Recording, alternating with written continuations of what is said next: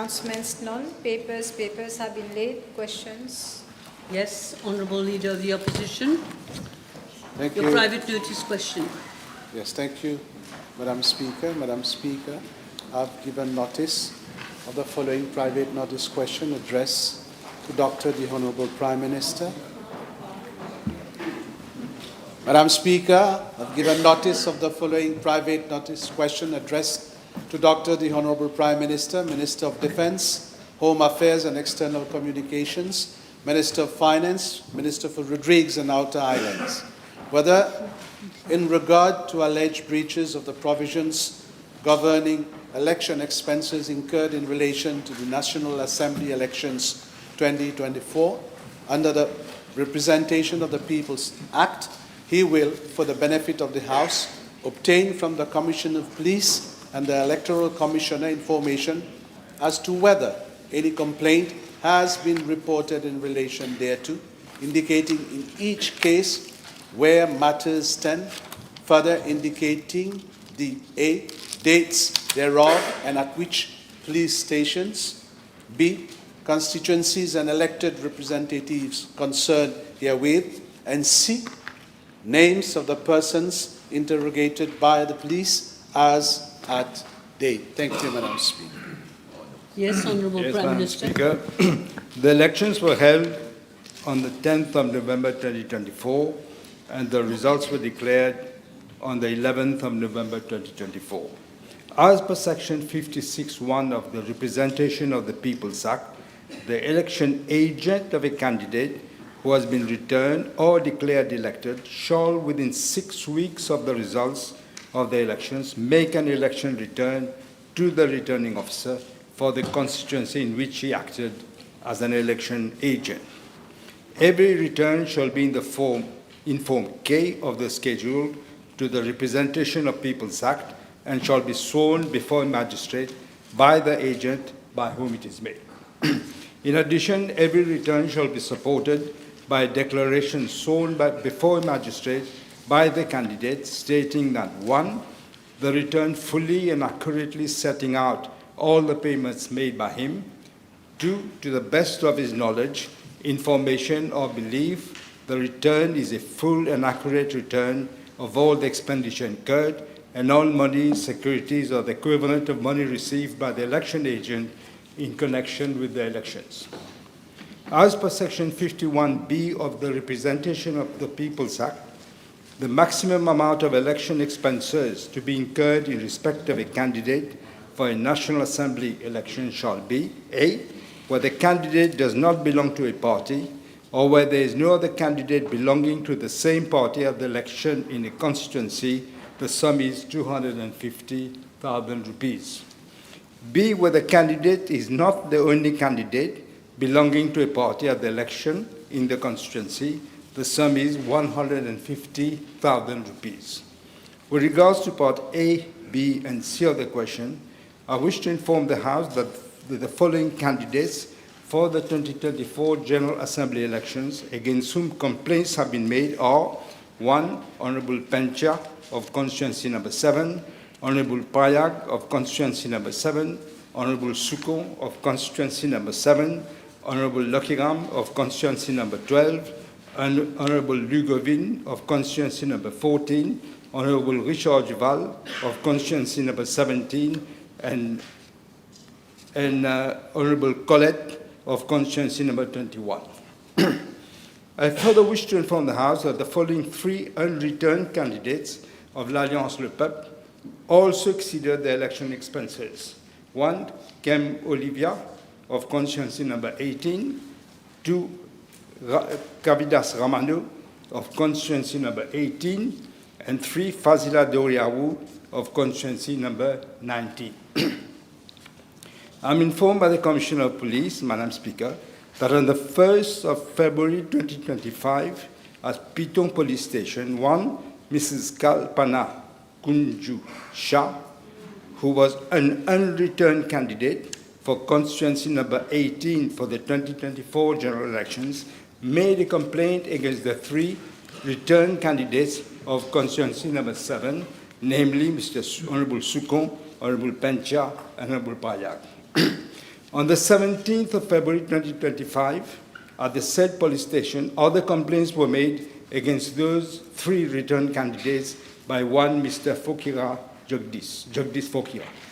I'm further informed by the Commissioner of Police that on the 3rd of February 2025, at Port Mathurin Police Station, one Mr. Alas Ibrahim made a complaint against Honourable Roxana Colette for having exceeded her election expenses during her campaign for constituency number 21. I'm further informed by the Commissioner of Police that on the 17th of February 2025, at Mayberg Police Station, 2 complainants, namely one Mr. Luc Via Sirangan and one Mr. Jean-Christophe Toussaint, made complaints against Honourable Lokiram for having exceeded his election expenses during his campaign for constituency number 12.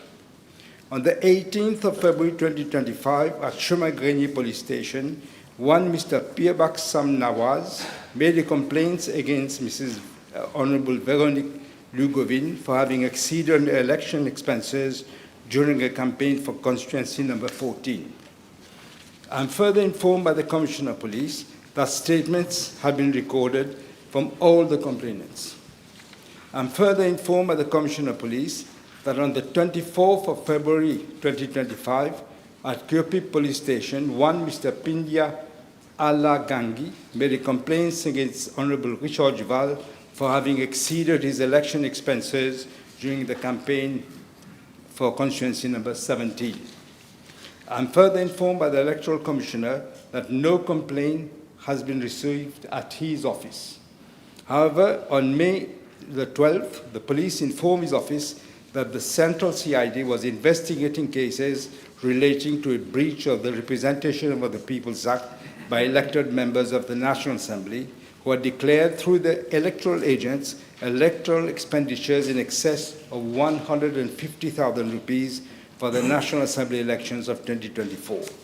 A statement was given to the Central CID on the 19th of May 2025 by an officer of the Electoral Commissioner's Office, wherein all information requested by the police was provided. I understand that these police inquiries are still ongoing and these files will be sent to the DPP eventually. I'm further informed by the Electoral Commissioner that in the case of Honourable Prayak, Honourable Penchan, and Honourable Suko, Honourable Lokiram, Honourable Mrs. Lugovin, and Mrs. Colette, Honourable Colette, they each submitted a further affidavit to his office on different dates to amend the initial electoral returns, claiming that the initial returns contain expenses which were not related to their campaigns. Madam Speaker, there is therefore, this is the situation. And there is a consensus among the major political parties that the maximum statutory expenses per candidate at general elections dating back to 2001 are totally unrealistic. This issue will be reviewed as part of the government program to enhance the transparency in the political sphere with a view to ensuring free and fair elections. Government will also introduce legislation for the funding of political parties. Thank you. Yes. First supplementary. Yes, thank you, Madam Speaker. Madam Speaker, can I ask the Honourable Prime Minister to confirm to the House whether those cases are being treated individually or the police has grouped those cases together? Normally, it's individually, Madam Speaker.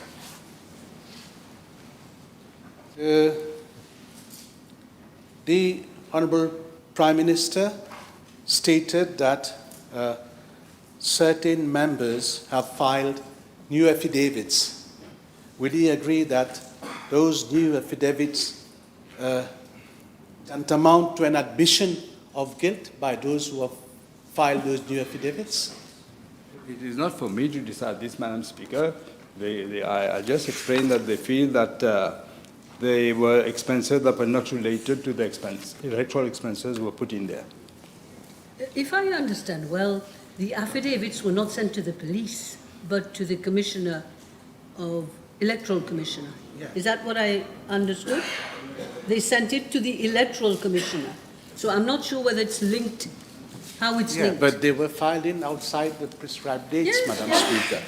Can the Honourable Prime Minister provide to the House information with regard to the dates on which those new affidavits were filed?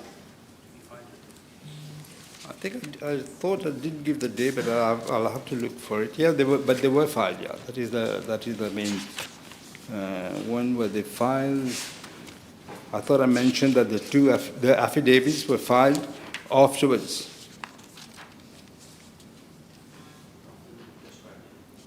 Outside the prescribed date anyway. Yeah. At different dates. Okay. Next question. Yes.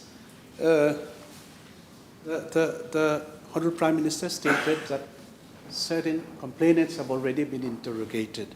Can he give indications to the House to who has already been interrogated by the police and whether concerned elected members of this House were concerned with this inquiry, whether they have been interrogated, and can he give a timeline of proceedings from now onwards? It is in fact the agents that have to be interrogated because they're the ones who submit the files. They have been interrogated except 2 agents, I understand, have not been.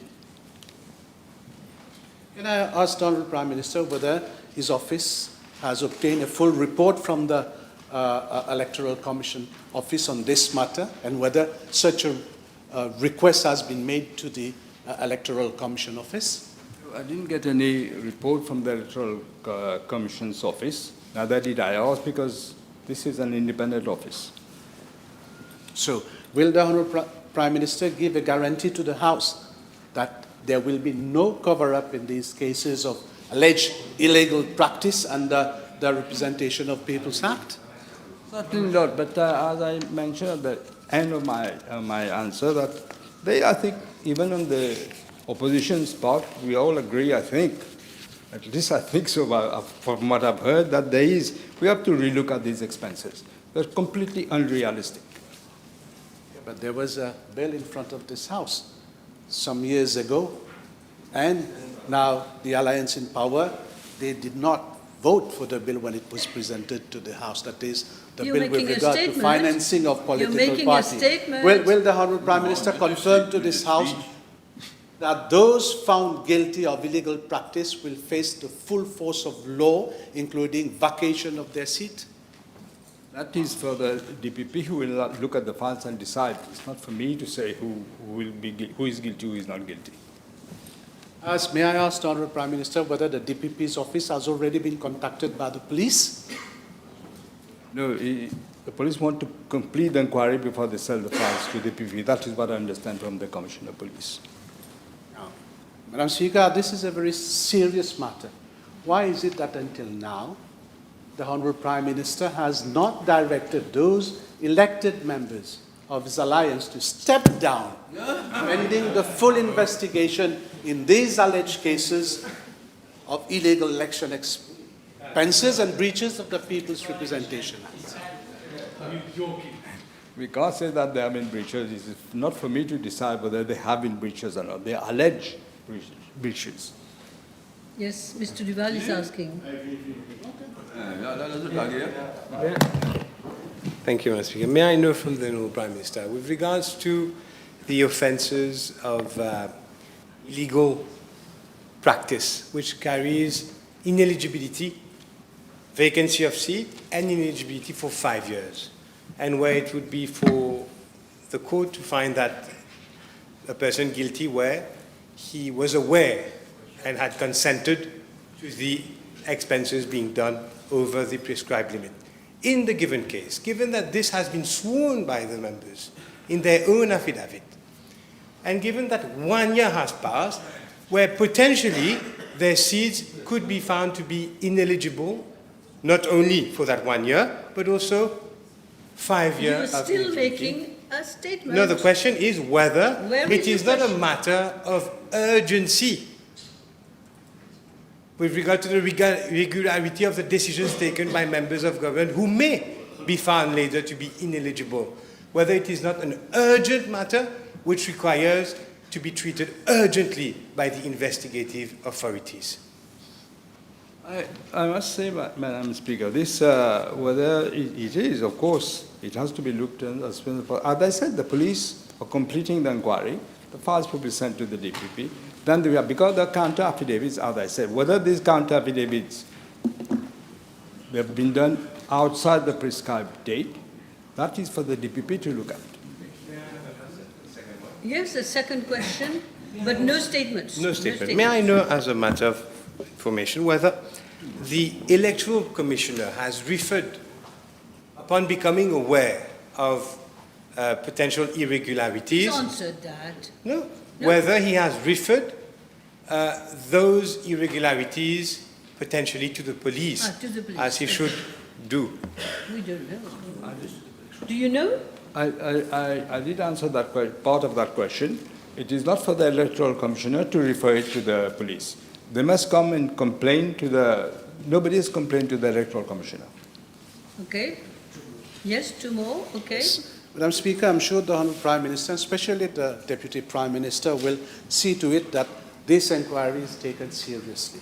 Concerning the incoming electoral reform, can the Honourable Prime Minister provide to the House with a proposed figure as a new threshold for expenses No, during I an election? don't think you can do that.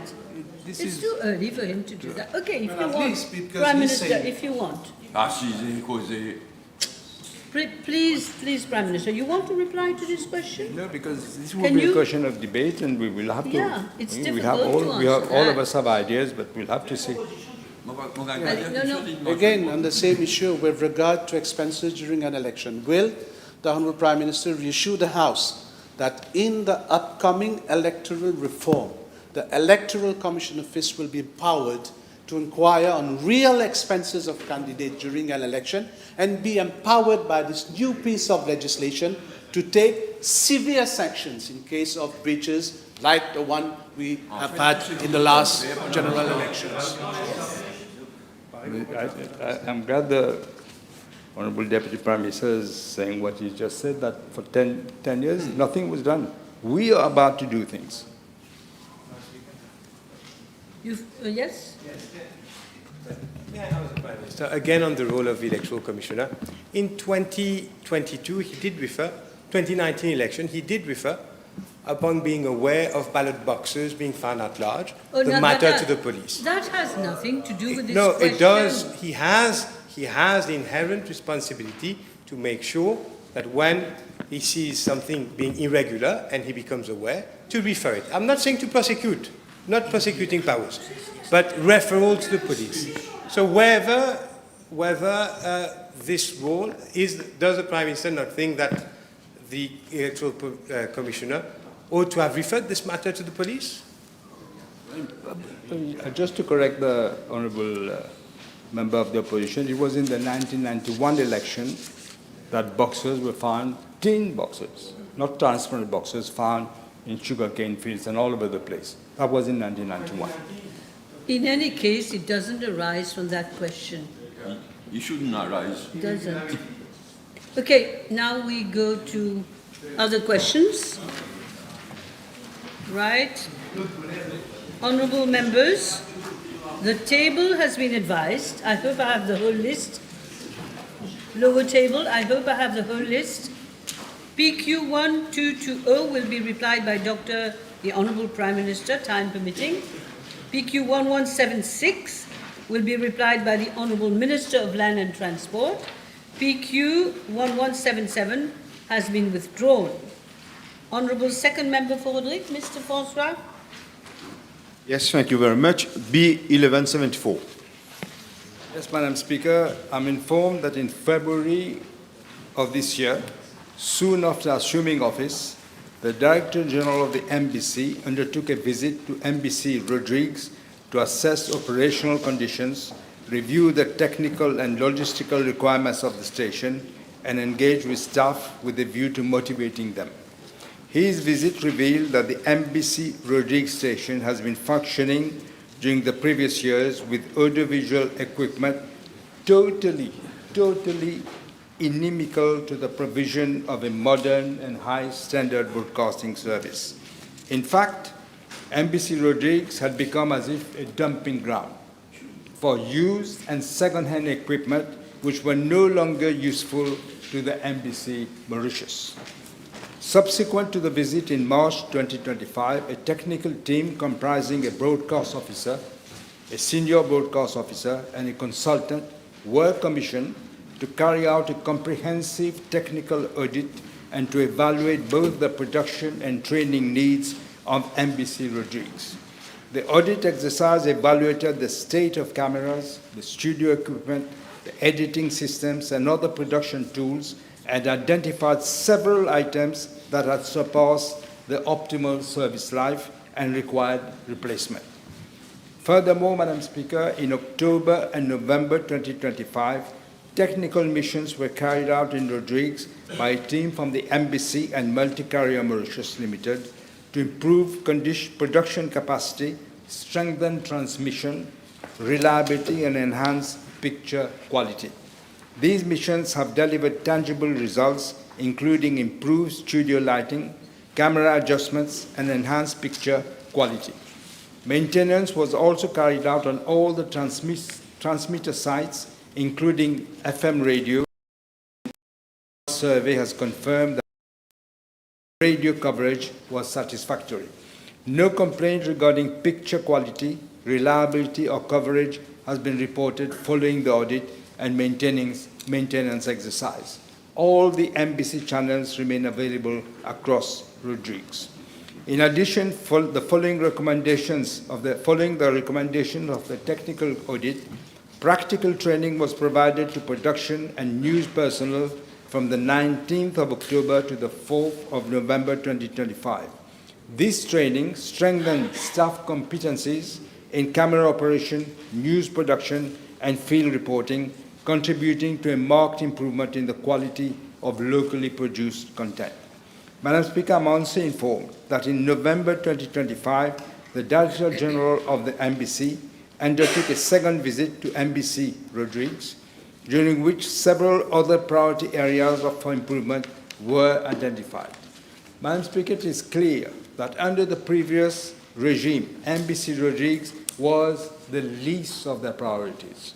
Under this government and the new management of the Embassy Rodrigues station has not been left out. Accordingly, corrective measures are being implemented to improve the services offered by the station.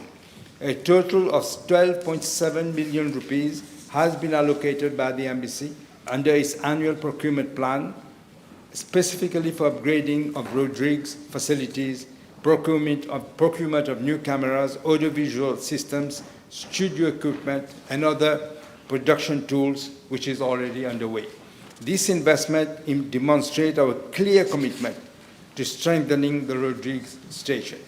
Madam Speaker, I wish to assure the inhabitants of Rodrigues that this government is fully dedicated to ensuring the smooth and efficient operation of broadcasting services in Rodrigues. It is, in fact, the policy of this government to treat all parts of our territory, whether it is mainland Mauritius, Rodrigues, Agalega, Saint-Brandon, and Chagos, on the same footing. We are committed to providing our citizens with the same level of all public-funded facilities and services beyond radio and TV services, irrespective of the part of the Republic of Mauritius they reside in. Yes. Thank you, Madam Speaker. And I thank the Honourable Prime Minister as well as the DG. May I ask the Honourable Prime Minister, in line with a vision to upgrading the broadcast capacity and to well-equipped Embassy Rodrigues, whether consideration will be given to acquire an outdoor broadcasting vehicle, an OB vehicle, for production and live transmission of news, entertainment, sports, and cultural events from any location other than at the Citronelle Embassy Rodrigues.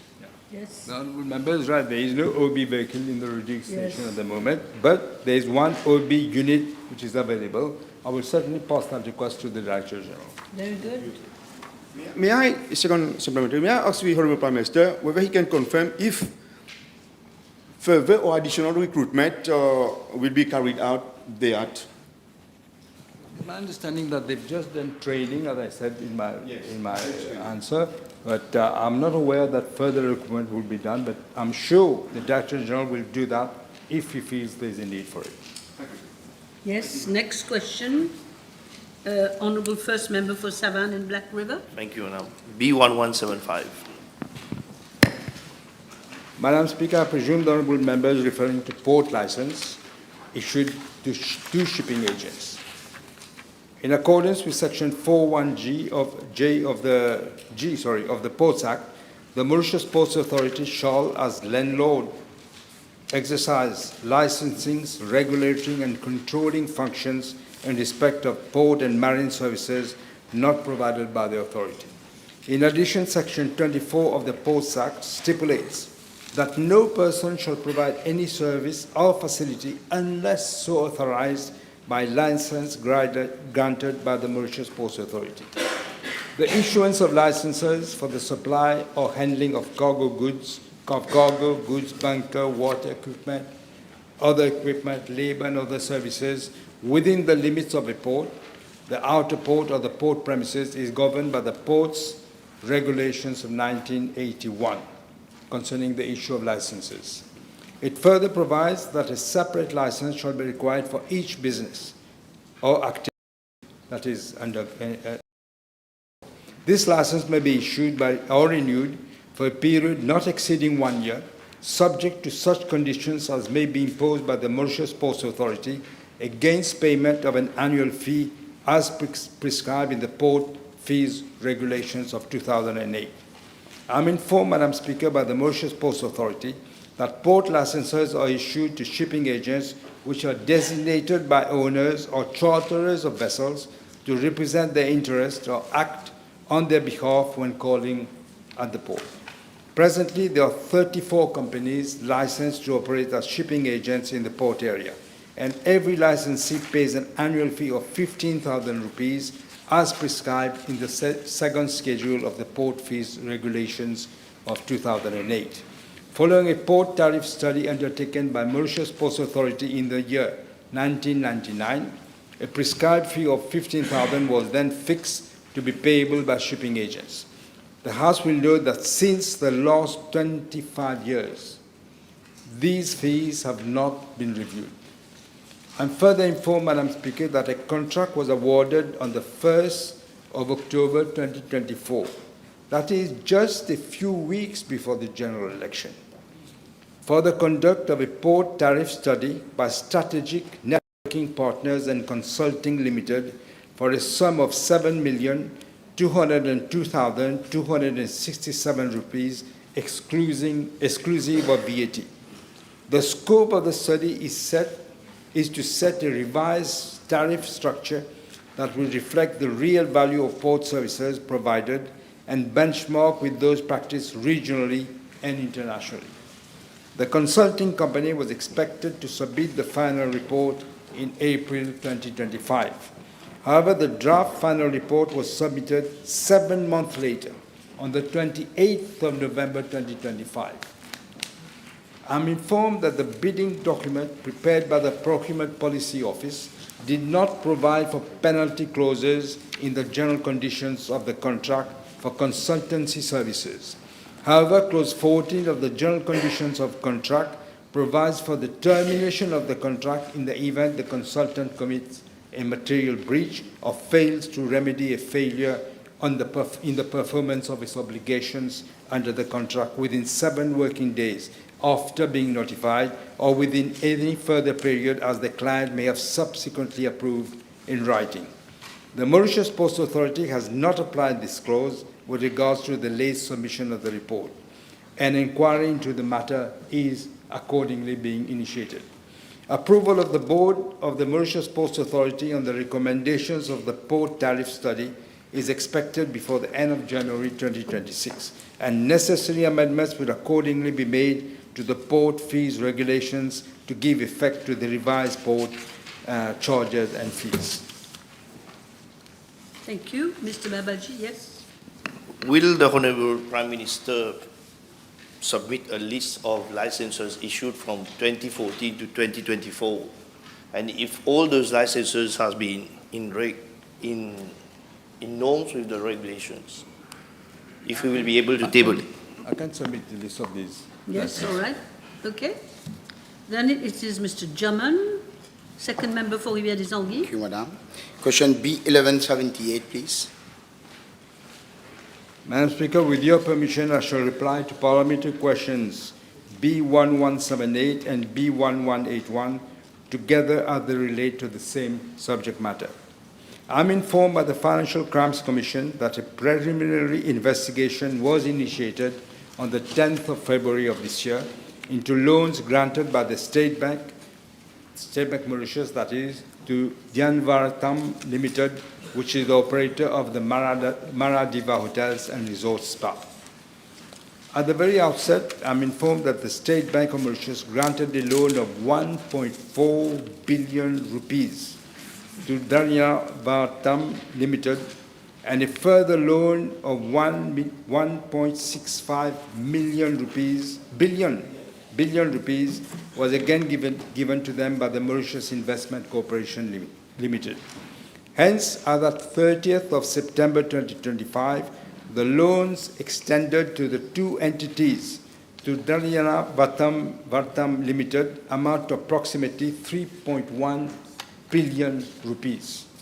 The collateral held against the loans is both in terms of fixed charges and floating charges. I'm further informed that the Financial Crimes Commission is currently investigating in the matter. So far, 48 statements have been taken from 27 witnesses and 13 interrogations have been conducted with 7 suspects. On the 18th of June 2025, the Financial Crimes Commission proceeded with the arrest of Mr. Premchand Mangar, former Chief Executive Officer of the State Bank Limited, and provisionally charged him for an offence of fraud by abuse of position in breach of Section 43 of the Financial Crimes Commission Act.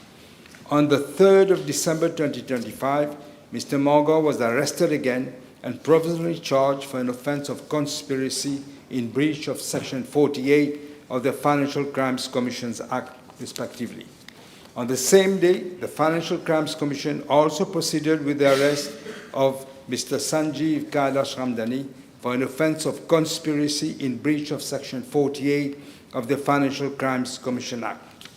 I'm further informed, Madam Speaker, that no recovery action has been initiated since the loan facilities are inscribed against the asset of the company. The State Bank had the first-rank charge over the asset. And the House is aware there is an ongoing inquiry into the matter. Therefore, I cannot give other information. Thank you. Yes, Mr. German. Thank you, Madam. Can the Honourable Prime Minister inform the House whether the former chairman of the SBM Holding, Mr. Satar Haji Abdullah, has been interrogated as he has been dealing with such toxic loans? I'm not aware of who is being interrogated, but the inquiry is ongoing. Okay. Yes, Mr. Bijan, because both questions were taken Thank together. you, Madam Speaker. Can the Honourable Prime Minister inform the House what was the purpose for which the loans were contracted? I'm not sure. It so happened that there were huge loans. What are the purpose? I cannot say at this point. Another one, yes? Thank you, Madam Speaker. But can the Honourable Prime Minister inform the House what was the guarantee that were submitted so that the loan be disbursed? I didn't go into the nitty-gritty because there is an inquiry going on, and I don't want to prejudice the inquiry. Thank you. We'll find out in due course. Yes. All right. Now we have Honourable Second Member for Vieux-Grand-Port, Rosebel. Yes. Thank you, Madam Speaker. It's question B/1179, please. Madam Speaker, when this government took office in November last, the forex market was in total chaos. The exchange rate of the Mauritian rupee was on a steeply declining slope, depreciating at a very rapid pace vis-à-vis all currencies, in particular against the US dollar, thus fueling inflationary pressures in the economy and rapidly eroding the purchasing power of the population. This, Madam Speaker, is the situation we inherited. In fact, from December 2014 to October 2024, the rupee depreciated, some say intentionally, by 46% against the US dollars and by 21% against the British pound. To make matters worse, the previous government even indulged in money printing of over 180 billion rupees purposely to give a false sense of prosperity to Mauritians. This has exacerbated the already excess liquidity situation in the banking system, which further, as we all know, fuels inflationary pressures. It is no wonder, Madam Speaker, that consumer prices in Mauritius increased by a dramatic 43.3% from December 2014 to October 2024, and import prices went up by 63%. I think these figures speak for themselves. The dramatic fall in the value of the Mauritian rupee has had a profound and far-reaching adverse effects on our economy, affecting households, businesses, and overall confidence in the system. One of our first priorities when we came into power was to correct the disastrous mismanagement of the previous government. The Bank of Mauritius has acted urgently to stabilize the value of the rupee and to curb inflationary pressures through its monetary policy. The Bank of Mauritius adjusted its policy rate in February of 2025. It also issued instructions to banks to ensure that forward transactions are priced in a fair manner and in accordance with market fundamentals. In addition, the Bank of Mauritius has sold $244 million on the market from November 2024 to the 4th of December 2025. At the level of government, we have supported the efforts to increase the supply of forex on the market by imposing that at least 85% of the proceeds from sales of villas under the Property Development Scheme should be paid in rupees. Furthermore, as from this fiscal year, all businesses that receive at least 50% of their annual turnover in foreign currency are paying their tax in foreign currency. The tourist fee of €3 per night per tourist, effective as from the 1st of October this year, is also generating additional foreign exchange for the country. Madam Speaker, these measures have contributed to an improvement in the forex market conditions. I'm informed by the Bank of Mauritius that as from the 3rd of January 2025 to the 4th of December 2025, the rupee has appreciated by 3.4% against the US dollars, whereas during the same period, it actually depreciated by 5.5%. During the same period, the Bank of Mauritius has also successfully reduced the depreciating trend against the British pound from 6% to 3.6%.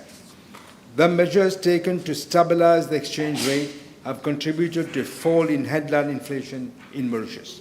Import prices have actually gone down by 4.4% between the third quarter of 2024 and the second quarter of 2025. The headline inflation rate is estimated at 3.5% in November 2025, well within the target range of 2 to 5%. Madam Speaker, it is clear today that the shift away from the previous regime's opacity, ad hoc policy making, and excessive money printing have restored a sense of predictability and discipline to our economic management. The rupee is now more stable. We have been able to reduce inflation, and I said it stands at 3.5% this month. May I remind the House also that a number of amendments to the Statistics Act were introduced in the Finance Act of 2025 so as to restore credibility and independence to Statistics Mauritius. Our actions have brought the country back on a path of economic stability, and investor confidence has been restored, but we have still a long way to go. Thank you. Yes. Now, Mr. Babaji. B1180, please. Madam Speaker, I'm informed by the Commission of Prisons that as at 4th of December 2025, there was a total of 2,848 detainees in prisons. With regards to Part A of the question, I'm also informed that there are presently 214 female detainees in our prisons. Regarding Part B1 of the question, I'm informed by the Commission of Prisons that there are 359 detainees who are HIV positive. Upon admission, all detainees undergo medical examination, which includes HIV testing. While some detainees are already aware of their HIV positive status before their admission, others are diagnosed with the routine blood test conducted on site. Regarding these 359 HIV-infected detainees, all of them were already living with HIV prior to their coming into prison. Madam Speaker, with respect to Part B2 of the question, I presume that the Honourable Member's question pertains to antiretroviral therapy, ART, which targets HIV viruses. I'm informed by the Commission of Prisons that detainees who are diagnosed with HIV are immediately placed under antiretroviral therapy. The treatment is provided in accordance with the guidelines of the World Health Organization and national health protocols. The treatment is continuous and uninterrupted throughout detention, including during court appearances, hospital admissions, or transfers between prisons. I'm also informed that awareness and sensitization campaigns on HIV are organized by the Mauritius Prison Service in collaboration with the Ministry of Health and Wellness and the NGO Kinuete across all penal institutions throughout the year. For instance, in the context of the World AIDS Day, which was observed on the 1st of December this year, a candlelight vigil was held at the Eastern High Security Prison, Belrose, in memory of those who passed away with HIV in Mauritius. Thank you. Mr. Babaji is all right. Mr. Edouard, yes. Honourable Fourth Member for Rodrigues. Madam Speaker, B1182. Madam Speaker, I'm informed by the Mauritius Revenue Authority that over the past 3 financial years, the quantum of tax revenue collected by the authority in Rodrigues were as follows: 148 million in financial year 2022-2023, 137.4 million in financial year 2023-2024, and 156.6 million in financial year 2024-2025. I'm further informed that the income tax collected in Rodrigues amounted to 81.5 million in financial year 2022-2023, 68.7 million in financial year 2023-2024, and 78.6 million in financial year 2024-2025. Regarding VAT, the following amounts were collected: 64.8 million in financial year 2022-2023, 67.3 million in financial year 2023-2024, and 76.4 million in financial year 2024-2025. Madam Speaker, although the tax collection in Rodrigues is 150 million rupees on average annually, government provides more financial resources for the economic and social development of Rodrigues. In fact, the current financial year, the total resource allocated to Rodrigues amount to 10.1 billion rupees, of which 5.78 billion of recurrent and capital grants to the Rodrigues Regional Assembly, 1 billion rupees for the construction of the new runway at Plankouai, 340 million rupees for the development of the water sector, 223 million for the subsidy on ration, rice, flour, LPG, petroleum products, and cement, and 60 million for land drainage projects. Yes, thank you. Honourable Fourth Member for Port Louis North. B1183.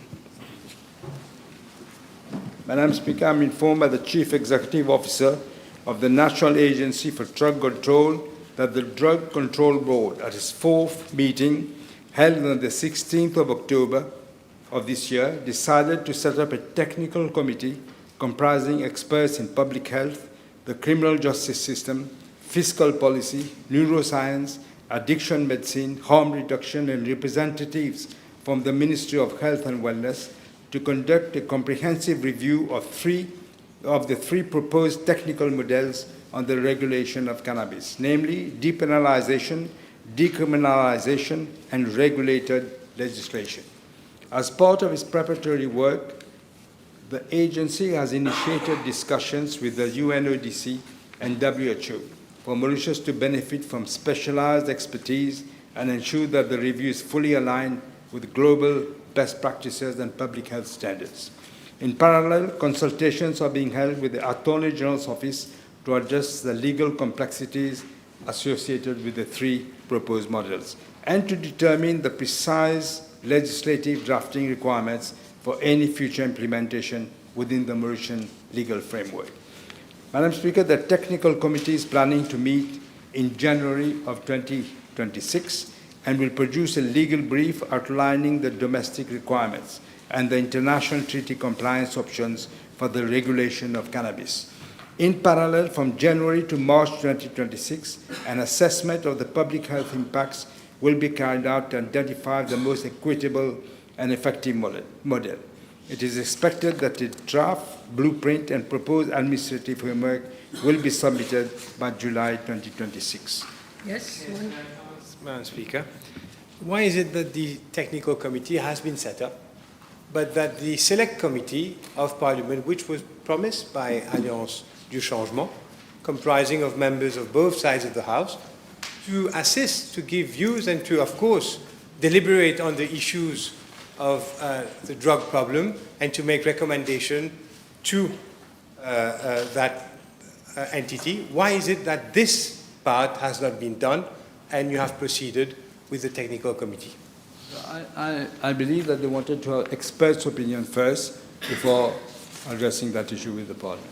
So, may I ask then, Madam Speaker, when will that select committee then see the light of day so that members of Parliament can also participate in this national problem? Yes. But that doesn't depend on me. It depends on when. But you're not saying no. I'm not saying no. Yeah, you're not saying no. That is Mr. Jaman, second member. Thank you, Madam. I've already called the member. But please. Please, you cannot. I've already called the member. You had two supplementaries. Yes. Thank you, Madam.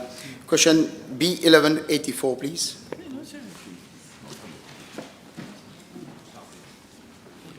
Madam Speaker, I'm informed by the Bank of Mauritius that the fees, charges, and commissions levied by banks are determined by these institutions themselves in the light of the business strategies, operational model, internal policies, and risk assessments. Nonetheless, as the regulator for the banking sector, the Bank of Mauritius closely monitors the fees, charges, and commissions charged by the its licensees to ensure that they are not inordinate. Whilst the banking market is driven by competition, the Bank of Mauritius also focuses on protecting customers of banking services against abusers.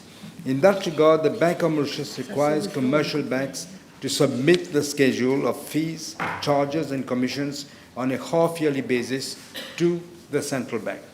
With a view to enhancing transparency and enabling consumers of banking services to make informed choices, the Bank of Mauritius has made it mandatory for all banks to upload all information pertaining to fees and charges on their website and to affix these conspicuously in all branches.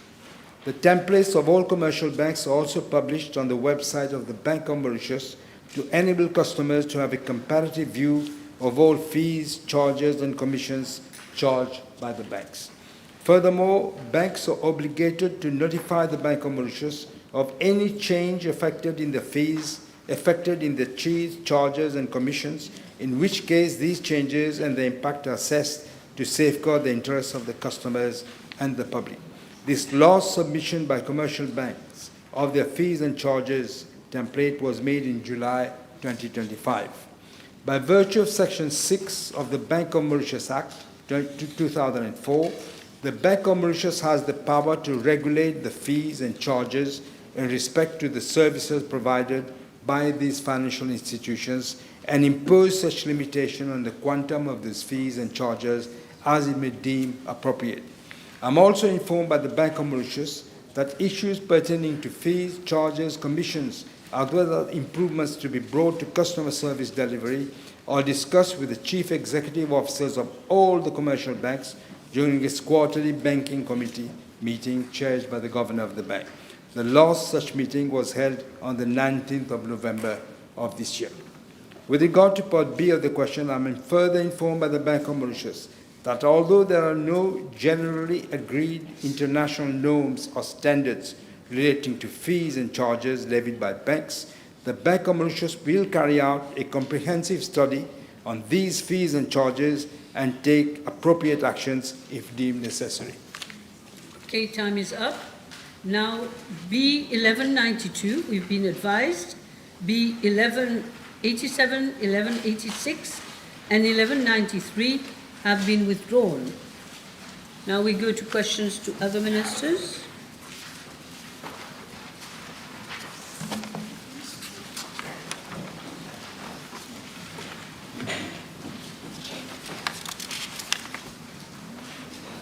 Okay. Honourable Fourth Member for Rodrigues, Mr. Edouard. Is that right? You're not with me. Sorry. Your question to Honourable Ministers. We are doing questions to Honourable Ministers. Am I wrong? Excuse me, Madam Speaker. Yes? I'm right. Okay. B1196, please. Yes. It happens to me as well, Mr. Edouard, don't worry. B1196, yes? Madam Speaker, following the Assises de l'Éducation et des Ressources Humaines held in Mauritius and Rodrigues in April and May 2025 respectively, my ministry is in the process of developing a strategic plan, blueprint, for the transformation of the education sector for the Republic of Mauritius. The views and proposals shared by stakeholders during the Assises de l'Éducation, as well as the specificities of Mauritius, Rodrigues, and Agalega, have been duly taken into account in the drafting of the document. Madam Speaker, in Rodrigues, the 8 existing secondary schools admit students to grade 7 based on, first, grade aggregate obtained by the candidate in the PESAC assessment, 2, parental choice, 3, distance between the residence of the candidate and the school allocated, and 4, availability of seats. With regard to Part A of the question, I wish to inform the Honourable Member that my ministry will, together with the Commissioner for Education of Rodrigues, examine the possibility of including one or more schools as national secondary schools for Rodrigues.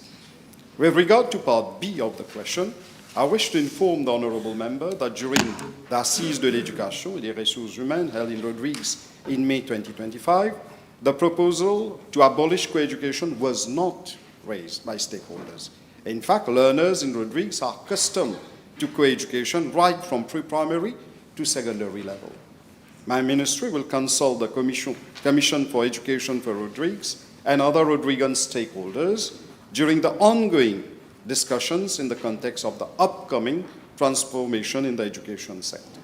Madam Speaker, with regard to Part C of the question, I wish to inform the Honourable Member that my ministry is examining the modalities of allowing students from the regular streams who have repeatedly not succeeded in the lower secondary classes to join the foundation program in literacy, numeracy, and skills, subject to the consent of their responsible parties. As regards to those students who are experiencing difficulties at mid-lower secondary level, they are encouraged to explore other sectors of education which would be better adapted to their competencies. In fact, the Mauritius Institute of Training and Development, MITD, offers several courses to students who have completed 3 years post-primary schooling, including those who are below 16 years old. Thank you. Thank you. Yes. Yes.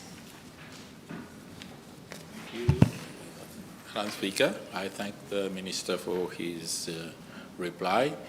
Will the Minister consider the improvement of the courses run at MITD so as to cater for what he has just said regarding the repeated failures?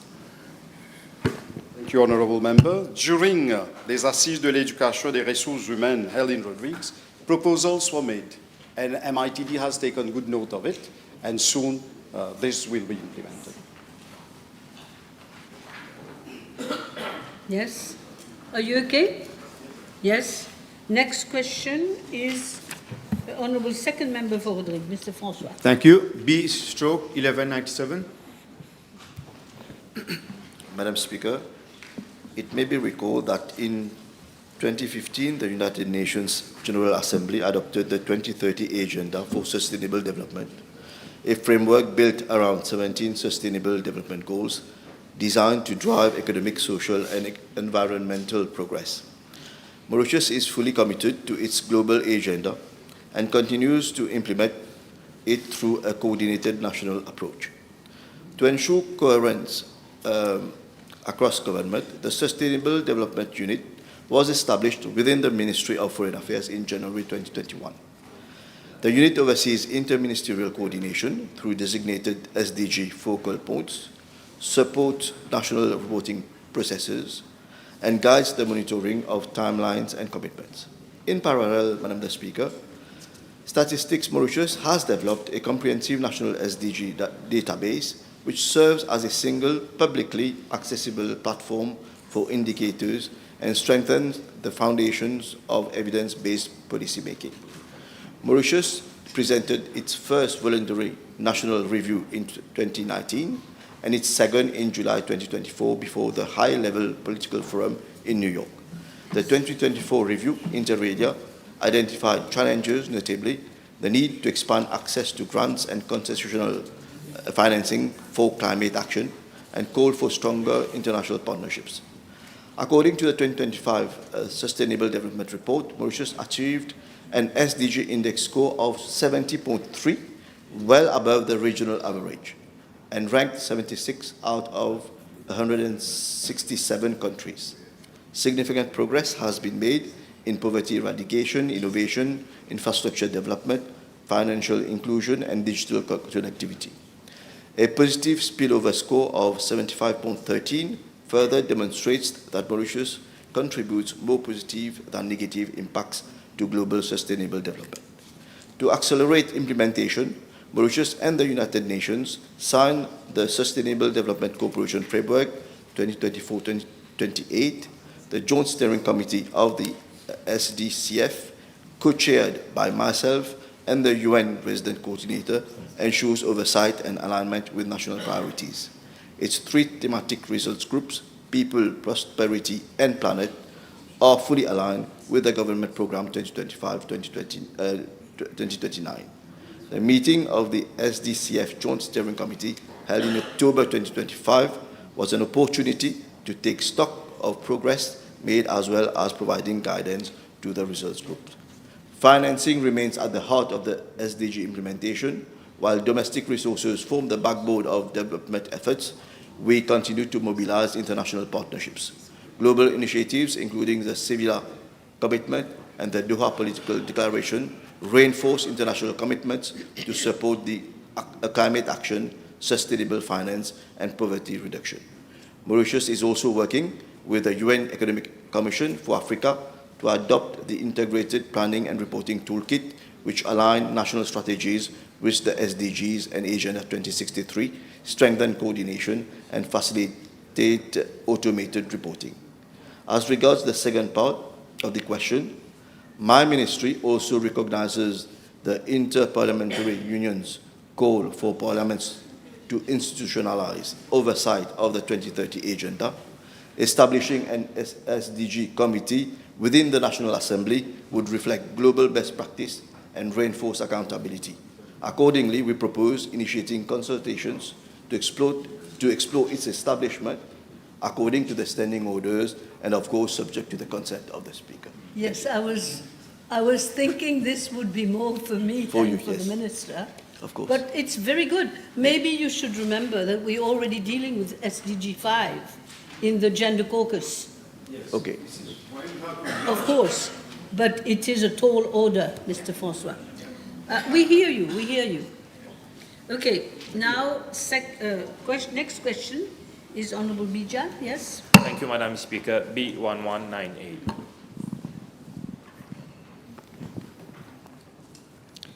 Madam Speaker, I wish to point out that constituency number 6, Grand B Putudo, falls under the jurisdiction of two district councils, that is the district council of Pamplemousses and the district council of Rivière-du-Remport. I am informed that there is a total of 11 children playgrounds in constituency number 6, out of which 10 falls under the aegis of the district council of Rivière-du-Remport and 1 under the district council of Pamplemousses. As requested by the Honourable member, I am tabling a list of the children playgrounds under the responsibility of each of the two district councils and the relevant details thereof with respect to part A, B, and C of the question. Madam Speaker, as regard to part D of the question, I am informed that at its meeting of 14 October 2022, the Council of Rivière-du-Remport had identified a site for the construction of a mini saucer pitch in the region of Saint-François on a plot of estate land of an extent of 3,600 meters square, situated at the entrance of the road leading to Ancelare Youth Center. However, I am now informed that the district councillors have now decided to set up a children playground there. Same will be taken up in the next council meeting scheduled on 19 December 2025. Subsequently, a request for vesting of the said plot of land will be made to my ministry. Thank you. Yes. All right, one question. Thank you, Madam Speaker. Can the Honourable Minister inform the House, is there a long-term strategy for play infrastructure in my constituency number 6 to ensure fair distribution accessibility for children with disabilities and renewal of equipment? Thank you. Yes. Mr. Speaker, yes, we are considering all the children play equipment with accessibility to the children with disabilities. Yes. Next question, Mr. Apollon. B1199.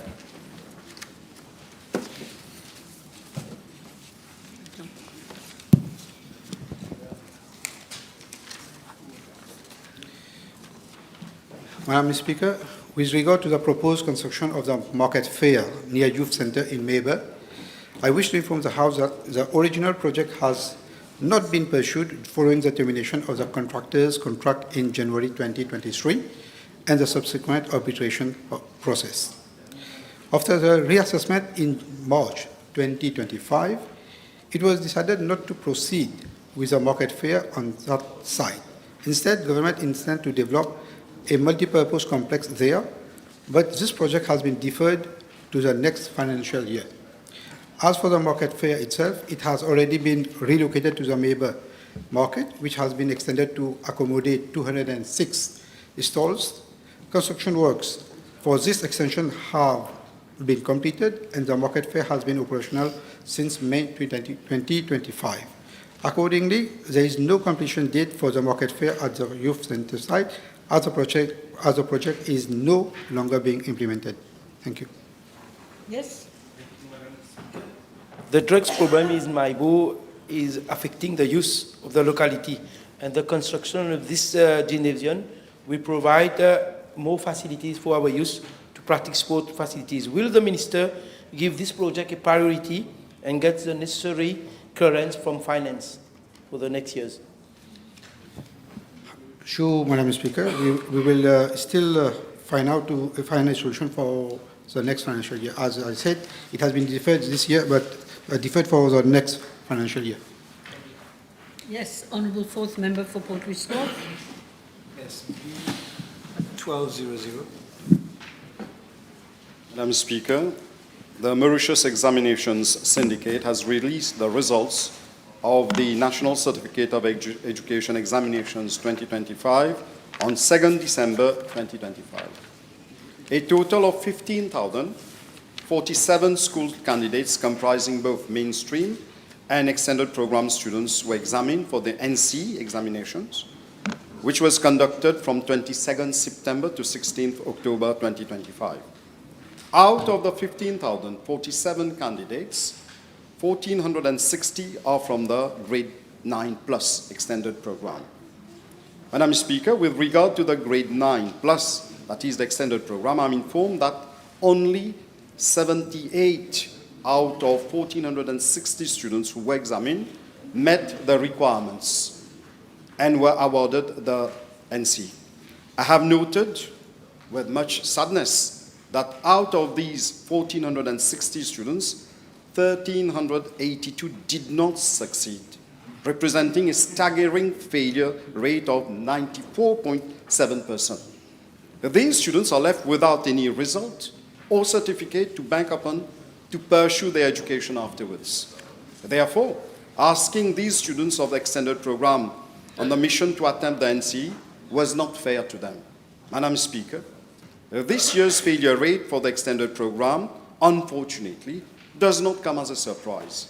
If we look at the previous years, the failure rate has ranged between 92 to 97%, demonstrating a persistent and alarming trend. It is clear, therefore, that the extended program has failed lamentably to deliver.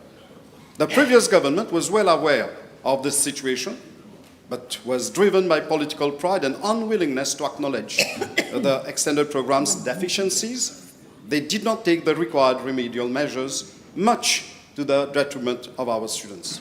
Madam Speaker, let me refer to the midterm evaluation of the extended program 2018-2019 by the World Bank and Ministry of Education and Human Resources.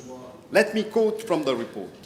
At the end of primary, the majority of EP, extended program students, failed to reach the minimum requirements in English, French, and mathematics, with most students not obtaining the minimum score of 30 required in the PESAC assessment. More than half of these extended program students come from low socioeconomic background, from families with limited educational achievement and unstable families. The report also refers to the curriculum which was not adapted to the needs of these children. The report highlights the need to focus on life skills and basic literacy and numeracy during the foundation years and beyond.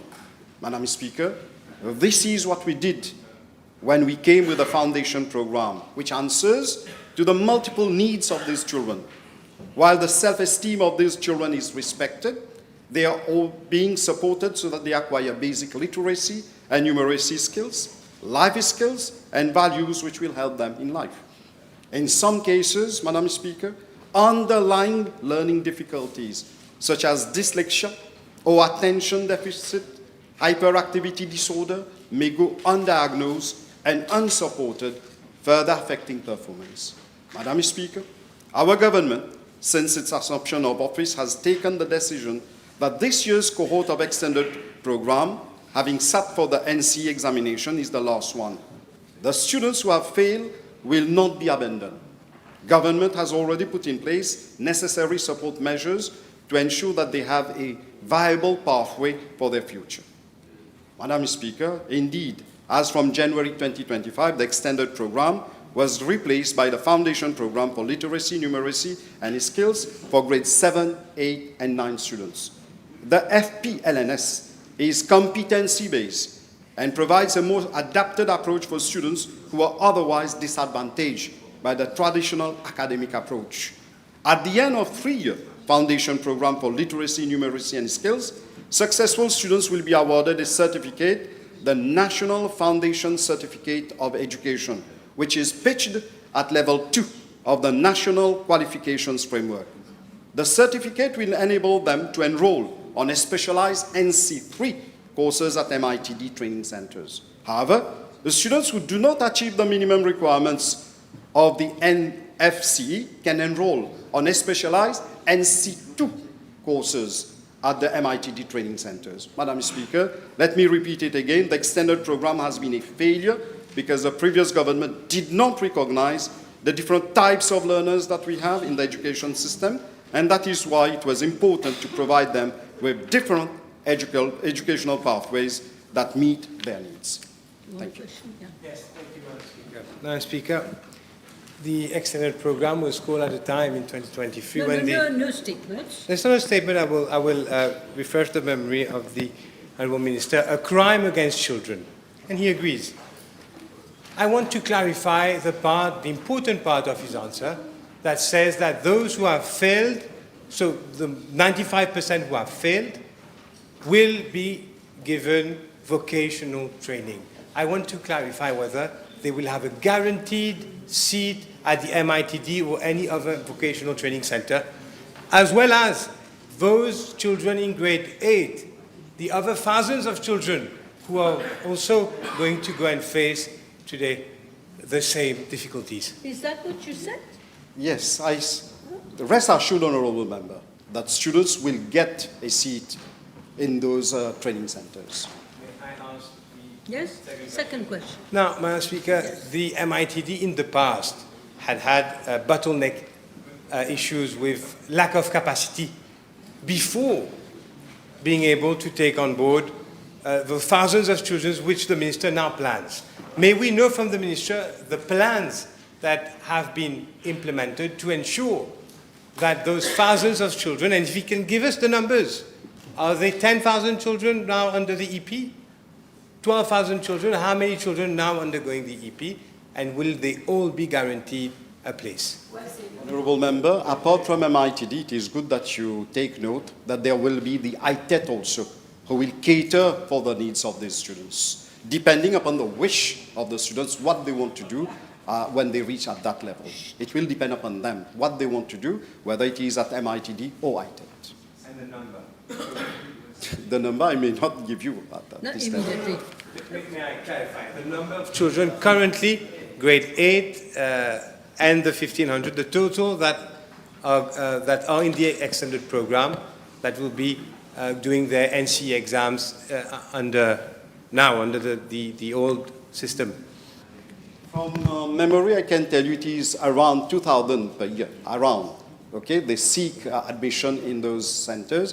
But grade 8, they have the possibility to continue with the foundation program next year. That is, in grade 9, they are continuing with the foundation program, whereby they are being prepared. They are being prepared in skills development. So that after 1 year, that is after grade 9, then they will apply for either MITD or ITET. Yes, Mr. Bichuk. When you say skills, do you also include life skills? Yes, one of the components of foundation program, Madam Speaker, is life skills. Okay. Oui, Madame la Présidente, I wish to congratulate the Minister for having replaced cette boucherie, cet abattoir qui était l'extended program. In line to the answer by the Minister, I wish to know what is being done, what is envisaged to tackle what is considered as the backward socio-economic factors that is affecting the education of the kids, and secondly, is there any mechanism that is being put in place so that we can detect the learning disabilities earlier instead of waiting for the NCE exams? I referred earlier the midterm report on extended program, and that is what the previous government didn't do, Honourable Member. And one of the requirements was to involve parents in the education of their children. Second, they said it is important to have a curriculum which is adapted to their needs. Third, they said it is important to have proper teacher training in order to provide proper education to the students. Fourth, they asked to review the class size. So all these things are being taken care of with these kids now. Okay, Mr. Bichuk. Okay. Very good question. Very good question. Yes, I think, if I'm not mistaken, now I have Mr. Apollo. Yes? Thank you, Madam Speaker. B1201.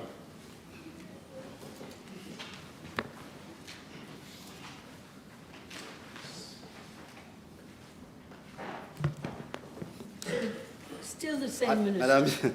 Madam Speaker, I'm informed that there are 17 public schools, 11 primary schools, and 6 secondary schools which have been closed down as from 2002 onwards. I am tabling a list thereof. Out of the 17 schools, the following 4 schools which have been closed after the academic year 2025 will not be enrolling students for the 2026 intake. 1, Richard-Neu Government School, where we have only 19 students, including 8 special education needs students. 2, Marcel Cabon SSS, where there are only 97 students. Sebastopol SSS, where there are only 105 students. and Portsmouth North, SSS, where we have 165 students. The students concerned have been relocated to neighboring schools. Madam Speaker, I am further informed that most of the closed schools have been converted into Mauritius Institute of Training and Development Training Centers and SEN schools, as indicated in the table being tabled. Additionally, the Economic Development Board, EDB, has requested my ministry to submit the list of government schools which have been closed and which are currently unused. The EDB intends to assess the suitability of these unused buildings for conversion into revenue-generating projects. The request is under consideration at the level of my ministry.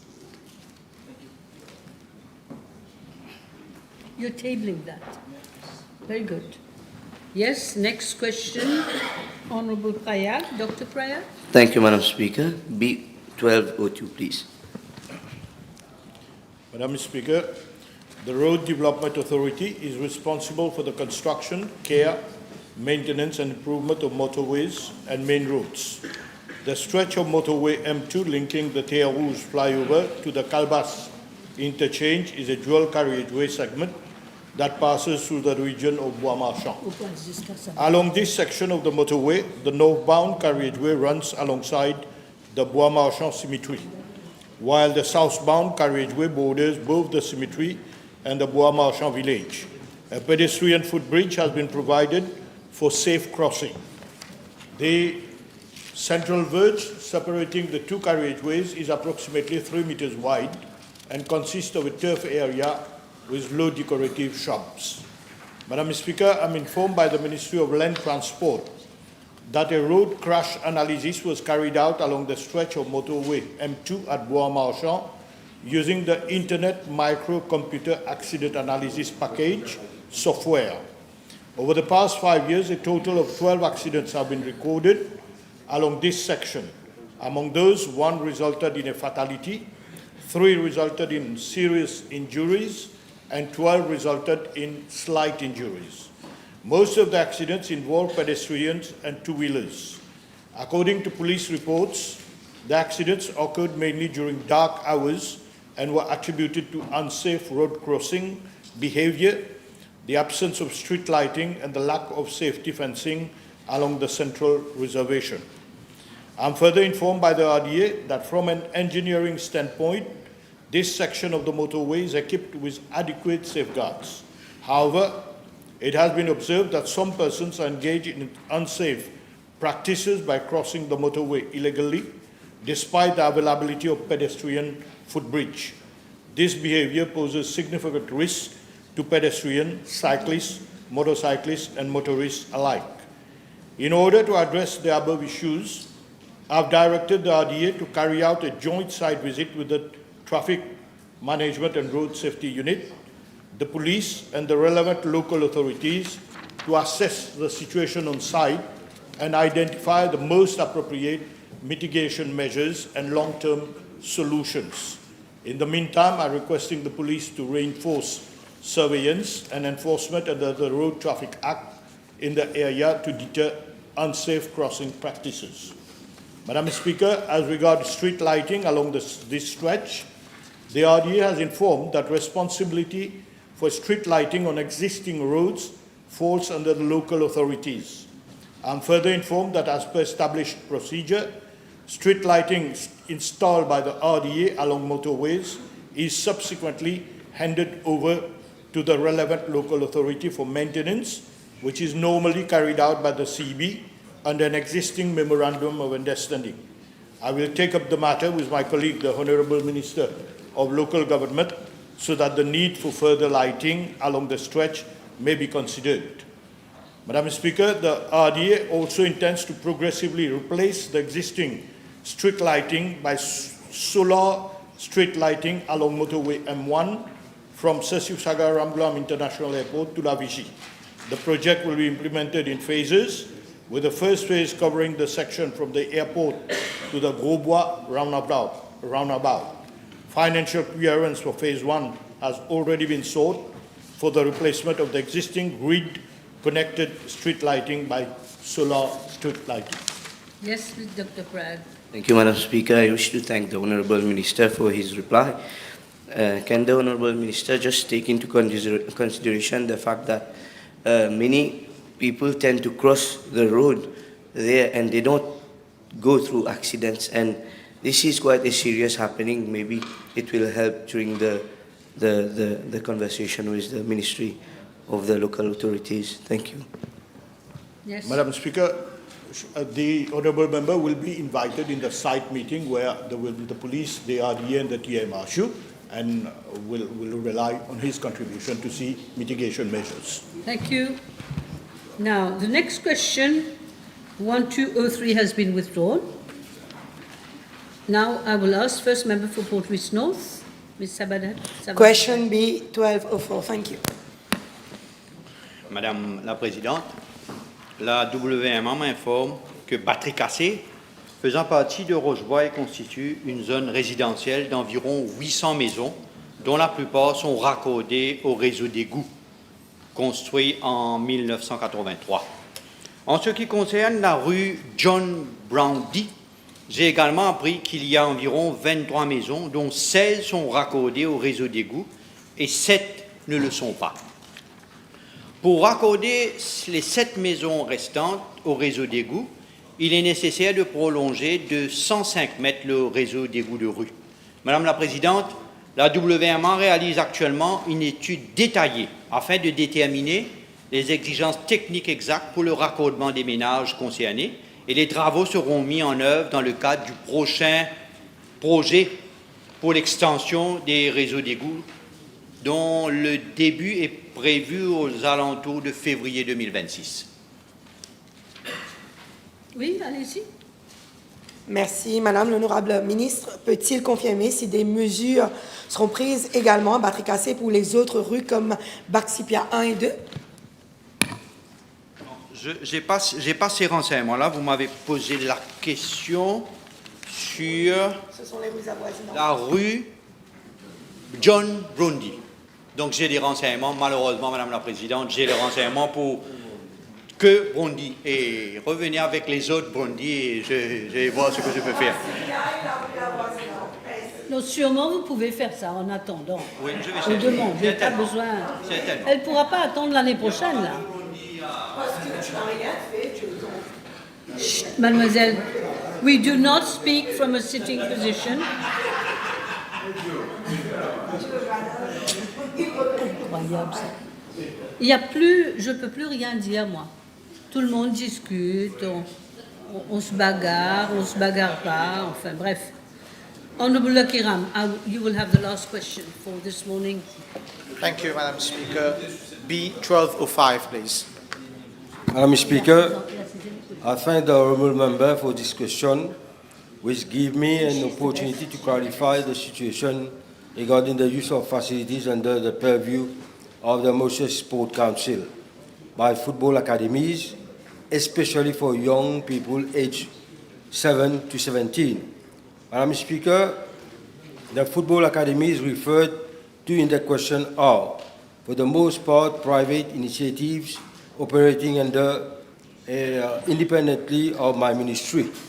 Madam Speaker, I'm informed that only one private academy, the Maber Fire Academy, is presently making use of the facilities of the Mauritius Sports Council for its training sessions. With regard to the fees payable, I wish to reassure the House that the Mauritius Sport Council does not charge any rental fees at all for the training session of this academy. The only cost that arises is overtime for ND workers, and that too applies only when the academy uses the ground outside normal operating hours. I'm informed that the rate varies depending on the grade of the officer and whether the activities are held on weekdays or weekends.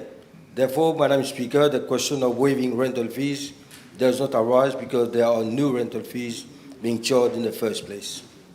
Yes, Mr. Karam. Thank you, Honourable Minister. Could the Honourable Minister inform the House whether he would consider waiving the user fees? User fees. Madam Speaker, since assuming office, I have always fought to democratize access to our sport facilities. However, today, in the light of the state of the economy, the Ministry of Finance has opined that waiving of users' fees will have an adverse impact on revenue, generating capacity, and be counterproductive to fiscal consolidation. The payment of fees, even minimum, develop a sense of belongingness while using the sport facilities and help to sensitize users towards a proper behavior in the use of public infrastructure. In addition, the revenue being generated contributes toward the maintenance of the sports infrastructure. Yes, Mr. Juman. Welcome back. Merci, Madame la Présidente. Je veux demander à l'honorable ministre si, dans le processus de promouvoir le football, si ce n'est pas, nécessaire, c'est un must pour exempter les écoles de foot de tous les frais pour promouvoir le football. C'est un must. Les écoles de foot. Les écoles. I'm glad that the honourable members asked that question because, like I just replied, I make a demand to the Ministry of Finance, but unfortunately, with the state of the economy, we cannot do that for the time being. Probably in the next budget, we are going to see. C'est pas lui qui décide, vous voyez, c'est pas lui qui décide. Members, we're going to break in a minute. May I tell you that I have been advised that the following PQs have been withdrawn. Mr. Bagwan, yes, B1215, 1219, 1224, 1232, 1208, 1176, 1229, 1214. Now we break. Now we can chat. Now we break until a little bit after 2:30.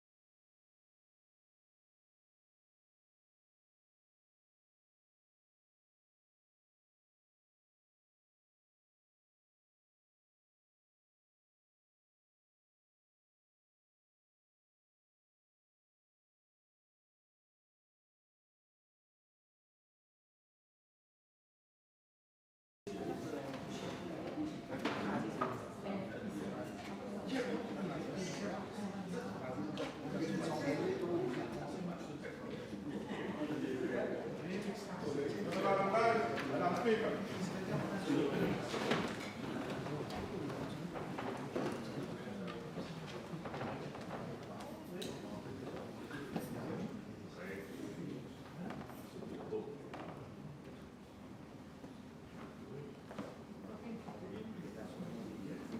be seated.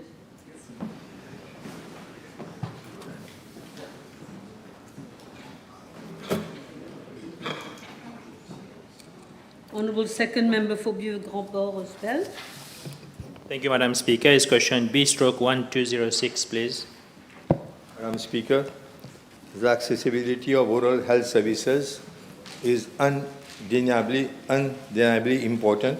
I'm informed that the dental clinic at Rivière-des-Crolles was originally operating twice a week, providing preventive and basic curative oral health services, including checkups, extractions, fillings, scaling, hygiene advice, and treatment of dental emergency that did not require referral to hospital to inhabitants residing at Rivière-des-Crolles and surrounding villages. However, since 6 October 2025, the dental clinic is operating only on Thursdays. Madam Speaker, I am further informed that this temporary measure is due to shortage of dental assistants and attendants averaging 200 patients per month at the dental clinic. As such, patients requiring urgent dental care, such as severe pain, infection, trauma, are immediately referred to the dental clinic at Mayberg, which operates on a full-time basis and is equipped to handle emergencies. Moreover, the Ministry has already initiated actions to report 14 vacancies for dental assistants to the Public Service Commission. Once the recruitment exercise is completed by the PSC, more dental assistants will be available at my ministry and who will be deployed in different dental clinics, including Rivière-des-Crolles Dental Clinic. This will ensure that a dental clinic at Rivière-des-Crolles operates twice a week as before.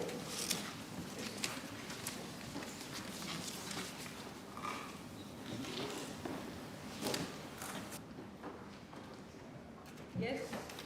1 moment. The Honourable Seaburn. Yes? Yes, you're okay. You don't have any supplementary. 1 moment. The Honourable First Member for Port Louis North. Thank you, Madam. Question B1207, please. Madam Speaker, I wish to thank the Honourable Member for this question, which will allow me, albeit briefly, to clarify a few misunderstandings. At the outset, I wish to inform the House that no final decision has been taken regarding the abolition of mixity.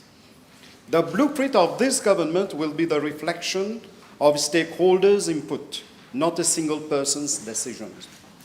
The merit of the forthcoming blueprint, that it is based on consultations held during les Assises de l'Éducation in April 2025 in Mauritius and in May in Rodrigues. The Interministerial Committee comprising of Honourable Minister Ganes, Honourable Minister Nabar-Marie, Honourable Minister Soukon, Honourable Minister Soubron, and Honourable Minister Pencha also went through the draft proposals of the forthcoming blueprint, and they made valuable contributions. Madam Speaker, during les Assises held in April 2025 in Mauritius, many stakeholders showed their concern regarding the model of mixity in academies, with the exception of Mahatma Gandhi Institute. They highlighted the following. First, the lack of consultation of the previous minister prior to taking this major decision. Two, the absence of pedagogical rationale behind converting the academies into mixed schools as from grade 10. Three, the adaptation and school culture issues for students transiting from regional single-gender schools from grade 7 to 9 to mixed school in grade 10. 4, the numerous discipline-related issues which emerged in these academies after their transition to mixed gender status. 5th, the drop in the relative academic performance of students in the academies. Madam Speaker, my ministry is carrying on a nationwide consultation exercise from 8th December 2025 to 20th January 2026 to gauge public views on the issue of mixity and mode of admission in secondary schools. I seize this opportunity to invite everyone who wishes to contribute their views on mixity and the two options. Technicians of my ministry will be meeting with stakeholders, and there will be an online survey as well to gauge public opinion.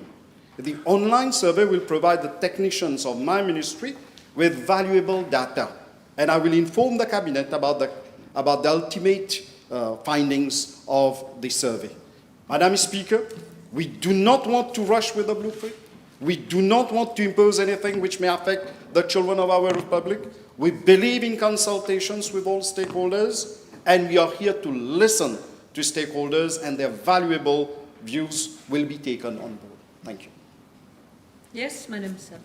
Thank you, Madam Speaker. Puis-je suggérer à l'honorable ministre que cette question d'abolir ou non la mixité devrait être discutée avec les parents et les étudiants pour obtenir leur réaction avant d'aller de l'avant, et aussi, si c'est possible, will the backbenchers be invited for consultations? Thank you. Yes. Regarding parents and students, it will take place in January. Regarding students, the school prefect, the student council will be taken on board, and the PTA as well. That is, it will take part in January. Regarding backbenchers, you're most welcome. Even backbenchers of the opposition will be invited to share their views, at least. The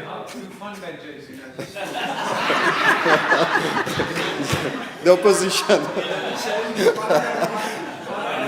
He will pass on the message, DPM, to the others, I hope, so that they can contribute their views. And it will be online. If they want to have consultation with the technicians of the ministry, you're most welcome. You are invited for that. Thank you. Minister, if I may, as chairperson of the Parliamentary Gender Caucus, I'm telling Madam Sabapati, we just discussed with the Chief Whip, we're going to take this issue on board also, because it is a very important issue concerning girls. It is concerning boys and girls. It's a very long debate. There has been a lot of research that has been done worldwide on this issue, so maybe we can do it also at our level. It's a very, very important issue. When you said something about, I don't remember, but are girls doing worse or doing better in co-ed schools? That's what we want to know. No, I didn't pronounce on that. If you want, Madam Speaker, we noted in academies that in academies which were formerly girls' school, okay, when boys joined there, so far we didn't have any. We didn't have any laureates so far, but it is something which we are. Oh, excellent performance, but there has been discipline-related issues. Laureate, c'est pas la fin du monde. Discipline-related issues have been noted. We are going to discuss, and your valuable input is most welcome. I went to girls' school. Next question. It's a very important issue. I'm sure everybody will want to talk about it. Yes, you don't have a question, Madam Sabapati, yeah? You've done. Okay, next question has been withdrawn. Mr. Ramdas, yes. The fourth member for Mauritius North, Mr. Duval.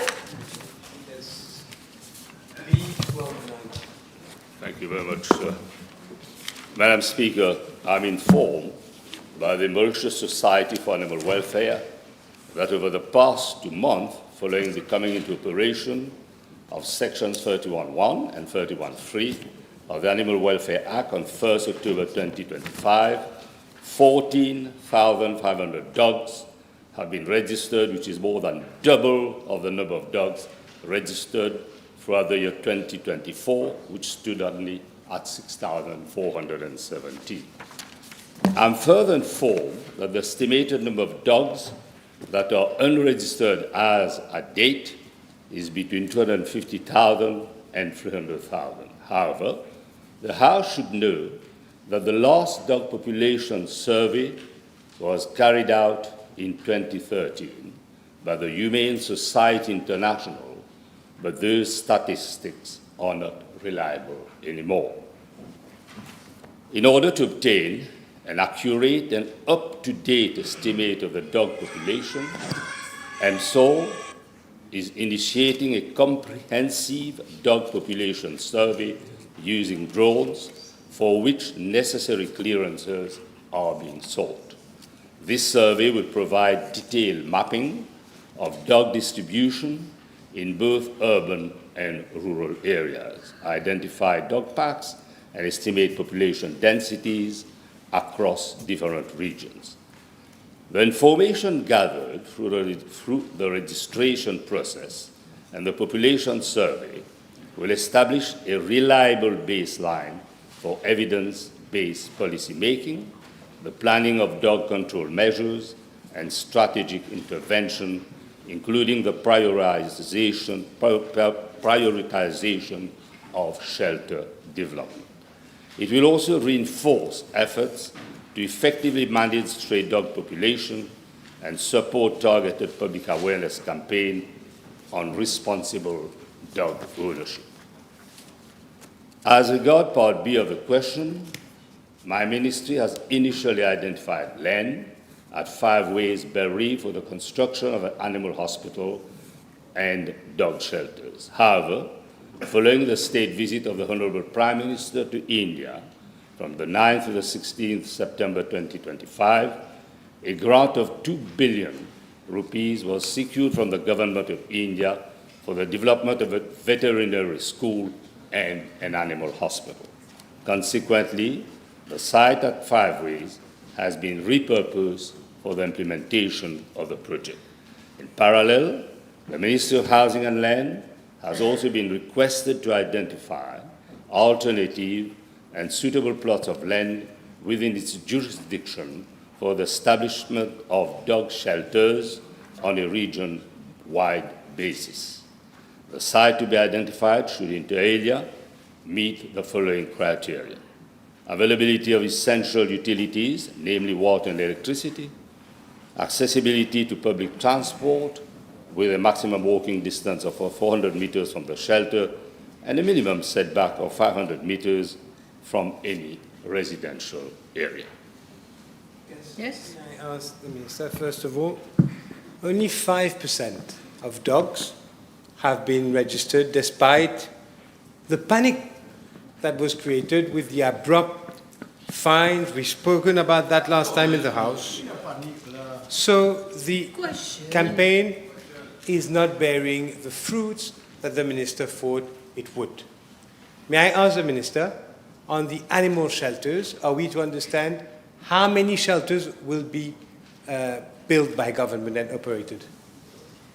Madam Speaker, I won't comment on the figment of imagination of the Honourable Member, but let me impress upon him that we are doing our level best despite the resources which we have. And I have to congratulate our friends from MSO who are delivering.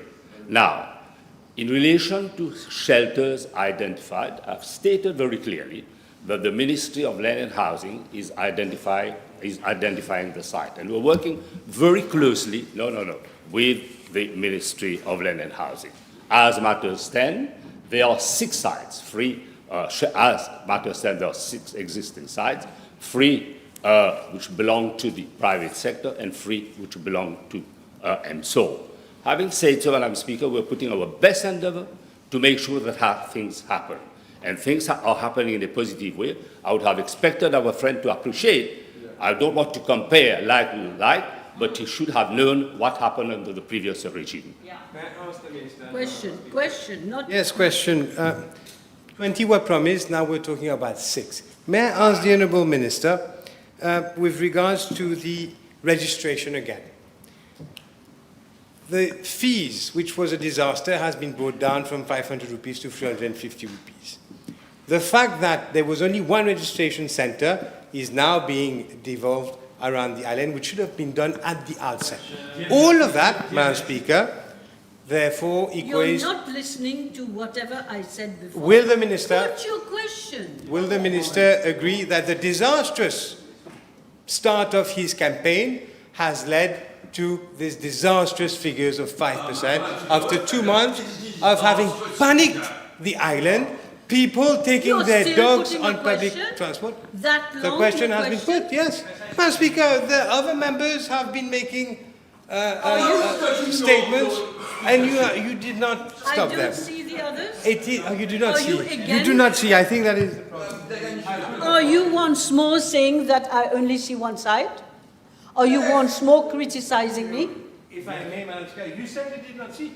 I am merely If repeating I what you said. don't see, Honourable Deputy Prime Minister, please, let me deal with this.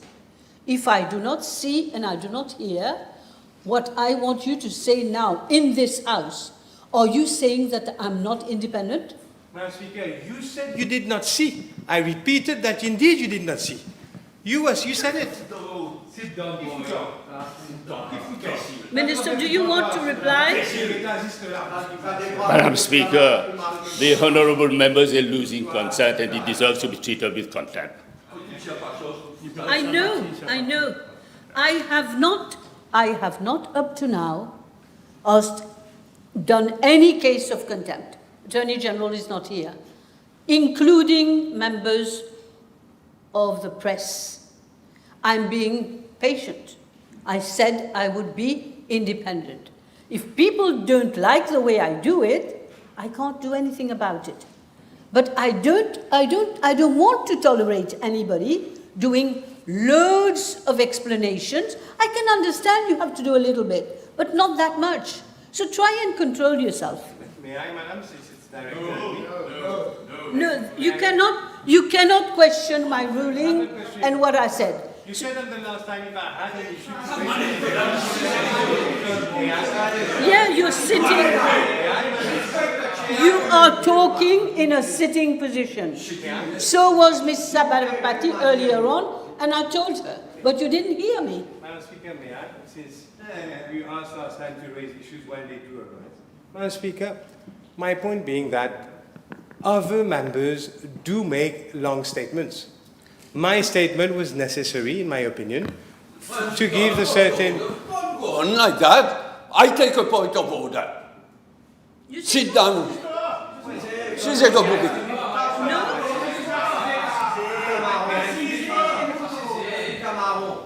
I honestly, Deputy Prime Minister, I am convinced that the Honourable Member understands exactly what is going on, and he is cultivating this way.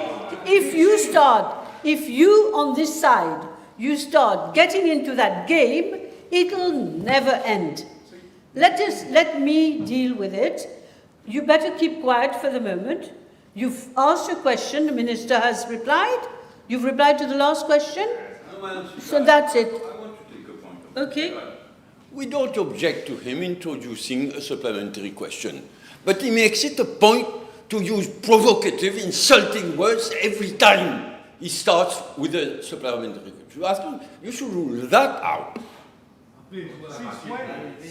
I don't want you to speak from a sitting position. This is the third time I'm saying it. He's not the only one who does this, by the way. And this is the last sitting. This is the last. Let me speak.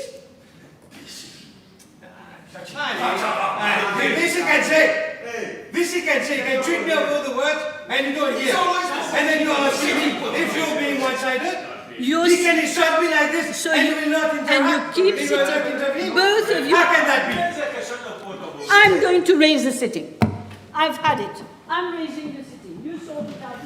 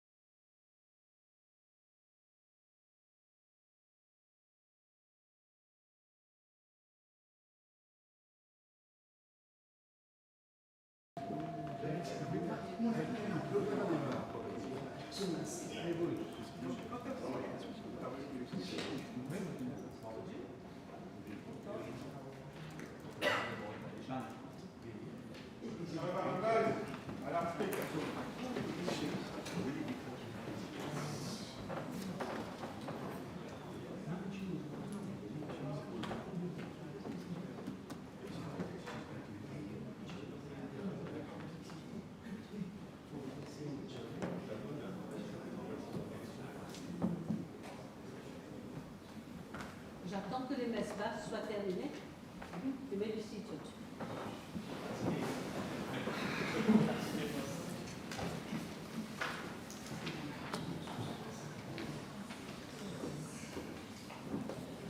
I'm going to just call the next question. If anybody will speak from a sitting position, I will raise again. Dr. Tanu, please. Second Thank you, member Madam for Speaker. Coordinator. Yes. Thank you. PQ 1210, please. Madame la Présidente, la sécurité énergétique de l'approvisionnement en électricité demeure une priorité absolue pour ce gouvernement, au même titre que la promotion des énergies renouvelables. L'intégration d'installations solaires photovoltaïques constitue un élément essentiel de notre stratégie de décarbonation, visant à atteindre 60% d'énergie renouvelable d'ici 2035. Je suis informé, Madame la Présidente, que l'imposition d'un plafond de profit, d'un cap, sur les kits photovoltaïques nécessite une analyse détaillée du marché, de la qualité des kits photovoltaïques et surtout de l'efficience de ces appareils. Nous devons d'abord nous efforcer de mettre en place un système de standards qu'on n'a pas pour l'instant. Des installateurs photovoltaïques, parce qu'on en trouve un peu partout, on a pas mal de complaintes aussi, et d'établir des normes minimales de performance énergétique pour ces kits qu'on n'a pas pour l'instant. Il est essentiel que ces normes soient pleinement conformes aux spécifications techniques internationales afin de maintenir des standards de qualité élevés et de préserver la stabilité, surtout la stabilité de nos réseaux, de notre réseau électrique. Parce que des petits consommateurs, ici et là, rentrent sur notre réseau et ressortent sur notre réseau, cela crée de l'instabilité sur le réseau. À cette fin, je peux dire que j'ai mis en place un comité composé du personnel de mon ministère, du ministère de Commerce, du CEB, de l'IMO, l'Agence de Mauritienne de l'énergie renouvelable, de la Marina, de la gestion de l'efficacité énergétique, afin d'étudier la possibilité pour un plafond de profit, comme précisé dans la question de l'honorable membre, sur les kits photovoltaïques, dans le but d'encourager l'investissement dans ce secteur et de réduire la dépendance au réseau électrique national. Je voudrais préciser que personnellement, je n'ai pas d'opinion arrêtée sur la question en ce qui concerne un plafond ou libéraliser le marché. Mais, Madame la Présidente, avec votre permission, je souhaite informer la Chambre que j'ai l'intention prochainement de demander au cabinet la permission de présenter un projet de loi dédié aux énergies renouvelables. Il est grand temps, à mon avis, Madame la Présidente, de mettre de l'ordre dans ce secteur. On l'a fait de façon amateur jusqu'ici, ici et là, essayant pick and choose, car dans ce secteur. De plus, il y a eu des retards accumulés qui nous met dans cette situation où on est aujourd'hui, et nous avons aussi, il faut bien le préciser, sur beaucoup de toits, un vrai bazar. Je crois profondément au développement des énergies renouvelables et nos objectifs, comme je l'ai dit un peu plus tôt, de 60%, mais ce développement doit se faire dans la discipline, selon un cadre approprié et transparent. Nous le voyons chaque jour, sur les réseaux circulent des publicités encourageant le public à s'équiper en kit solaire, alors même que certaines installations se font actuellement, se font sans passer ni par le CEB, ni par les autorités compétentes. On a déjà la Marina, on a IMO, qui est pour l'efficience énergétique, mais nous ne savons pas combien de kits est installé, combien de batteries est installé, est-ce qu'ils sont connectés au réseau? c'est un peu le désordre. Il existe même des maisons, c'est bien de le dire, produisant leur propre électricité, stockant leur propre énergie dans des batteries hors de tout contrôle du système du CEB. Donc, ce n'est pas soutenable. Cela peut causer, on me l'a dit et je l'ai confirmé aussi, cela peut composer des dysfonctionnements sur le réseau, mettant en danger la vie de certaines personnes. C'est pourquoi il est indispensable de venir encadrer clairement les home solar projects, comme on dit dans le jargon, l'agri-solar et les autres, ainsi que l'ensemble des initiatives du secteur privé. Voilà. Yes, Ms. Dunham, you have a question? Thank you. Are we going to have a study about to what extent people are endangered when they're putting solar kits in their homes? Because at the end of the day, they are being self-reliant. Thank you. Oh, I'm sorry. I apologize. I think people are very much worried about the safety, but they know that by investing in solar kits, they're doing that most to save energy and promote renewable energy. So there's a lot of lack of clarity about it at the moment. Thank you. Je pense que l'honorable a raison. Certaines personnes manquent d'informations. Nous poussons vers l'énergie renouvelable, nous voulons l'efficience énergétique, mais l'encadrement n'est pas là, le cadre légal n'est pas là. Bien souvent, les gens du CEB ont à intervenir sur des maisons et à ce moment-là qu'ils apprennent qu'il y a un solar kit sur la maison, cette maison est équipée de batteries. Je pense que le projet de loi qu'on amènera bientôt et le comité que j'ai mis en place pour voir si on peut, à ce moment-là, on pourra décider si on peut contrôler les profits.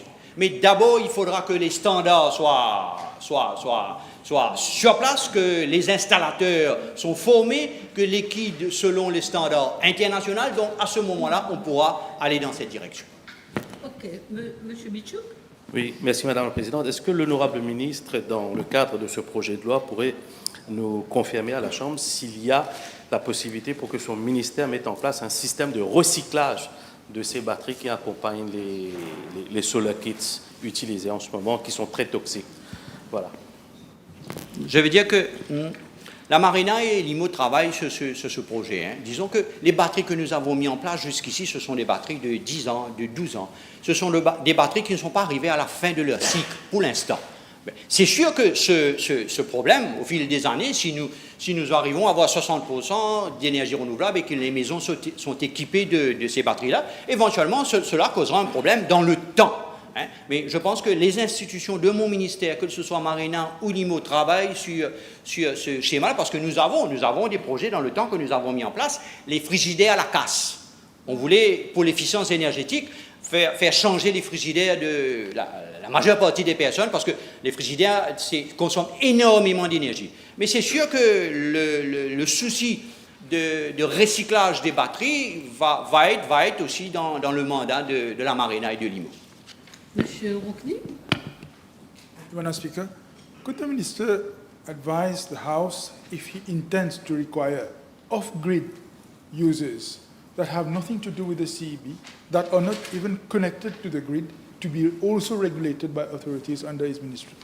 Oui, impérativement. Parce que le danger est où? Le danger, c'est que si nous n'avons pas un data spécifique de qui sont ceux qui ont une batterie à la maison, mais demain, l'ingénieur du CEB est sur la ligne, travaille sur la ligne que soi-disant, la ligne est off. Et l'énergie chez un particulier peut retourner sur la ligne, créer un danger. Donc, les travailleurs et l'utilisateur peuvent être en danger à tout moment. Donc, le projet de loi, on va essayer, qu'on discutera dans la Chambre ici, va essayer de brasser assez large. Je peux dire que en Inde, en Allemagne, au Portugal, en Espagne, nous avons déjà des projets de loi de ce genre. Par exemple, en France, il y a la loi APER, qui effectivement englobe un petit peu la batterie, le standard, les installateurs, et le prix, le profit, et un peu tout ça. Donc, nous travaillons dans cette direction. Yes, okay. Very interesting.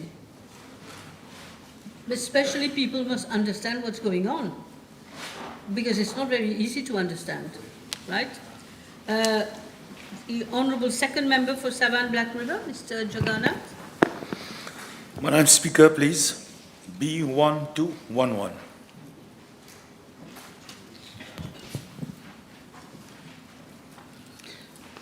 Madam Speaker, with regard to Part A of the question, I wish to inform the House that building and land use permit, in short BLP, are in three categories, namely BLP1, which relates to residential developments, BLP2 concerns the accession of land, including the sales or donation of a lot and the subdivision of land among heirs, and BLP3 pertains to economic activities, micro and small enterprises, residential developments as from ground plus 4 level, and places of public worship, among others. As regard to Part A, sub-question 1 and subsection 2 of the question, the information is being tabled. With regard to Part B of the question, I wish to inform the House that in accordance with Section 127A, subsection 5A of the Local Government Act 2011, as subsequently amended, a fixed penalty fees of 50,000 rupees is levied on an applicant when a building and land use permit application is approved following the issuance of a compliance notice by a local authority. In the context of the local government reform, the fine of 50,000 rupees will be reviewed. Thank you. Thank you. Yes, next question first. Madam Speaker, whether the Minister is aware, in many cases, that takes years for a BLUP1 for to delay that comes together with LDA and whatsoever, which is not needy. Can the Minister inform the House whether he will take action? Yes, Minister. Madam Speaker, I want to inform the House that the following stakeholders do not access to the NELs. That is the Traffic Management Road Safety Unit, the RDA, Irrigation Authority, LDA, Forestry Services. So when all these institutions will be on NELs, it will be much easier to have it approved, but it's all dependent. Yes. Madam Speaker, if the Minister can inform the House what is the gap of time for Land Drainage Authority, even for Forestry, and for water resources to reply.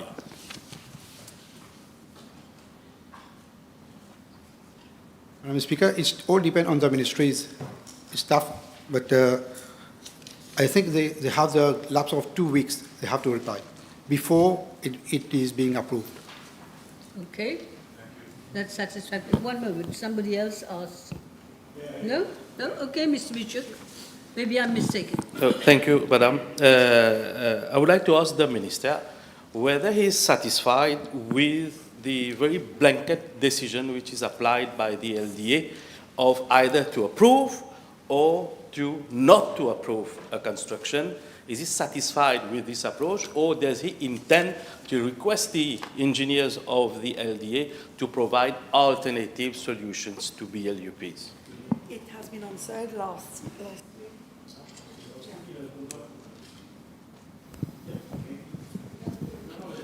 Madam Speaker, I will have to find these answers with LDA, where I can give a prompt answers to the Honourable Minister, because I don't have it Il va se renseigner. right now. D'accord. OK. On est d'accord avec ça. On continue. Alors, OK. Mr. Ramdas, yes?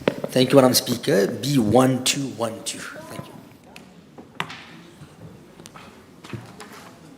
you.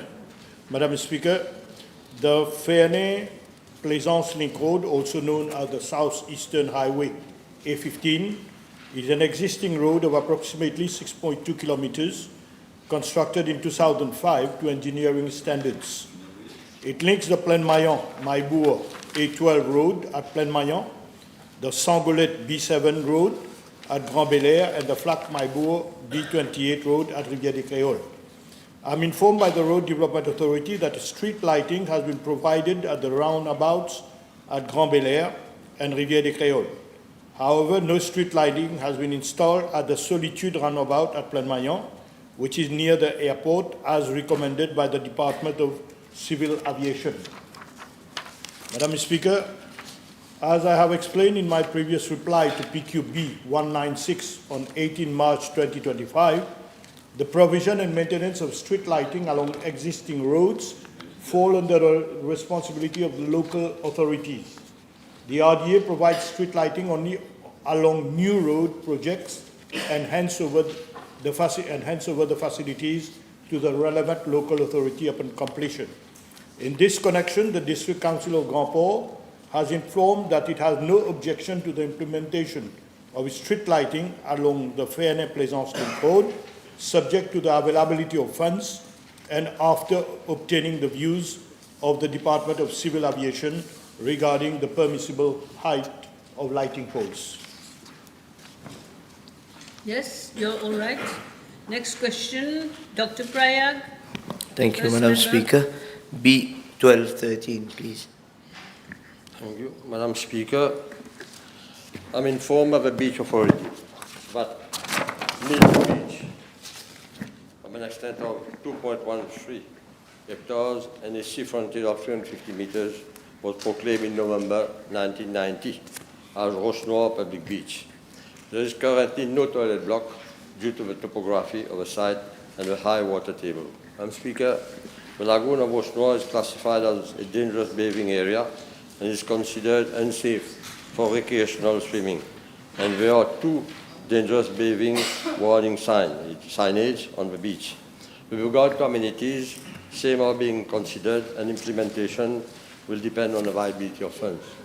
Madam Speaker, as regards Memoir Beach, I wish to inform the House that the beach was proclaimed as Post-Lafayette Near Memorial Public Beach in January 1991 and is on an extent 7.740 hectares with a sea frontage of 620 meters. There is an existing toilet block which is fully operational. It is to be noted that the lagoon thereat is also classified as a dangerous area for recreational swimming. There is a dangerous bathing warning signage at the said beach. Madam Speaker, I wish to inform the House that the Beach Authority is presently working on a beach management plan for the Post-Lafayette Public Beach. The preparation of the master plan is being finalized and provision will be made for amenities. MPs of the constituency will be informed of the plans before it is prepared. Yes, Dr. Prayag, you're okay? Now, I have 2 questions withdrawn. 1214, 1215. So we go to Honourable 4th Member for Rodrigue, Mr. Edouard. Madam Speaker, B1216.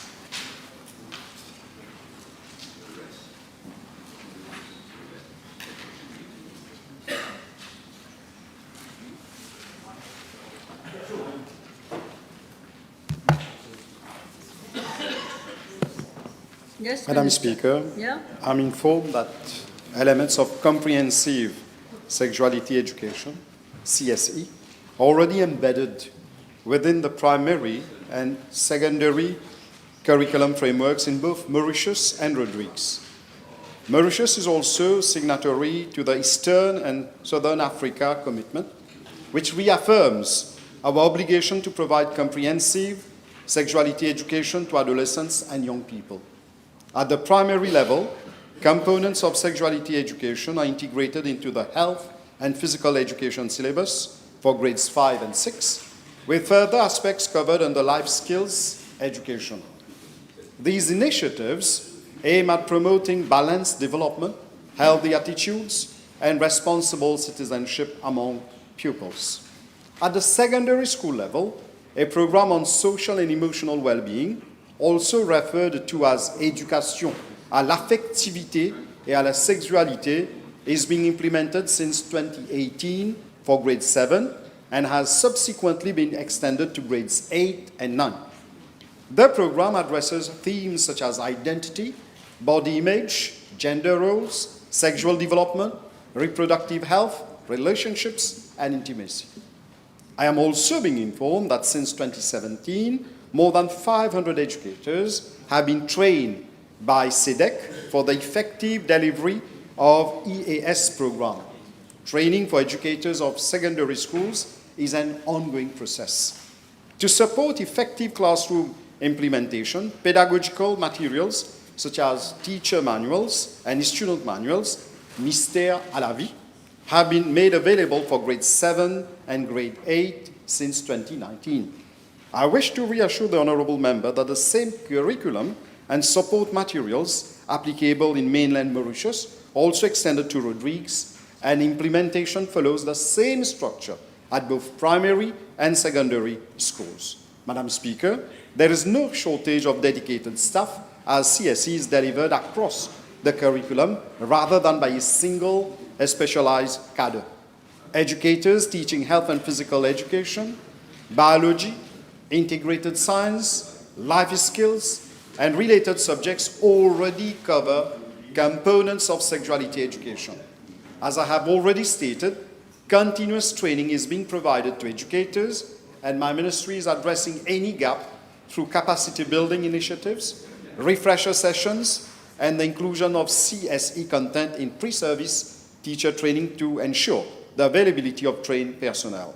Madam Speaker, my ministry remains firmly committed to strengthening comprehensive sexuality education in all schools in the Republic of Mauritius, in line with our national and international commitments. Thank you. Thank you, Minister. Yes, Mr. Edouard. Thank you, Madam Speaker. Thank you, Honourable Minister.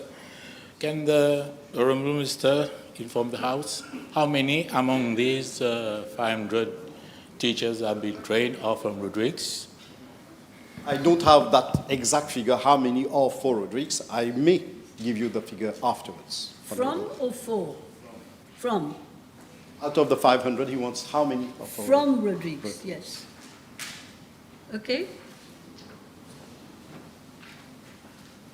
Next question, Mr. Lakiram, yes? Thank you, Madam Speaker. B1217, please. Madam Speaker, I wish to thank the Honourable Member for this question, which, thanks to him, has had a very happy outcome. Why? I wish to inform the House that, as in previous years, my ministry has proceeded with the award of the 24 additional scholarships to eligible candidates of the Cambridge Higher School Certificate Examinations 2024, based on both academic merit and social criteria. Under the scheme, 16 scholarships are awarded to students who meet the academic criteria and whose total monthly parental income does not exceed 30,000 rupees in the aggregate. And 8 scholarships are awarded to students who meet the academic criteria and whose total monthly parental income does not exceed 18,500 rupees in the aggregate. Madam Speaker, regarding Part A of the question, the publication of the list of beneficiaries has been made public today. A press communique has already been issued in that sense. With regard to Part B of the question, the allocation and disbursement of bursaries will follow immediately after the publication of the beneficiaries of the scholarships. Madam Speaker, allow me, on behalf of everyone present here, to congratulate all those 24 scholarship winners, their families, their teachers, and their schools. Well done to all of them. Thank you. Thank you. I was listening. Mr. Lakiram, you have, okay? You're okay? Right. Now I have the Honourable First Member for Savan. B1218, thank you. Not forgetting you now.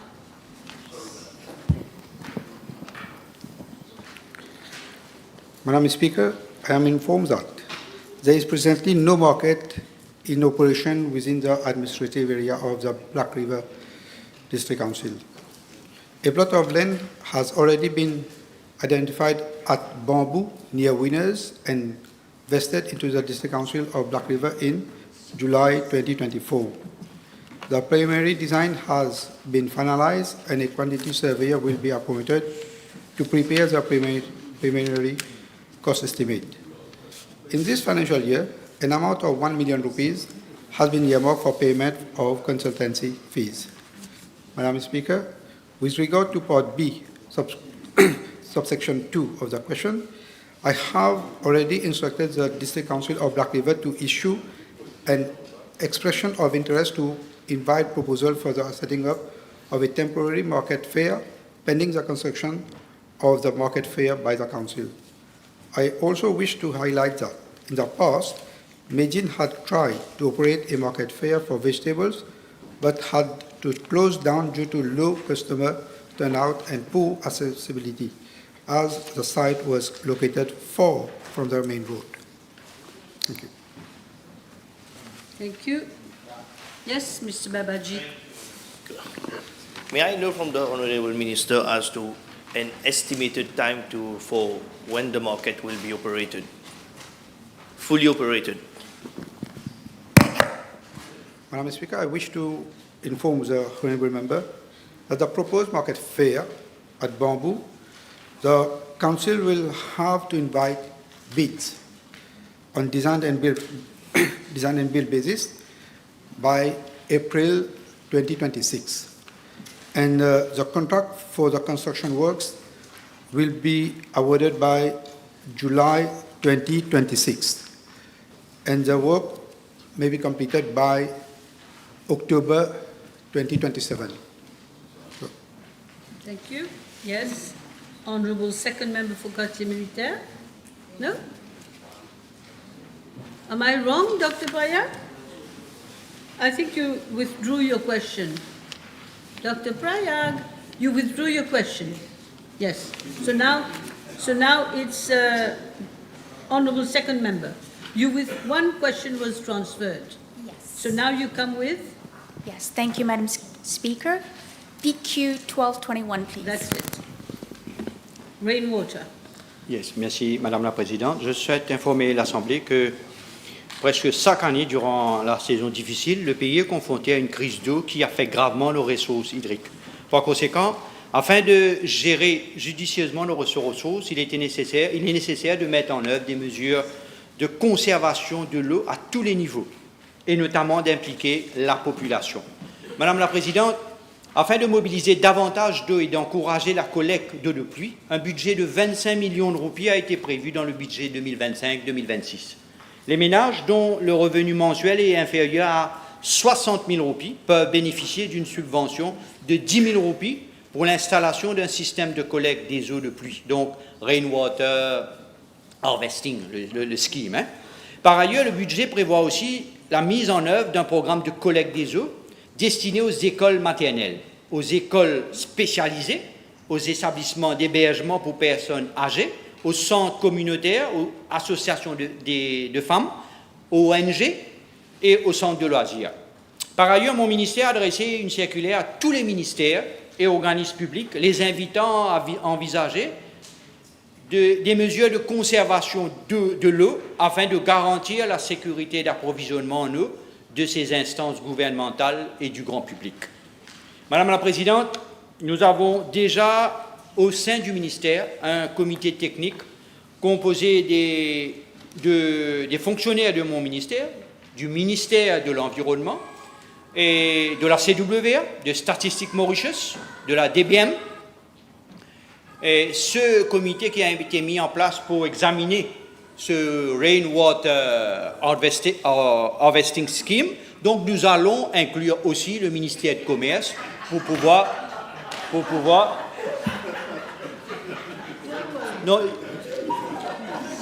non, je parlais, c'était très sérieusement, Madame la Présidente.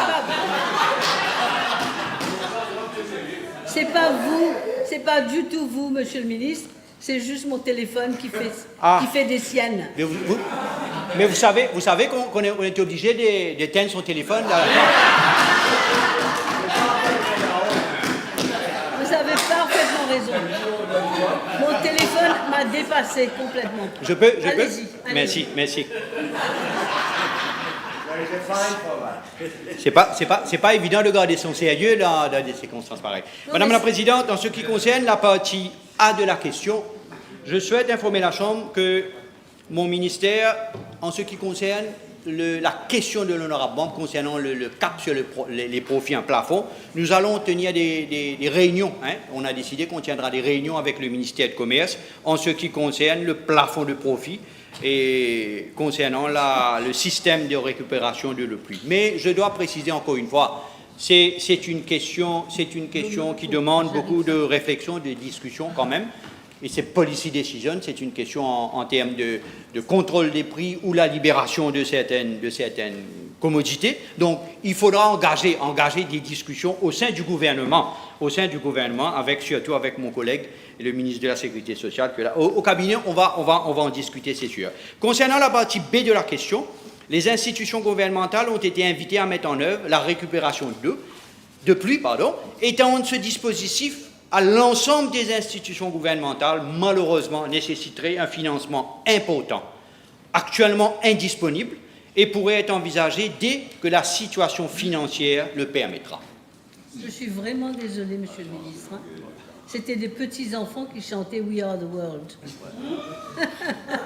Bon, allez, on continue le travail. C'est bien quelquefois un petit rire comme ça.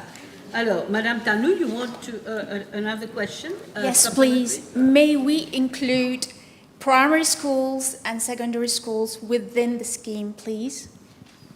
Je crois que dans ma réponse, éventuellement, j'ai parlé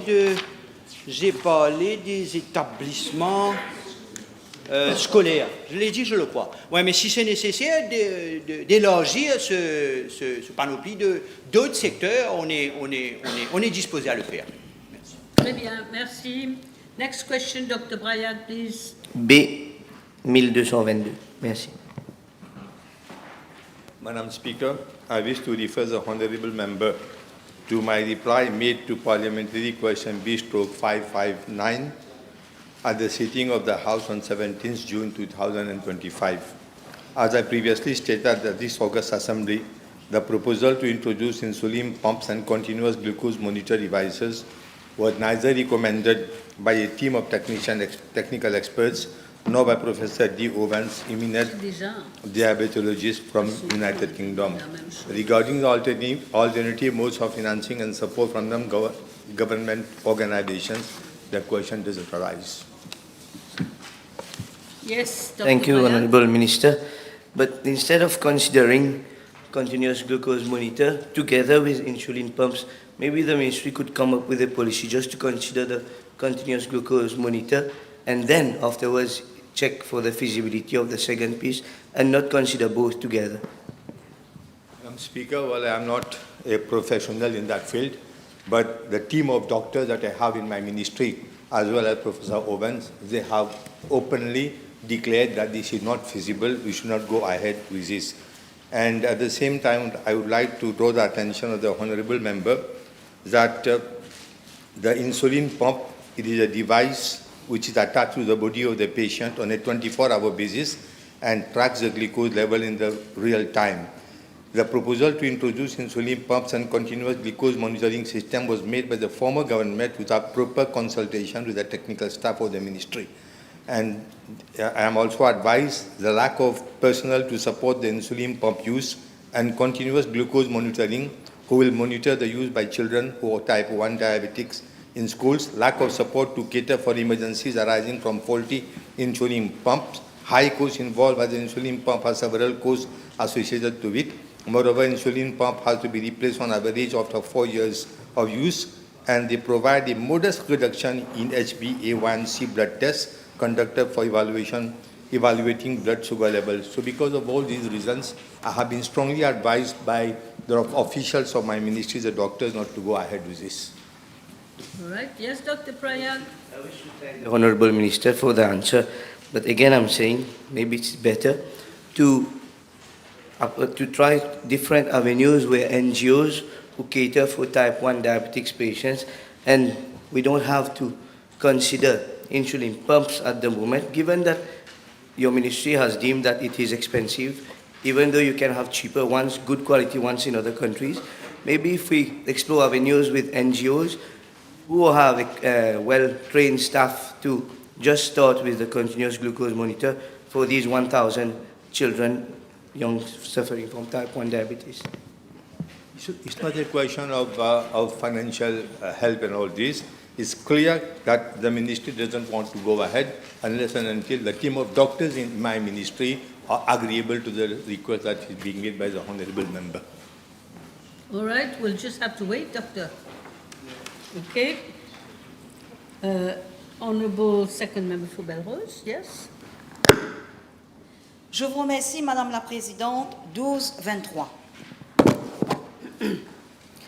Madam Speaker, as regards Part A of the question, I am informed that the Beach Tombeau Child Daycare Center, operational since 2006 and managed by the National Children's Council, has 19 babies, 9 boys and 10 girls, between the ages of 14 weeks to 3 years, presently enrolled.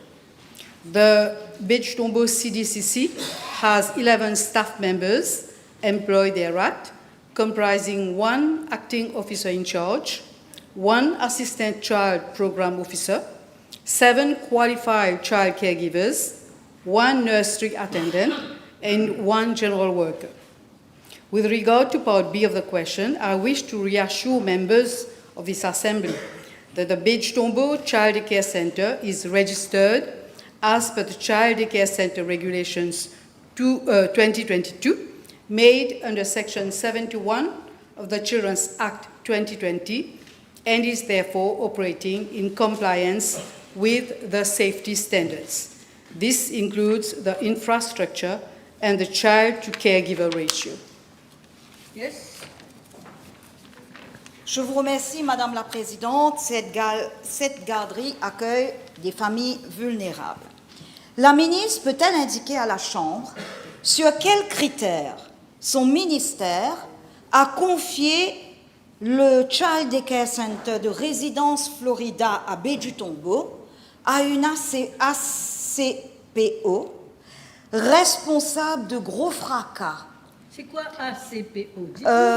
ACPO, c'est Assistant Child Program Officer. OK? La ministre l'a indiqué tout à l'heure, j'ai entendu. OK. Alors, la ministre peut-elle indiquer à la Chambre sur quels critères son ministère a confié le Child Daycare Center de Résidence Florida à Baie-du-Tombeau à une ACPO responsable de gros fracas dans plusieurs shelters, notamment La Colombe, l'Oasis, Notre-Dame et l'Oiseau du Paradis.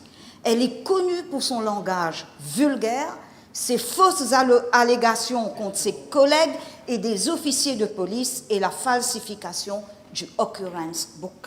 Merci. Madame la Présidente, je ne suis pas au courant de ces faits, mais toujours est-il que la dame en question, dont l'honorable membre fait référence, a été choisie par la NCC pour prendre en charge le Daycare Center depuis quelques semaines déjà. Laissez-moi vous dire une chose.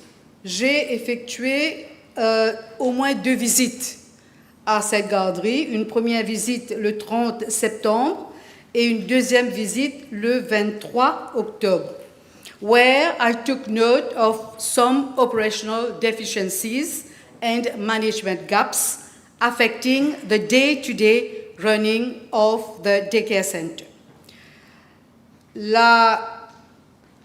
Complaints received on this center were the following. The child daycare center was often still closed at 7:30 in the morning, and parents had to wait, whilst the opening hours are Monday to Friday from 7:30 to 17:15 hours, and Saturday from 7:30 to 12:30 hours. Parents were informed that the daycare center was closed on Saturday due to general cleaning, alors que la crèche, la garderie aurait dû être ouverte de telle heure à telle heure. Donc tel n'est pas le cas. Les parents sont informés, sont avisés de venir prendre les enfants, récupérer les enfants plus tôt. La crèche qui aurait dû être ouverte les samedis ne sont pas ouvertes les samedis. Donc il y a plusieurs plusieurs deficiencies que j'ai notées moi-même. Par exemple, lorsque j'étais visiter la crèche, la cour était jonchée de feuilles mortes et d'immondices alors que le NCC payait un gardien à plein temps. Donc, tout ça a été noté, c'est pourquoi mon ministère, en collaboration avec le National Children's Council, a organisé 2 réunions. Une première réunion le 1er octobre et une deuxième réunion le 10 octobre. Ensuite, il y a une 3e réunion qui était présidée par le secrétaire du National Children's Council où certaines décisions ont été prises. Lors de la première réunion, je pense que c'était lors de la première réunion qu'il a été décidé que la dame en question prenne la charge de cette crèche. La dame est qualifiée, elle est détentrice d'un certificat de HSI, mais je ne suis pas au courant du tout des frasques dont parle Madame la députée. Si la députée est au courant qu'il y a de telles frasques, je pense que, étant donné qu'elle est membre du gouvernement, elle aurait pu venir me voir directement parce que ces accusations, ces frasques, comme elle le dit, pourraient mettre la vie de ces enfants-là en danger. Je pense qu'en tant que députée responsable, elle aurait dû venir vers moi, venir me voir, m'informer de la situation. Toujours est-il, Madame la Présidente, que je vais tenir bon de ces... Je vais tenir, je vais prendre en considération les allégations que la dame a faites, que Madame la députée a faites, et je vais bien sûr prendre les mesures appropriées pour le bien-être des enfants. Order, Madam Speaker. Recently, you have ruled, and it's standing orders. A member cannot make allegations, accusations like we've just heard, without producing evidence. Therefore, can I ask you to rule that the honourable member should produce evidence about those accusations and allegations which she has made? Yes, I think you should do that. Also, may I add, of course it's a subject I master, perhaps better than all of you. Maybe also I should add, tell us more about the National Children's Council itself. Yes, Madame. Alors, je vous remercie. Avant de poser ma supplémentaire, je donne par rapport à la réflexion de la ministre. Alors, Madame, vous répondez d'abord au point of order. There has been a point of order, and I've asked you. I've already ruled. Écoutez, Madame, c'est dans les rapports de l'Ombudsperson for Children. Les rapports surtout, vous savez, l'Ombudsperson for Children, depuis des années, émet des rapports sur les shelters. Et c'est clair et net. She cannot refer to all the reports from... Tell us what report, on what occasion. Which one, which date, where? Yes. Ah non, je les ai pas avec moi, mais de toute façon, à la station de Grand B, on peut avoir tous les détails. Alors, Non, mademoiselle, c'est pas possible de continuer comme ça. C'est dommage d'ailleurs que l'opposition ne soit pas là, parce qu'à chaque fois, on me dit que je regarde juste un seul côté. Moi, j'ai été ombudsperson pendant 12 ans. Vous allez vous référer à mes rapports, j'en ai parlé de tout ça. Donc dites-nous, vous avez dit à propos de cette dame, c'est probablement vrai, mais vous devez, comme on a dit pour les membres de l'opposition, de la même manière, vous devez nous produire ce que vous avez dit là. Vous devez nous produire ça. On ne peut pas faire comme il y avait la fameuse question de M. Quirin, je me souviens, ce qui avait enflammé la Chambre. On ne peut pas, parce que chaque semaine, moi aussi, je vois comment les choses se passent. C'est un sujet qui ne vous tient pas seulement à cœur, ça me tient aussi à cœur. Allez-y, donnez-nous vos documents. Alors, mes documents, la ministre a dit que c'est suite à 2 visites qu'elle a effectuées en octobre et novembre, j'ai les dates aussi. Septembre, voilà, exactement. Je voudrais déposer... Go on a point of order if the member will sit down. She cannot now reply to the minister without telling us if she cannot today produce the evidence. Okay, but take a place to produce it as soon as possible. Yes, tout à fait. Alors, pour répondre au point of order du... Deputy Prime Minister, ça va marcher là. Ça marche. Oui, oui. Alors, pour touchez pas. répondre, oui, je vais déposer les informations demandées. Il n'y a pas de souci à ce D'accord. sujet. Je vais déposer à la librairie de l'Assemblée nationale. Je tiens toutefois à dire que malgré le changement de direction, moi, j'ai des photos que je tiens à déposer. Est-ce que ces photos sont authentifiées? Non, qu'est-ce que vous voulez dire Ah par ben, authentifié? c'est des exactement photos ce que j'ai de la fait cour, madame. avec l'opposition. J'ai fait la même... Mademoiselle, j'ai fait la même chose avec l'opposition. Soit vos photos sont authentiques, soit... Comment la ministre peut savoir? Et ne venez surtout pas m'accuser. Maintenant, non seulement on m'accuse de voir que le gouvernement, mais on m'accuse aussi de voir qu'un parti politique. Ça, je n'accepte pas, hein. Je n'accepte pas. Vous êtes venu me dire, j'ai entendu tout ça, je suis fatiguée d'entendre ce genre de truc. Moi, je ne joue pas à ce jeu-là. Donc, si vous faites comme pour l'opposition. Same rules for everybody. Madam Speaker, if I may, the Vous issue allez vous aussi vous mettre de la partie? Not at all. I'm just only trying Be to help. careful, be careful. What I'm trying to do is help the process. Ah, well. What I'm saying is that what you're saying is totally true, unless she took the photograph herself. Okay. Les photos, voilà, moi-même. Et donc, je voudrais... Les photos ont été prises le 4 décembre 2025. 2 photos de la cour, hein, parce que, bien sûr, je n'ai pas accès à l'intérieur, et que je voudrais déposer à l'Assemblée. Je pense que la ministre a dit... The pictures herself. Yes, she said. This must be substantiated. No, we have to believe her that she took the pictures herself. But laissez-moi voir les photos. Quelqu'un m'emmène les photos, s'il vous plaît? On ne sait pas vous ne savez pas, vous êtes en train d'ouvrir la porte de ces âmes-là. Hein? Faites bien attention. Alors, est-ce que Madame la ministre, autant que je me souvienne, passez ça à la ministre, c'est dégueulasse, bien sûr, passez ça à la ministre. Est-ce que vous avez vu tout ça? Vous avez visité là-bas, Madame la ministre? On fait un procès là, hein? On n'est pas dans une situation de questions-réponses là.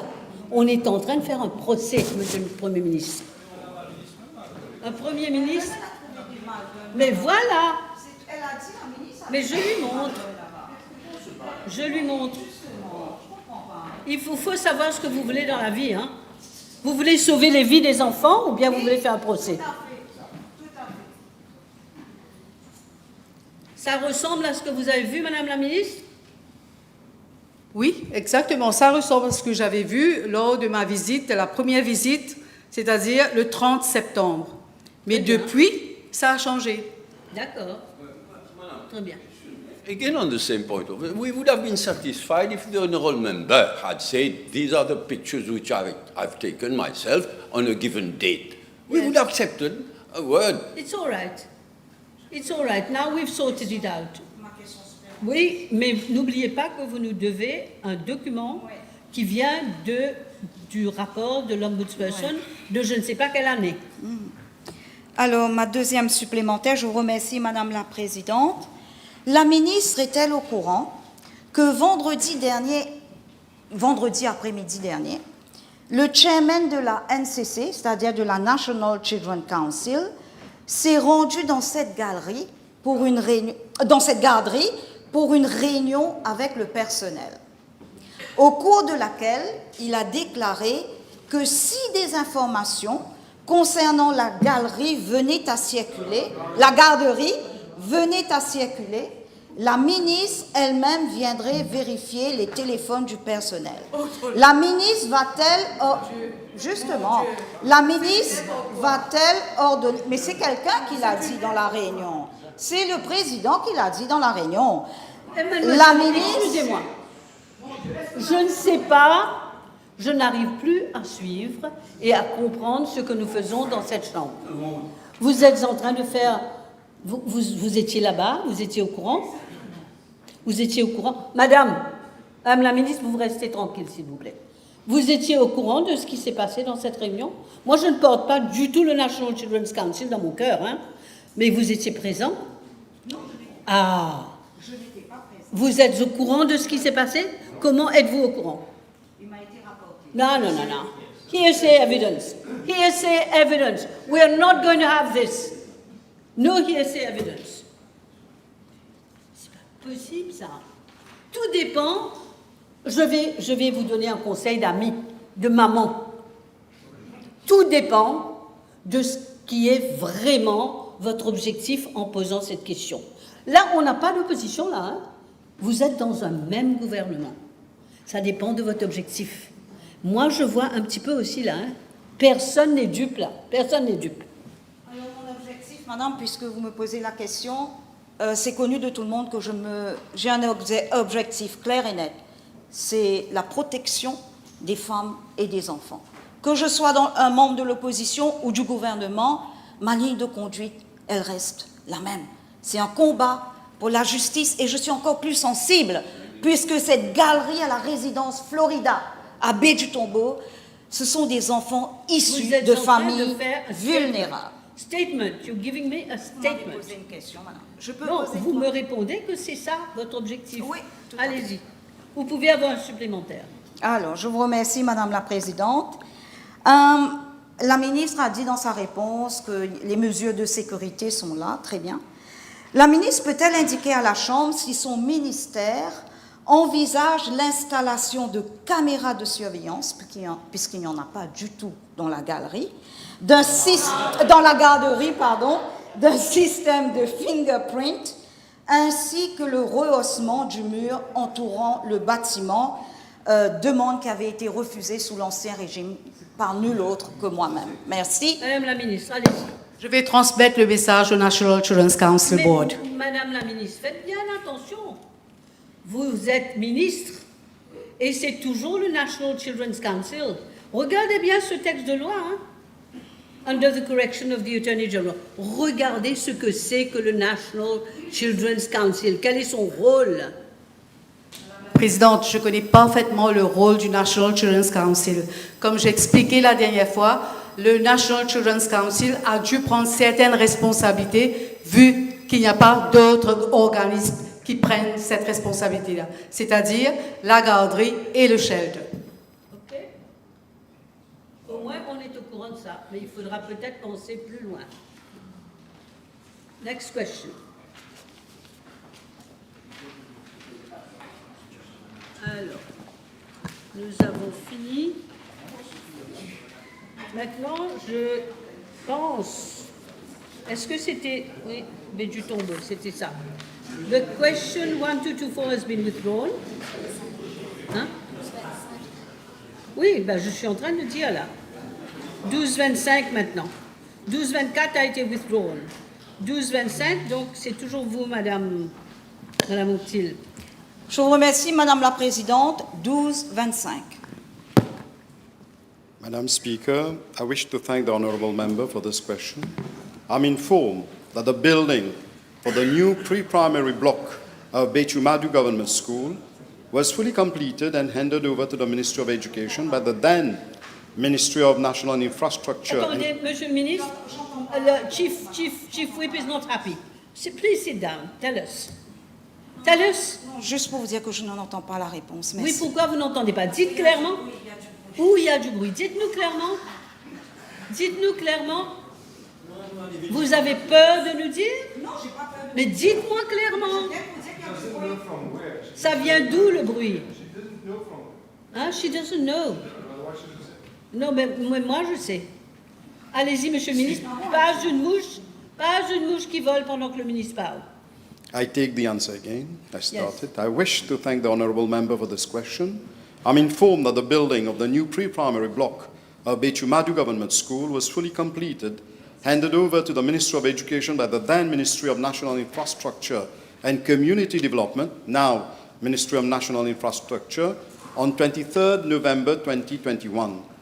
However, it is regrettable to note that from 23rd November 2021 to November 2024, the previous government did not take the necessary steps to make this facility operational. My ministry is presently finalizing the outstanding internal arrangements required for the operationalization of the pre-primary block.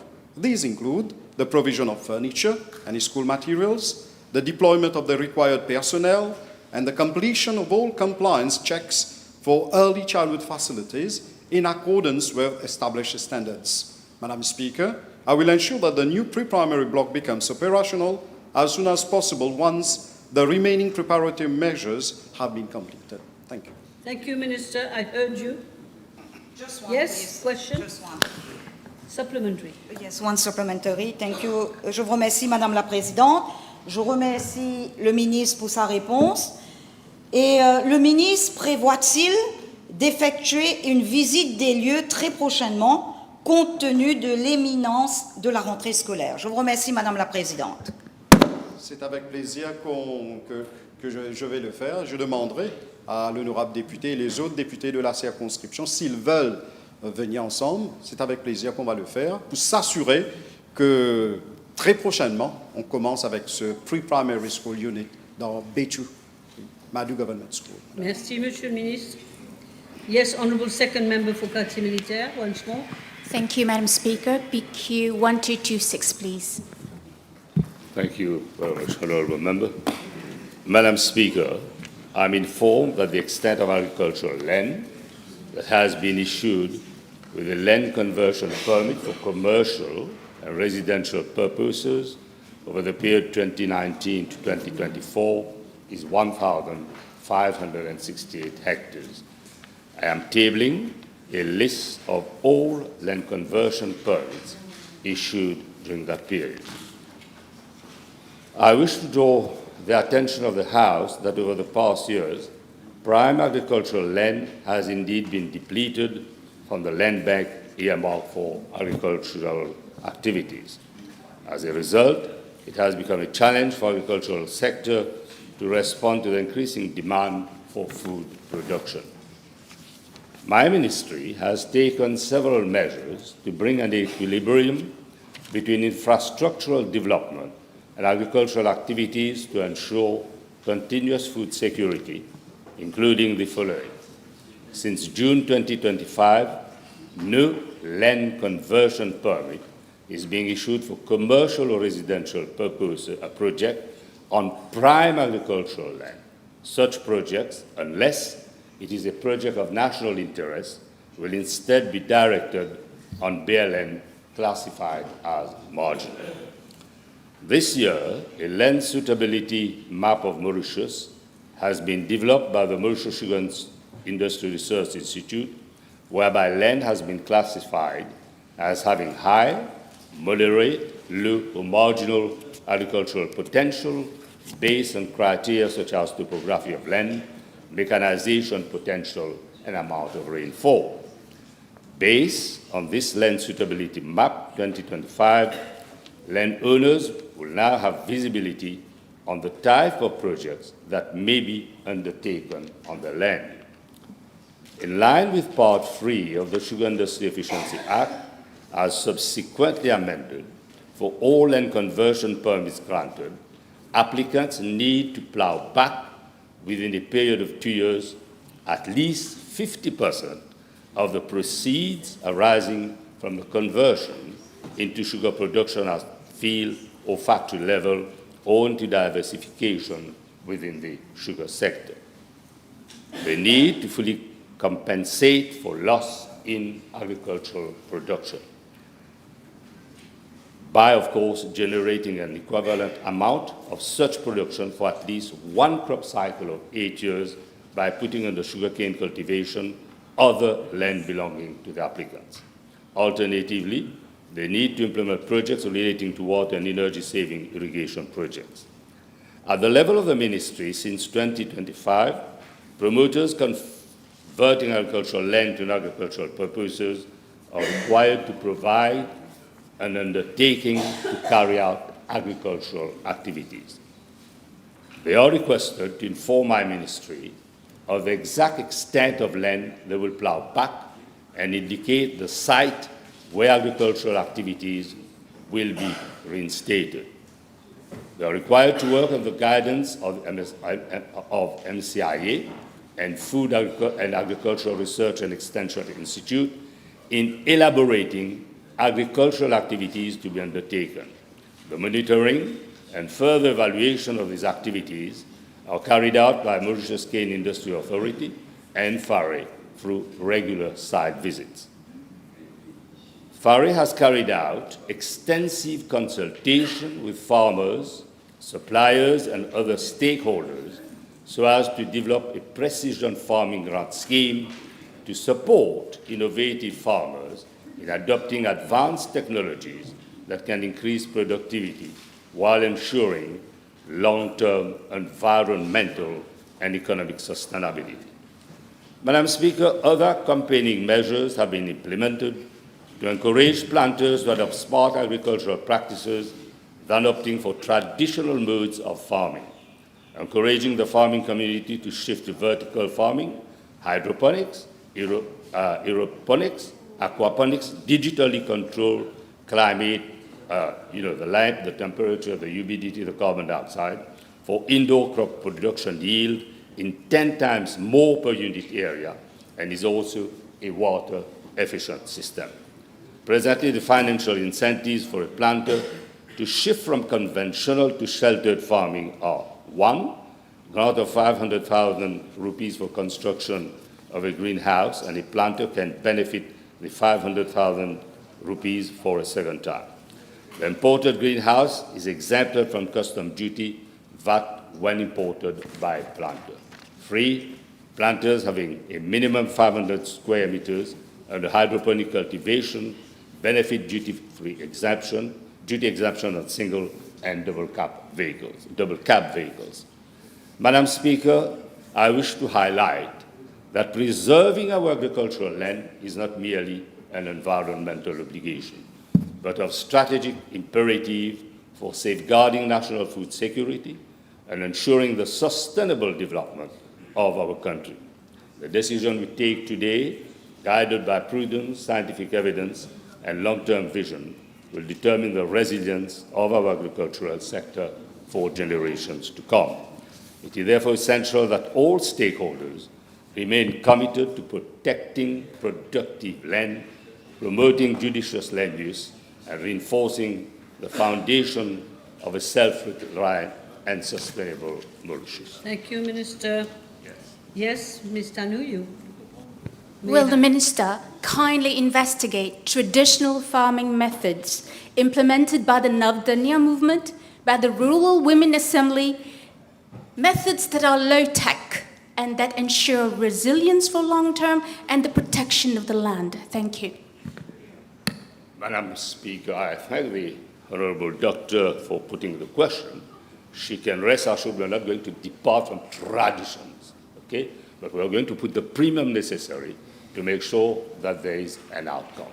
Having said so, we cannot also forego our interest in relation to technology, which is where there's a constant breakthrough. Yes, of course, yes. Madam Speaker, in the era of climate crisis, the only method that has proven to work is the method implemented by the Navdanya movement, without pesticides. Thank you. Yes. Madam Speaker, since our honourable friend is well versed, I would like to be enlightened, and I'm here to learn, and since we're all on the learning curve. Thank you very much. So sweetly said, Minister. Maybe you should meet, both of you, huh? The same goes for all of you. Because questions are very interesting, but getting things done really is more interesting. Okay, next question, Mr. Kazayan. Yes, thank you, Madam Speaker. PQB 1227, please. Madam Speaker, with regard to part A of the question, the number of parking slots available for public at the main regional hospital is as follows: Jitu Hospital 8, Sasisagar Amula National Hospital 210, Flak Hospital 158, Jawaharlal Nehru Hospital Hosbel 137, Victoria Hospital 90, Bram Sekor 76, Subramaniam Bharati 32, Long Mountain 50, Mayberg 54, Suyak 14, New Cancer Hospital 24, ENT 26. With regard to part B of the question, I'm informed that there is a shortage of parking for the public. Measures taken are as follows. Region 1, Ajitu Hospital, arrangements are being made for some 25 additional parking slots to be available. Nevertheless, the public is being allowed to use vacant staff parking slots during visiting hours, that is from 6:30 in the morning, from 6:30 to 7 hours and 15:30 to 17 hours. Region 2, Sasisagar Ramgulam Hospital, in addition to the existing parking, a new parking behind the catering unit is operational since June 2025, providing 40 parking slots, additional parking spots for the public. Additional 15 slots have been provided behind the ward, which serves as parking for the public and the nursing staff. Madam Speaker, a new parking area has been identified in the vicinity of the hospital. At Long Mountain Hospital, a new proposal for additional parking spaces is under preparation in collaboration with the Ministry of National Infrastructure. At Meberg Hospital, due to the old structure of the hospital and spatial constraints thereat, provision cannot be made for additional parking spaces. Region 5 by Victoria Hospital, there is unfortunately no space in the premises for additional parking. However, the public is being allowed to use staff parking during visiting hours, that is from 6:30 to 7 in the morning and from 15:30 to 17 in the afternoon. At the National Cancer Center, measures have been taken for provision of some additional 40 parking for the public near the hospital. I'm informed that a plot of land to the extent of 1,266.26 square meters has been acquired by the Ministry of Housing and Lands and has been vested in my ministry for use as a parking area for the National Cancer Project Center. The project is in the pipeline and financial clearance is being sought to start the project. Thank you. Yes. Yes, Mr. Kazin. Thank you, Madam Speaker. May I request the Honourable Minister, we go to G2 Hospital. The number he has mentioned that is 25. Is space already available, or he will have to seek for additional space for creation of additional slot parking? Well, I'm informed that a plot is available where 25 additional parking slots can be made available. So I'll have to try to find out where is that plot. Okay. Yes, Dr. Umia. Thank you, Madam Speaker. May I ask the Honourable Minister, in the light of the new eye hospital, Bharati Hospital, whether he would make arrangements to have a holding area for buses who are coming daily now to drop patients and wait at times, causing quite a backlog on the exit route that exit from the runabout of Mocha onto the motorway. Thank you. Madam Speaker, I'm aware of the problem. I need to get a plot of land for that purpose, and we're going to contact the Ministry of Housing so that they can help us in that work. I'm really aware of the problem that is being created every day in the morning and even in the evening. Excellent, excellent. Yes, one last question. Thank you, Madam Speaker. Could the Honourable Minister consider to have a multi-storey level parking at SSON Hospital, and even to get his ministry to inform the staff, the security guards who cater for public coming during visiting hours, to say what you have just said, that they are allowed during visiting hours in the hospital? Thank you. I have already mentioned that some additional 40 additional parking slots are being prepared, 40 plus 15. And the Honourable Member is fully aware that in the years to come, you're going to have a new brand hospital at Sasisagar Ramgulam, that hospital. Thank you. Now time is up. The table has been advised that B 1234, 1236, 1231 have been withdrawn. Thank you very much, everyone. I can't hear. Motion. Madam Speaker, I beg to move that all the business on today's order paper be exempted from the provisions of paragraph 2 of Standing Order 10. Yes, the question is that all the business on today's order paper be exempted from the provision of paragraph 2 of Standing Order 10. Those in favour say aye. Those against say no. The ayes have it. I don't have many ayes, but still. Statement by Minister. Thank you very much, Madam. Yes. Madam Speaker, with your permission, I wish to make a statement on the issue of payment of bad weather allowance to registered fishermen. I'm informed that registered artisanal fishermen in Mauritius are entitled to payment of bad weather allowance of 800 rupees per day.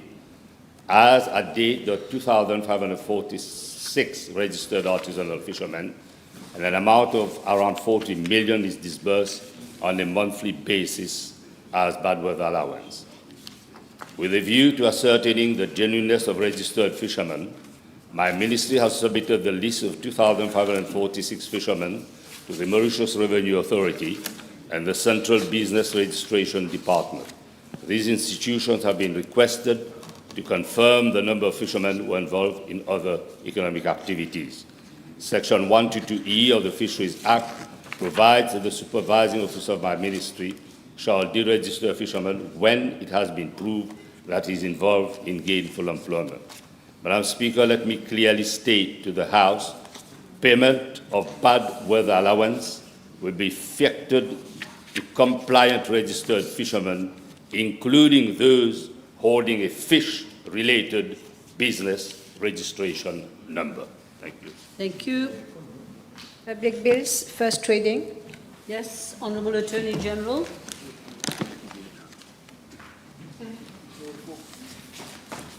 I move that the Law Reform Commission bill be read a first time, Madam Speaker. Yes. Yes, it must be seconded. Seconded. Yes, seconded by Honourable Minister of Housing. Yes, second reading now. Yes, Minister. Yes. Take a deep breath. Yes. Madam Speaker, I move that the Road Traffic Amendment Bill be read a second time. The bill, Madam Speaker, relates to a very fundamental matter, that is the preservation of human life and reduction of family sufferings as a result of road casualties and fatalities. Every year, we publish road accidents, statistics of road accidents. We see the numbers and debate the trends for a while. But numbers, Madam Speaker, have a way of sanitizing tragedy. Behind every figure in those statistics, there is a grieving mother, a father who will not see his siblings grow up, a young professional whose potential and aspirations have been cut short, or even a family who has been plunged into poverty because the breadwinner was taken away by a reckless act on our roads. The number of serious injuries and fatalities on our roads have become a silent pandemic, to repeat the words used by Jean Todt, the UN Secretary General's Special Envoy for Road Safety. Madam Speaker, you had introduced Mr. Todt to this House on Tuesday, 8 April this year, as the guest of the Honourable Prime Minister, Dr. Navin Chandra Ramgoolam, himself a great proponent of road safety, who announced during his speech on the budget exercise the reintroduction of the penalty point system in January 2026. So here we are with the presentation of this bill less than 5 months later, with a penalty point system which is different from the first version of 2013 in terms of the broader spectrum of offences it covers, the use of technology, the innovative redemption of point facility, several amendments to other sections of the Road Traffic Act, and many others.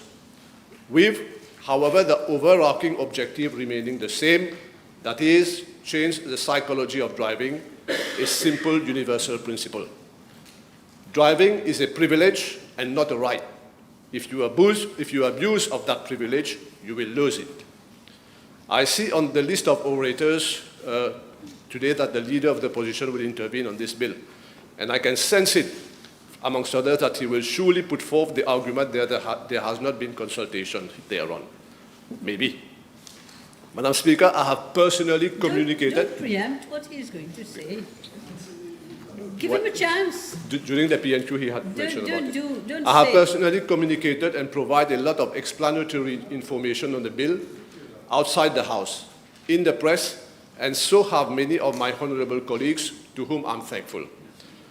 The bill has come for second reading today after 12 days from the date it was published on the website of the National Assembly, that is on Friday, 28 November 2025. So ample time was given, during which I had even invited one and all to make their views known either by writing to my ministry or to let their views be heard in this House through their elected representatives. During the period 10 March 2013 to 27 July 2015, the penalty point system brought about evidence-based results, as the number of fatalities on the road had dropped by 13 to 137. There were indeed 108 fatalities in 2010, 152 in 2011, and 156 in 2012.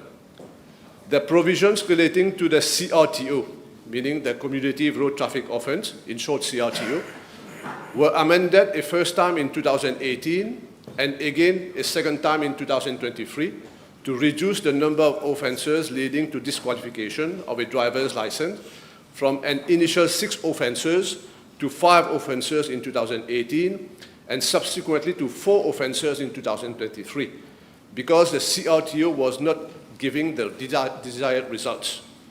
Still, because the CRTO was not performing, it was amended again in 2024, so to speak, for the third time, to enlarge the spectrum of offences from 11 to 23. This was supposedly, again, so to speak, to catch more traffic offenders and disqualify them upon committing 4 offences within a shorter period of time. But then, as the 2024 elections were imminent, the amendment to extend the total spectrum of offences from 11 to 23 was not proclaimed. And again, for a second time, 10 years down the line in 2024, after a first time in 2015, cheap politics took precedence over road safety in Mauritius. So I let the Honourable Leader of Opposition to draw his own conclusion. He who had questioned me during private notice question on Friday, 7 February 2025, has asked me to state the measures being taken to address the increasing number of road accidents.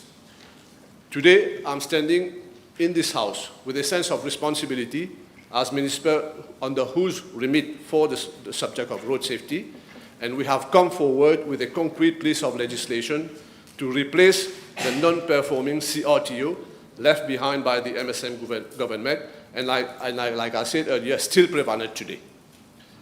We have taken on board nitty-gritty of the specific concerns of the Leader of Opposition raised during that PNQ, and I'm here referring to the problem, for example, of illegal rally of motorcycles. He was quite elaborate on this question. It's a very pertinent question.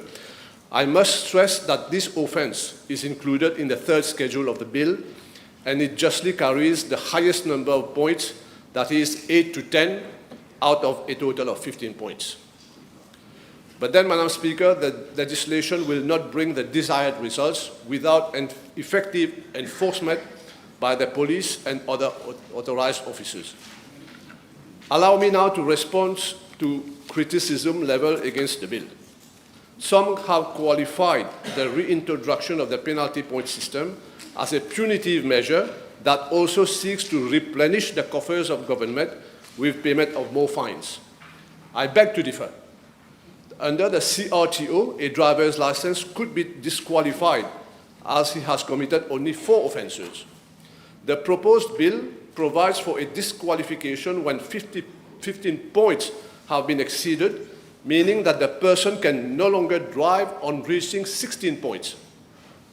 Someone committing offences carrying 2 points, for example, will be only disqualified after committing such offences 8 times repeatedly over 36 months, because you get 15 points for 36 months. As regards the nonsensical criticism of bringing more money to the coffers, I have to emphasize that none of the offences listed in the schedule to the bill under penalty points have had their accompanying fines increased. So that argument doesn't hold water. The aim is not to generate revenue through fines, but to restore discipline on our roads, and to those who still persist and commit mistakes in a repetitive manner, to learn it the hard way, to have them removed from driving or riding on our roads until they have decided to improve their behaviours. The provisions laid down in the bill are corrective rather than punitive in approach. The figures demonstrate them all.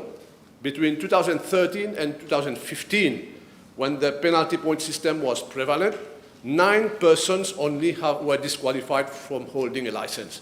Yet, the number of fatalities had dropped by 13%. While between 2015 to date, under the CRTO, 249 drivers have been disqualified, and 2 licenses have been cancelled. So let all drivers, in particular professional drivers, take note of this fact before drawing hasty conclusions or allowing themselves to be misguided. Madam Speaker, the penalty point system has the critical fear factor, which is non-existent in the CRTO. The genius of the system is that the points allocated to any driver is constant and visible to him, that any further offence will bring him closer to disqualification or cancellation of his license. The possibility for him to lose the tremendous privilege of driving following a disqualification is the strongest psychological effect prompting a driving behavioral change in him. By the way, a distinction has to be made between disqualification and cancellation. In the latter case, the driver or rider has to take the test all over again. Madam Speaker, the reintroduction of the penalty point system is not a trial and error experiment that we are now resorting to, like the previous government was doing with the CRTO. I had explained earlier the several changes that occurred over the last 10 years. The bill is the product of a collective and profound reflection designed to meet an urgent national concern. It is a proven system adopted by several developed countries. Its reintroduction aligns our country with proven international best practices. Wherever the penalty point system has been in operation, it has shown significant and immediate positive impacts on road safety. I am optimistic for the same results in our country. The Honourable Attorney General, whom I'm very thankful to, has qualified this bill as being a technical one rather than a philosophical one. Allow me, therefore, without any further ado, to delve into the technical clauses of the bill. Clause 4 introduces a crucial instrument of accountability, which is the penalty point certificate. This certificate serves as a record of a driver's accumulated penalty points, and in line with our commitment to digital governance, this record will be accessible to every driver via a secure digital platform, that is the MoCloud. This ease of accessibility allows drivers to monitor their points, which in turn serves as a deterrent to irresponsible driving behavior. Clause 4 also defines the permitted maximum number of 15 points during a period of 36 months. For professional driving license holders, commonly known as learners, the maximum limit is set at 10 points. The objective is to include in them safe, responsible and disciplined driving habits from the very start of their driving practice. For competent driving license holders and holders of international driving permits, the permitted maximum number of points is 15, again over 36 months.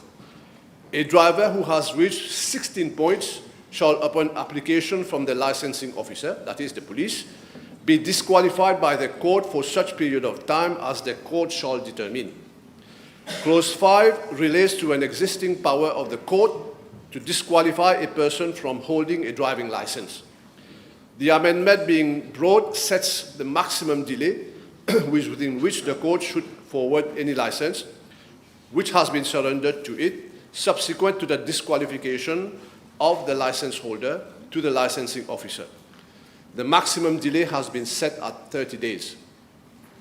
Madam Speaker, questions have been raised as to why the present bill does not cater for allocation of penalty points relating to driver under the influence of alcohol, drug or other intoxicating substance, and dangerous driving.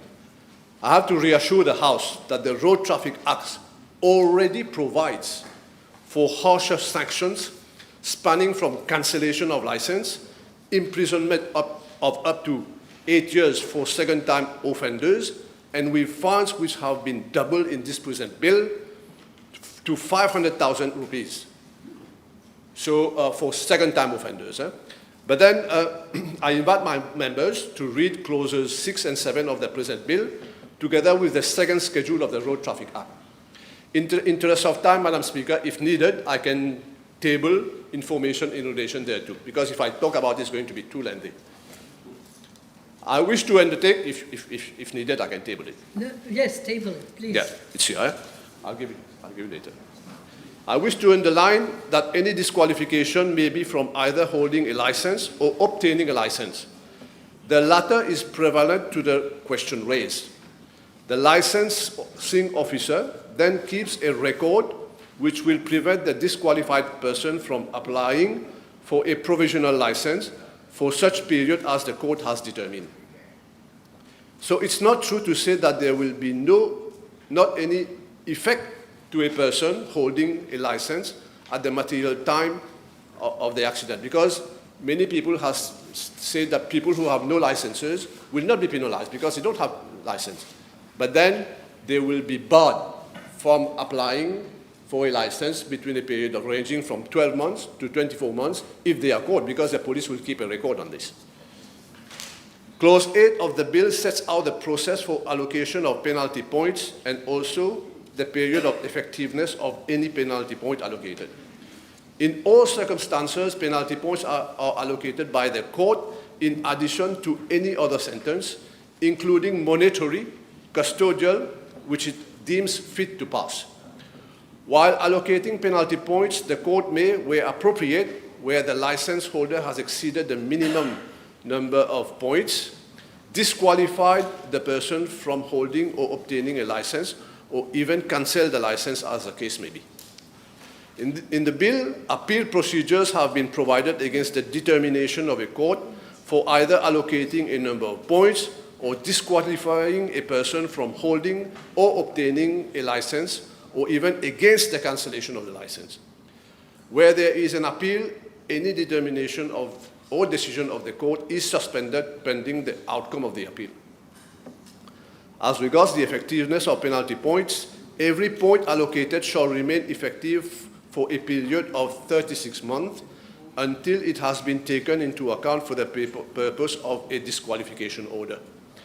Through a collaborative mechanism set out between the court and the licensing officer, accumulated points will be managed efficiently and accurately. There seems to be a misunderstanding on this issue among the public as gathered from interventions made in the media. The law is very clear. Only points which have been allocated and have matured, or let us say, as Chinese call it, ripe, so to speak, for a period of 16 months, will be erased automatically. The others will still appear on the penalty point certificate until their terms for 36 months have come. Clause 8 also allows any license holder to apply for and obtain a hard copy of the penalty point certificate in this respect from the licensing officer on payment of a prescribed fee. Over and above his status, he can obtain a free of charge free of charge anytime on MoCloud.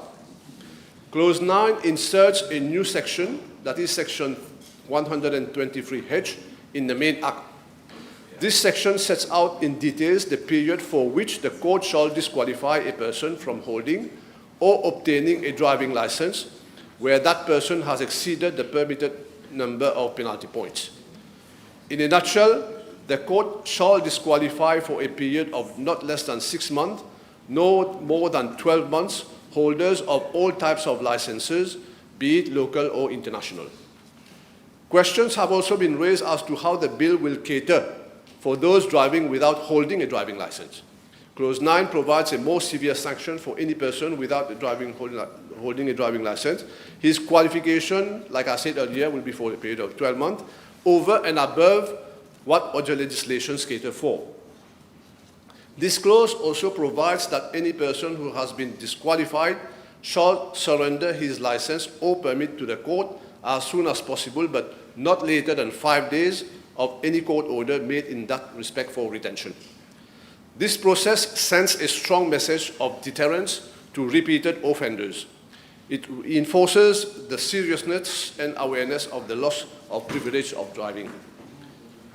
Clause 9 also provides that the court shall order for every person whose license is disqualified for any period of time to follow a rehabilitation course which shall be approved by the licensing officer, that is the police, before the license is restored to him. By virtue of the same section of the law, a person who is a licensed driving instructor will have to surrender his driving instructor's license, as well as for retention or in the event that his driving license is disqualified. Clause 10 focuses on the possibility of redemption of points, and this is a novelty as compared to the last version of the penalty point system. The holder of a driving license or international driving permit who has accumulated at least 10 points, but not more than 14 points, may apply to the court for the redemption of a maximum of 3 points. An application form has been prescribed for that purpose.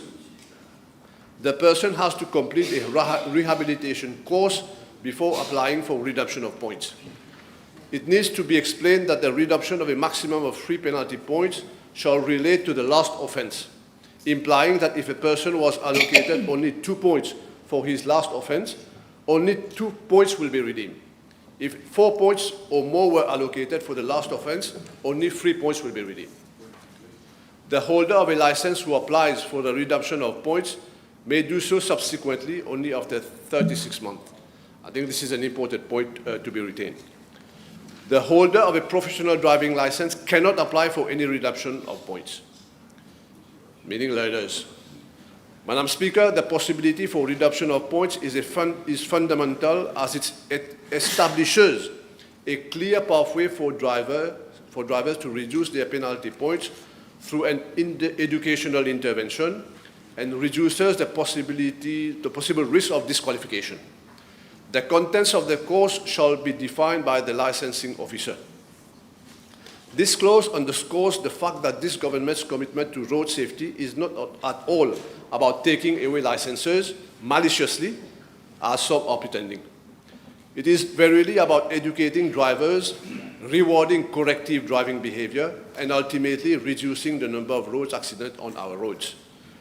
Clause 11 and 12 are not of significance to the penalty point system. The first one increases the maximum fine for offences committed under the requirements of the Road Traffic Act from 100,000 to 200,000 rupees, and the second one deals with the renumbering of schedules attached to the Act. Clause 13 establishes the procedure for determining the number of penalty points to be referenced on a fixed penalty notice. Where only one offence is detected on the FPN, the notice shall mention the lowest number of penalty points specified in that range of points for that offence. Where more than one offence is set on a single FPN, the lowest penalty points in the offence carrying the largest range of points shall be inserted in that notice. Where there are 2 or more offences within the same range of penalty points, the FPN shall make reference to the lower number of points of any of the offences. Clause 14 of the bill establishes the payment process with regard to fixed penalty notices and the manner in which the district court shall endorse the notice with the appropriate penalty points and communicate same to the licensing officer. Clause 15 relates to instances where a person does not pay the fixed penalty and the case eventually goes to the court for determination. It also provides that where a person is convicted, the court shall allocate the highest number of penalty points for that offence. Where there is more than one offence in the notice, the court shall allocate the highest number of points in respect of the offence, carrying the highest range of penalty points. So depending on whether you go to the court, you will get the lowest lows of points or highest highs of points in case you lose at the court. Clause 17 and 16 and 17 deal with speeding offences detected by means of a photographic enforcement device for which the police causes a notice, in short PEDN, to be served on the owner of a vehicle used in commission of the offence. The same principle of allocation of penalty points is applied in the case of PEDN as that applied for fixed penalty notices. The PEDN has only one offence recorded therein, and the lowest number of penalty points is referenced in the notice where served on the offender. However, in the event the penalty is not paid and the matter is referred to the court, the court shall allocate the highest number of points for that offence. Madam Speaker, questions have been raised in several quarters as to why a range of points have been provided for each offence instead of fixed number of points. This approach gives licence holders a choice to admit outright the commission of the offence and thus pay the minimum penalty to be allocated to the lowest number of penalty points. For those who decide to refer the matter to the court and are found guilty, the law provides for a maximum fine and highest number of penalty points to be inflicted.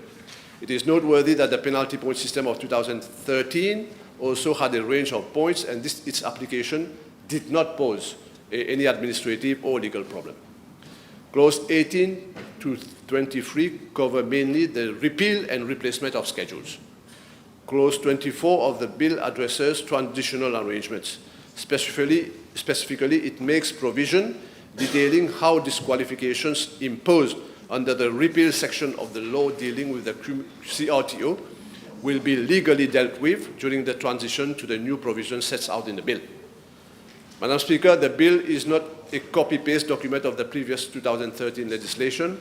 It cannot be compared to the times and times amended legislation which constitute the CRTO.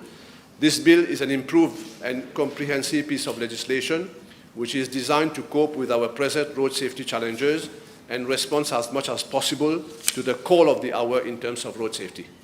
The new schedule of offences comprises 33 traffic offences as compared to 19 under the 2013 legislation, covering various aspects of road safety. This expansion in the number of offences is critical as it plugs in several loopholes and addresses dangerous driving behaviours which were previously dealt with only by fines, a course of enforcement which lacked deterrence for repeated offenders.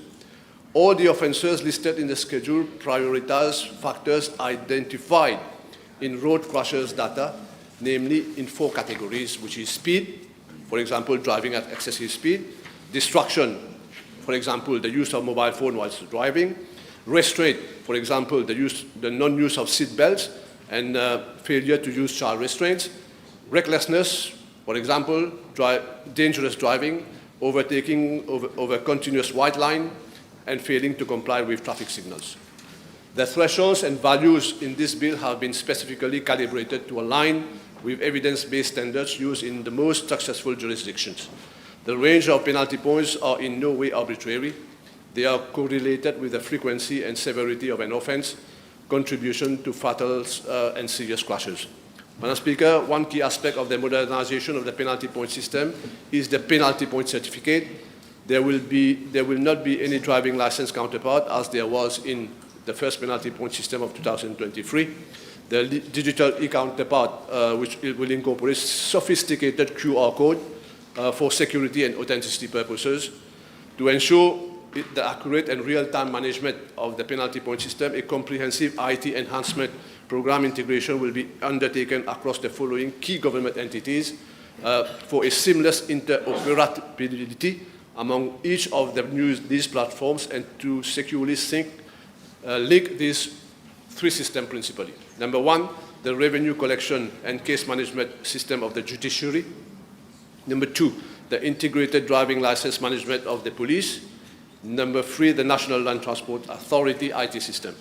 Madam Speaker, countries like Singapore and the UK, which have a penalty point system in operation since decades, boast of fatality rates per 100,000 population of 1.9 per 100,000 and 4.7 respectively.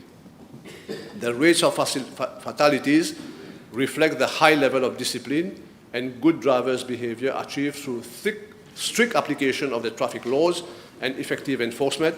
In the case of our country, our fatality rate is 10 to 11 per 100,000, which is 5 times to 6 times more than Singapore population and has remained constant for a decade. We need to benchmark ourselves with countries which have been successful and try our best through all possible means to lower our fatality rate. This is the ambition of this government and one of the priority objectives of my ministry, and I sincerely hope that we succeed. To conclude, Madam Speaker, the legislation we are passing today will determine the road safety of our citizens for tomorrow. I'm optimistic that it will contribute to save lives and consequently reduce the suffering of many families. I reiterate that the philosophy of the bill is for safe driving to be inculcated and duly rewarded, and for recklessness to be addressed with utmost severity and swift consequences. It is also an opportunity to bring our legal framework on road safety at par with international norms while emphasizing discipline and responsible driving. For all good intents behind the reintroduction of the penalty point system, I'm convinced that honourable members in this House will uphold this bill. Let this Assembly be remembered as the one which finally took the bold and decisive step to curb carnage on our roads. Let us together give our citizens the safety they deserve while using our roads. It is my sincere duty to acknowledge the dedication of all those who have been involved in the preparation of this significant piece of legislation. I wish to extend my deepest appreciation and thanks to the officers of the Prime Minister's Office, the Attorney General's Office, Police Department, the NLTA, the Traffic Management and Road Safety Unit, and the staff of my ministry, who formed part of the committee I chaired on the subject matter. Their diligent efforts, collaborative spirit, and expert advice have been instrumental in meticulously drafting and refining this critical bill. Above all, I would like to thank the Honourable Prime Minister for his firm and unwavering support enabling the introduction of this bill. The Deputy Prime Minister as well. This morning he actually called me for more details. I'm thankful to the Attorney General for always lending a helping hand and invaluable advice whenever required.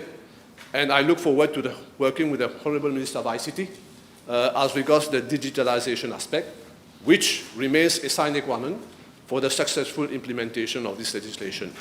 By passing this bill, Madam Speaker, we are not merely imposing new rules, we are laying the essential foundation for a long-term vision, a disciplined road network and a nation where road trauma is significantly reduced.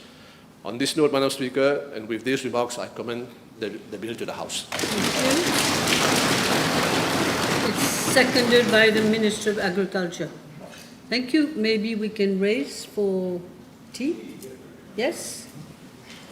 Thank you very much.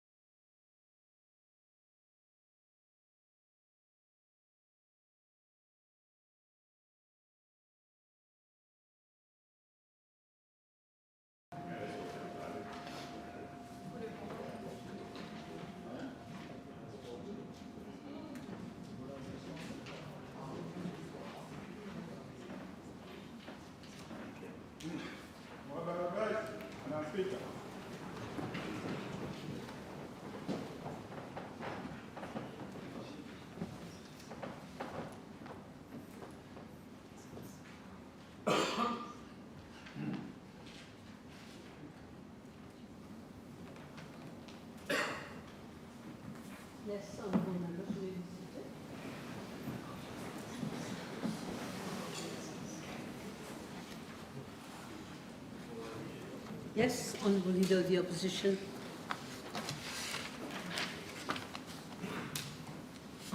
Thank you, Madam Speaker, for giving me the floor to intervene on the Road Traffic Amendment Bill. And here we are again, Madam Speaker, having another debate in this House on the road traffic amendments. And this time, it is for the reintroduction of the penalty points system. And honestly, Madam Speaker, I cannot understand why it took a whole year to the government to reintroduce a system that was implemented before. And I recall when I had put the question the PNQ to the Honourable Minister back in February, he had stated that they are working on the reintroduction of that system. And in the month of July, I had put another question to him. And at that time, he had said that Cabinet had approved, and it is only 6 months later that this piece of legislation is being introduced in the House. Madam Speaker, I still remember how critical the current minister was with regard to our road traffic system back in his days in the opposition. And I believe 1 year down in his mandate now, that he has seen the amount of work that has been done and the challenges that still remain, it is safe to say that he has been humble, Madam Speaker. Nevertheless, we are not here today to discuss on the performance of the Honourable Minister, and I shall not stoop to that level by being demagogical on the number Il est toujours en train de faire du bruit there. Wait, 1 moment. Do you mind staying in your seat so I can see at the back who's mumbling? Come inside. Don't go outside. Is it okay? Will the Honourable Member backbencher please let him speak? Non. Mais vous, c'est pas le moment, hein? May I now, Please Madam carry on. Speaker? Thank you. Like I was saying, shall not stoop by being demagogical on the number of deaths on our roads, even that number has already exceeded the number of the previous year. As we say, 1 death on our roads is too many, Madam Speaker. Mais en fait, aujourd'hui, le comportement de certains automobilistes sont, si je puisse faire une comparaison, comme ces internautes qui démontrent une agressivité sur les réseaux sociaux. Et c'est malheureusement une tendance très dangereuse au niveau de notre société. Madam Speaker, the penalty point system, let us be blunt, it was an utter failure when it was introduced back in 2013. Et permettez-moi, pour étayer ce que je suis en train de dire, de citer l'extrait d'un hebdomadaire le week-end du dimanche 30 novembre qui écrit ceci, avec un titre qui dit « Pourquoi le permis à points de 2013 a échoué ». Et on retrouve dans cet article... C'est un article récent? Oui, très récent. Oui, c'est au mois de novembre, le dimanche 30 novembre 2025, Madame la Présidente. Et dans cet article, on se sert des termes tels que c'est un système trop lourd, des points mal enregistrés, transmission lente, dossier incomplet, suspension erronée, application inégale d'un district à un autre district, contestation, et le ministre en a fait part, des chauffeurs professionnels. Et voilà un peu ce que disait cet article, Madame la Présidente. Unfortunately, Nothing in the present bill offers a solution to all the reasons of the failure of the penalty point system back in 2014, and therefore we are simply going backwards. Now, during the previous mandate, Madam Speaker, whether we like it or not, considerable progress had been achieved with regard to road traffic. For example, road safety was introduced in the school curriculum from grades 1 to 6. We all firmly believe that education is key in changing this mindset of haut la loi that presently we see on our road. But unfortunately, I have to raise an issue in this House, Madam Speaker, to the attention of one and everybody, but especially to the Prime Minister. And somebody has brought that to my attention, Madam Speaker, of somebody who has been convicted for numerous traffic offenses. And it goes over the years. And if you will allow me, Madam Speaker, I'll refer to some of those traffic offenses where he has been convicted.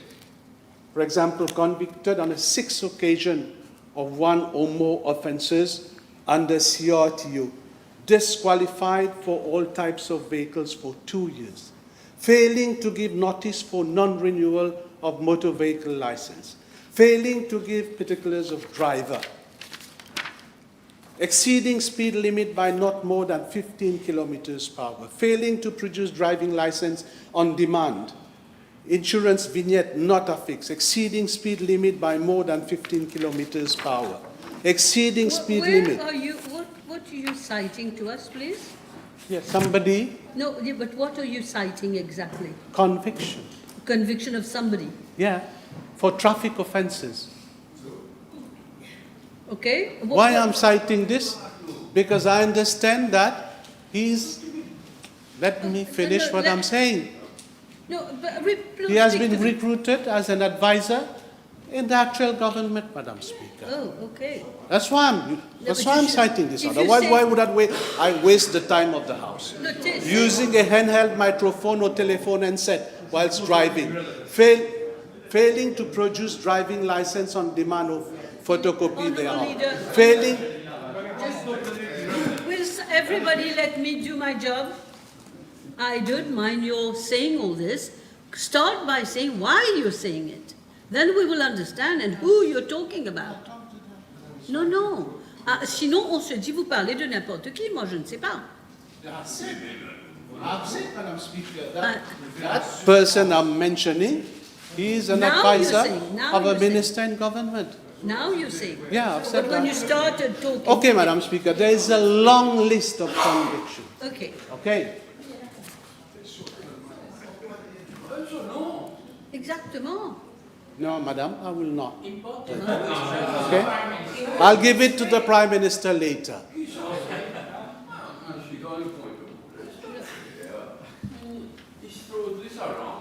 And he says he's an advisor. So people will think any minister's advisor, give us the name. He's an advisor. On a point of order, it's unfair. In which ministry is he advising? If Speaker, that person was advising me, I would like to know.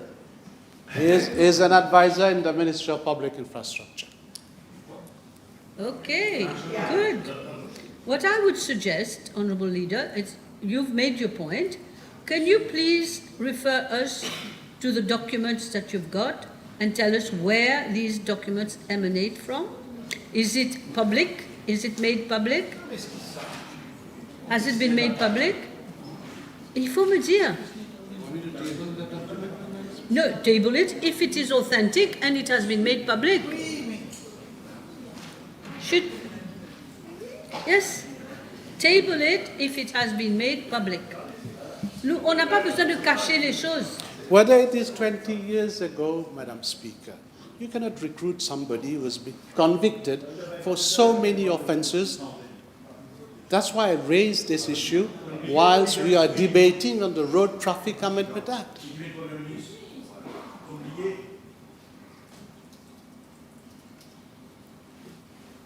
Madam Speaker, So what's happened now?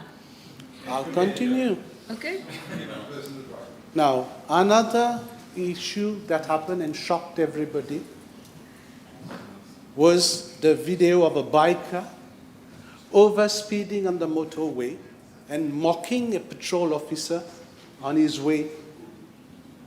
And the Honourable Minister, I think he was wrong in doing that, decided to meet that biker. He should have left that to the competent authorities to deal with that biker. You mean on a point of personal explanation? The biker asked to meet me, but I did not meet him. Okay. It was not a point of Media order. that he met him.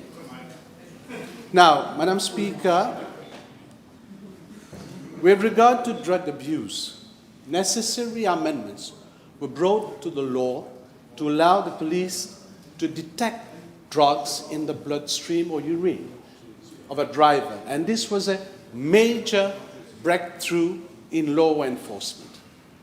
Now, at the beginning of the Honourable Prime Minister, in a reply to PMQT put to him by Honourable Kirin, mentioned that only for the month of January, 13 drivers have been tested positive to drugs.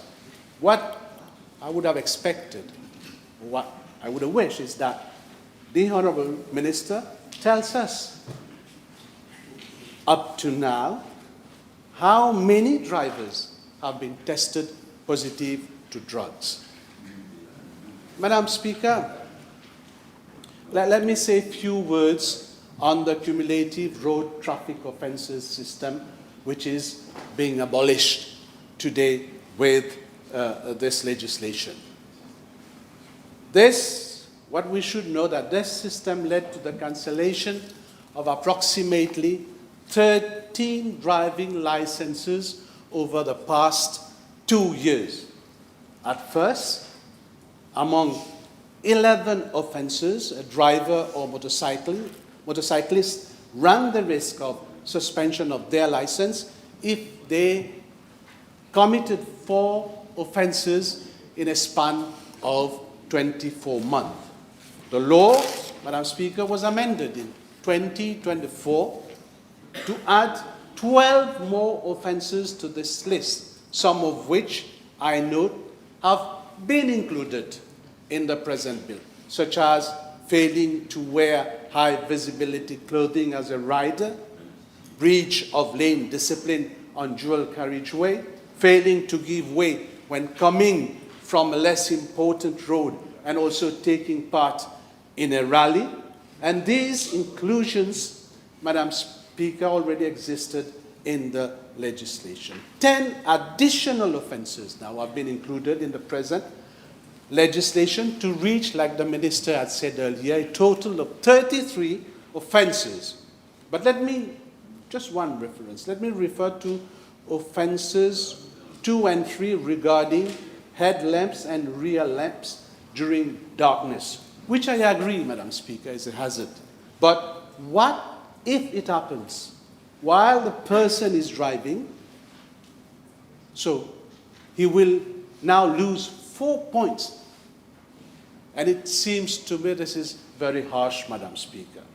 Madam Speaker, we are now moving from a system where a driver or rider was allowed a maximum of 4 offences from a list of 23 offences in a span of 24 months to a system of points based on categories of offences on a list of 33 offences over a span of 36 months. Personally, Madam Speaker, I believe the present system has been subjected to some slight modifications and repackaged in order to give the impression that this government is acting upon the urgency of the situation on our roads. However, any new amendment should be a step forward, whereas I believe that these amendments bring us backwards.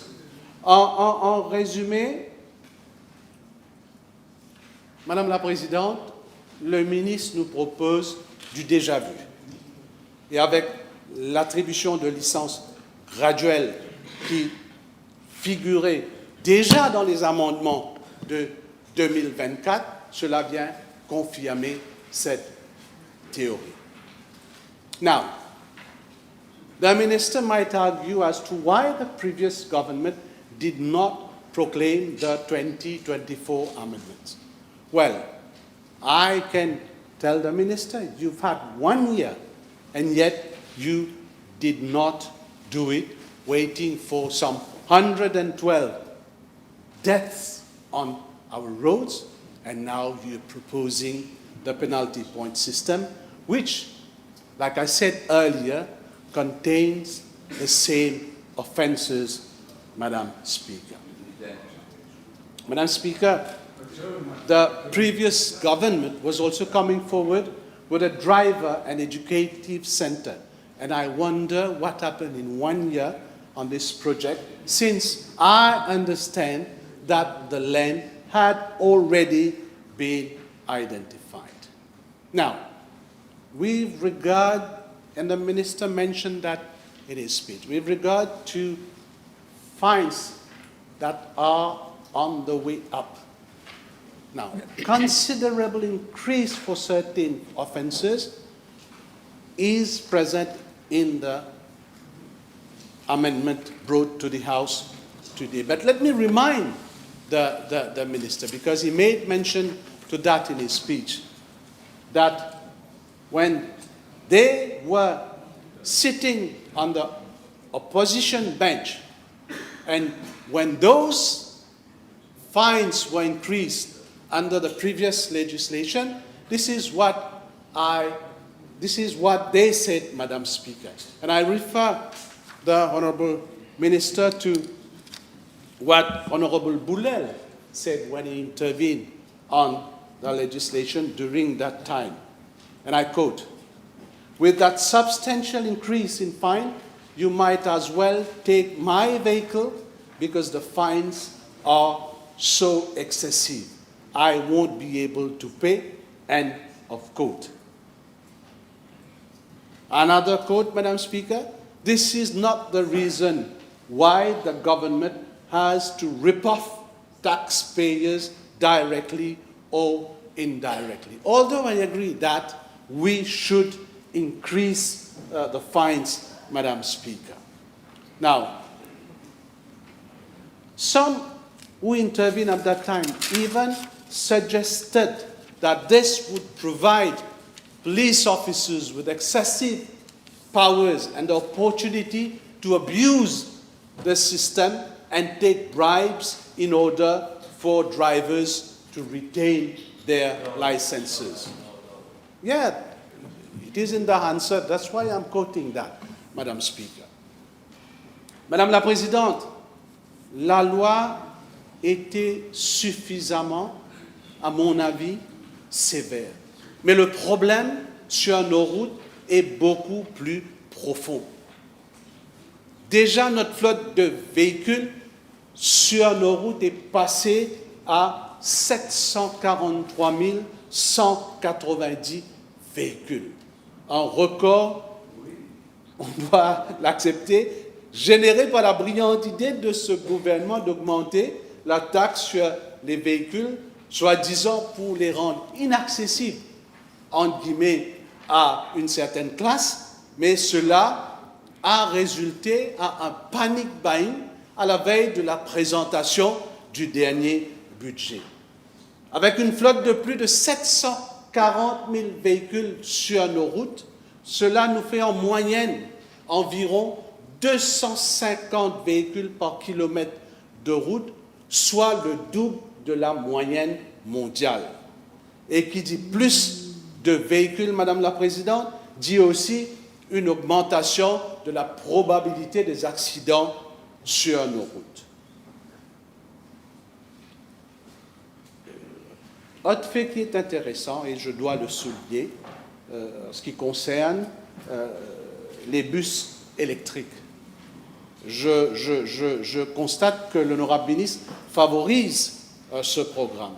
C'est-à-dire, on aura une flotte de véhicules de bus électriques qui nous vient de l'Inde, et de ce fait, dans cette démarche, cela nous permet de faire d'une pierre deux coups, c'est-à-dire d'utiliser l'énergie propre et en même temps encourager les Mauriciens à voyager par le transport public et de ce fait réduire le nombre de véhicules sur nos routes. Par contre, ce qui est navrant, Madame la Présidente, c'est de constater que le gouvernement ne va plus de l'avant avec l'extension du métro express, car cela aurait permis de diminuer davantage le nombre de véhicules sur nos routes et de ce fait les accidents. Mais Madame la Présidente, le problème le plus grave demeure cette fâcheuse culture de voyous sur nos routes. Cette tendance de certains automobilistes et motocyclistes de faire exprès d'enfreindre les règles sur la route. C'est pourquoi j'ai cité un peu plus tôt, Madame, le cas de ce monsieur. Comme je dirais, comme on dit dans le langage créole, Gaïnissa l'eau la route. Comme si les lois sont là pour ne pas les respecter. Et puis, se vanter autour de son entourage, comme ce motard que le ministre, il me dit maintenant, il ne l'a pas rencontré, et qui roulait, il faut le dire, Madame la Présidente, qui roulait peut-être à plus de 150 km par heure sur l'autoroute. Mais je pense que ce n'est pas le permis à point qui va faire disparaître cette culture auprès des chauffeurs, car il faut tout de même qu'il y ait des contrôles de police sur nos routes afin d'intercepter ces bandits. Mais le constat aussi, Madame la Présidente, c'est que la situation du law and order dans le pays est déplorable. On aurait pu demander aux policiers de faire ce travail, mais ils sont surmenés en ce moment-ci et il y a un flagrant manque d'effectifs. Et en plus de ça, comme je l'ai dit, ils ont du pain sur la planche. Madame la Présidente, c'est l'ancien gouvernement qui avait adopté la politique de zéro tolérance sur l'alcool au volant. Mais force est de constater que beaucoup échappent toujours à la loi et malheureusement, Madame la Présidente, c'est les innocents qui perdent leur vie. Permettez-moi, Madame la Présidente, de citer un jugement. Le jugement du Rocher en 2008 avait rendu pas mal de membres de cette auguste assemblée dans cette démarche et tout conducteur, Madame la Présidente, pris en flagrant délit ne pourra pas reprendre le volant avant que la Cour ne rende son verdict. Madame la Présidente, Madame la Présidente, le Premier ministre, je me réfère à lui, comme il a fait des commentaires, avait même suggéré qu'il fallait faire saisir les véhicules de tels accusés. J'aimerais bien savoir combien de ces véhicules ont été saisis à ce jour, surtout après les tristes événements, par exemple, de Caen-le-Vieux et de Cité-la-Cure. Madame la Présidente, on ne peut non plus tolérer qu'une personne passe à travers les mailles du filet en invoquant le refus de se soumettre à un alcotest ou à un drug test. Tout refus doit être considéré comme un délit plus sévère qui devrait entraîner une plus grosse amende et pourquoi pas une perte de points considérable. Selon les statistiques, Madame la Présidente, les motocyclistes et surtout les jeunes sont les plus vulnérables. Peut-être que le gouvernement devrait considérer à revoir cette section de la loi qui permet à un mineur de conduire une moto avec un simple learner. Madame la Présidente, il est impératif aussi, ça je pense qu'on voit sur nos routes, de légiférer sur l'utilisation des scooters électriques. Je l'admets, c'est un moyen de transport pratique, mais souvent conduite sur les routes principales de notre pays par des personnes qui n'ont pas eu une formation adéquate et très souvent qui ne portent pas de casque, Madame la Présidente. Là, tout le monde est d'accord. Oui. Ouais, c'est pas fait pour Oui, ce s'ils genre. sont d'accord, permettez-moi d'ajouter autant de choses, Madame la Présidente, qui sont absentes de ce projet de loi. Madame la Présidente, je suis assez sceptique par rapport à la mise en chantier de cette législation. Il y a chaque année en moyenne 1 350 000 décès dans le monde sur les routes. Nous sommes une petite île et pourtant le constat est aussi alarmant chez nous. Aujourd'hui, le gouvernement propose de revenir à un système qui a échoué avec les mêmes paramètres et les mêmes problèmes. Mais je ne veux pas être pessimiste, Madame la Présidente, car il y va de la vie de nos concitoyens. Et ce genre de sujet doit rester apolitique et l'intérêt supérieur de notre pays, de nos concitoyens, doit primer. Toutefois, Madame la Présidente, le ministre du Transport terrestre nous a beaucoup critiqué de son temps dans l'opposition. Aujourd'hui, c'est à son tour de gérer cette situation qui empire de jour en jour et je lui souhaite, Madame la Présidente, bon vent. Merci. Merci beaucoup. Alors, nous avons Dr. Boulel, yes, was on his feet before I could see him. Thank you, Madam Speaker. I have listened, like all of us, intently to the speech delivered by the Honourable Leader of Opposition. I think about... So, yes, some deliberately chose to be away from you, the Leader of the Opposition. I think overall he's been rather fair. His criticism are well meant. One of his regrets is that we should have proclaimed the Road Traffic Amendment Bill moved by the then Minister Honourable Ganu in 2024. Other than that, let me remind the Honourable Leader of Opposition that this bill was not thrust upon us. It was a bill well prepared and moved by Honourable Minister who has a lot of miles to it. And as he has said, there was a special envoy of the UN Secretary General came to tender advice to us on road safety, and that his presence was largely due to the intervention of our Prime Minister.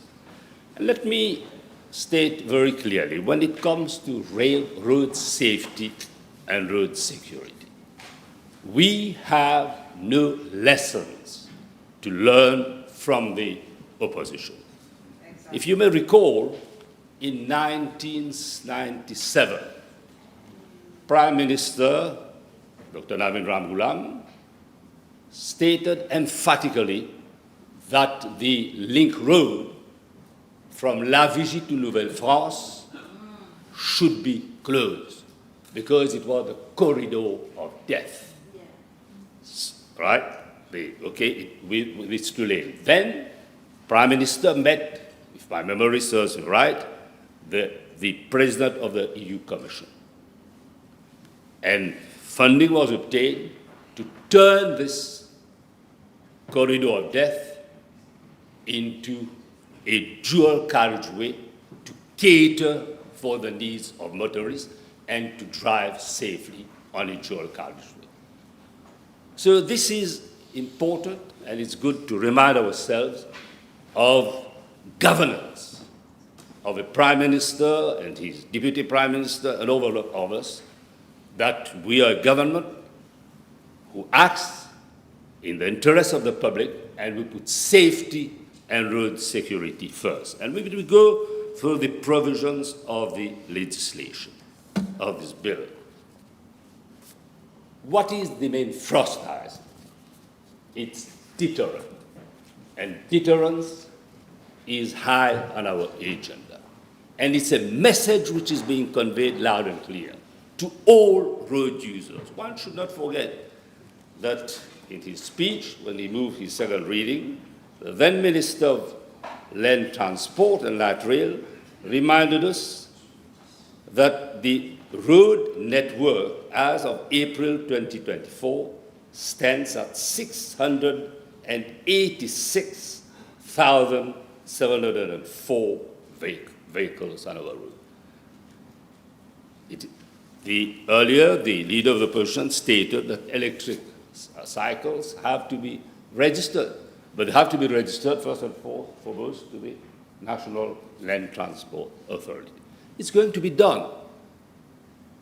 And this bill, Madam Speaker, has its merits, and the merits far, far outweigh any of the points that has been raised by the leader of opposition. And we were cautious. And I recall when we were discussing our electoral program, I think all our good friends would recall, it was an issue that was raised, flag and flogged, and we stated very clearly that we are going to introduce penalty point system. And that was it. And I recall Honourable Anil Bechu was there. There was almost wide discussion. But the technicians who were with us highlighted the merits of penalty point system. And since the last 10 years, Madam Speaker, there has been progressive decline in road safety and security. And when we study and make comparative study and look at contrast, it stands to reason that the decision taken by the Honourable Minister with the support of technicians, after advice was tendered by Mr. Todd, penalty point system is the best. And I recall what it was when I was in New Zealand. In New Zealand, they have what they call the demerits point system. And the demerit point system is no different from our penalty system, and it is very effective. So, safety and security. As a loving nation, right, we have to look at priority. If we love our children, if we love our people, we have to make sure that safety and security is all-encompassing and rests largely on prevention, education, good infrastructure, fitness center, and we have to inculcate the values of responsibility on our drivers. Safe driving, click-clunk, but make sure that when there's a click-clunk of the safety belt, the message conveyed is safe driving, because we know what are the consequences. So, notwithstanding deterrence, but repeated offenders cannot get away with murder.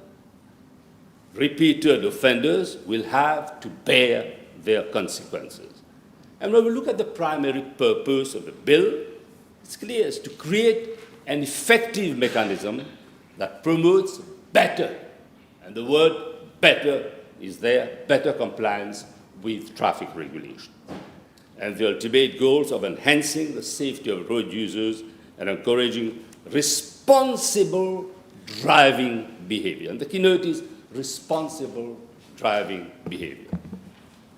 The cumulative road traffic offences introduced in 2015 was initially, of course, intended to improve road safety by disqualifying drivers after they committed a host of specific traffic offences.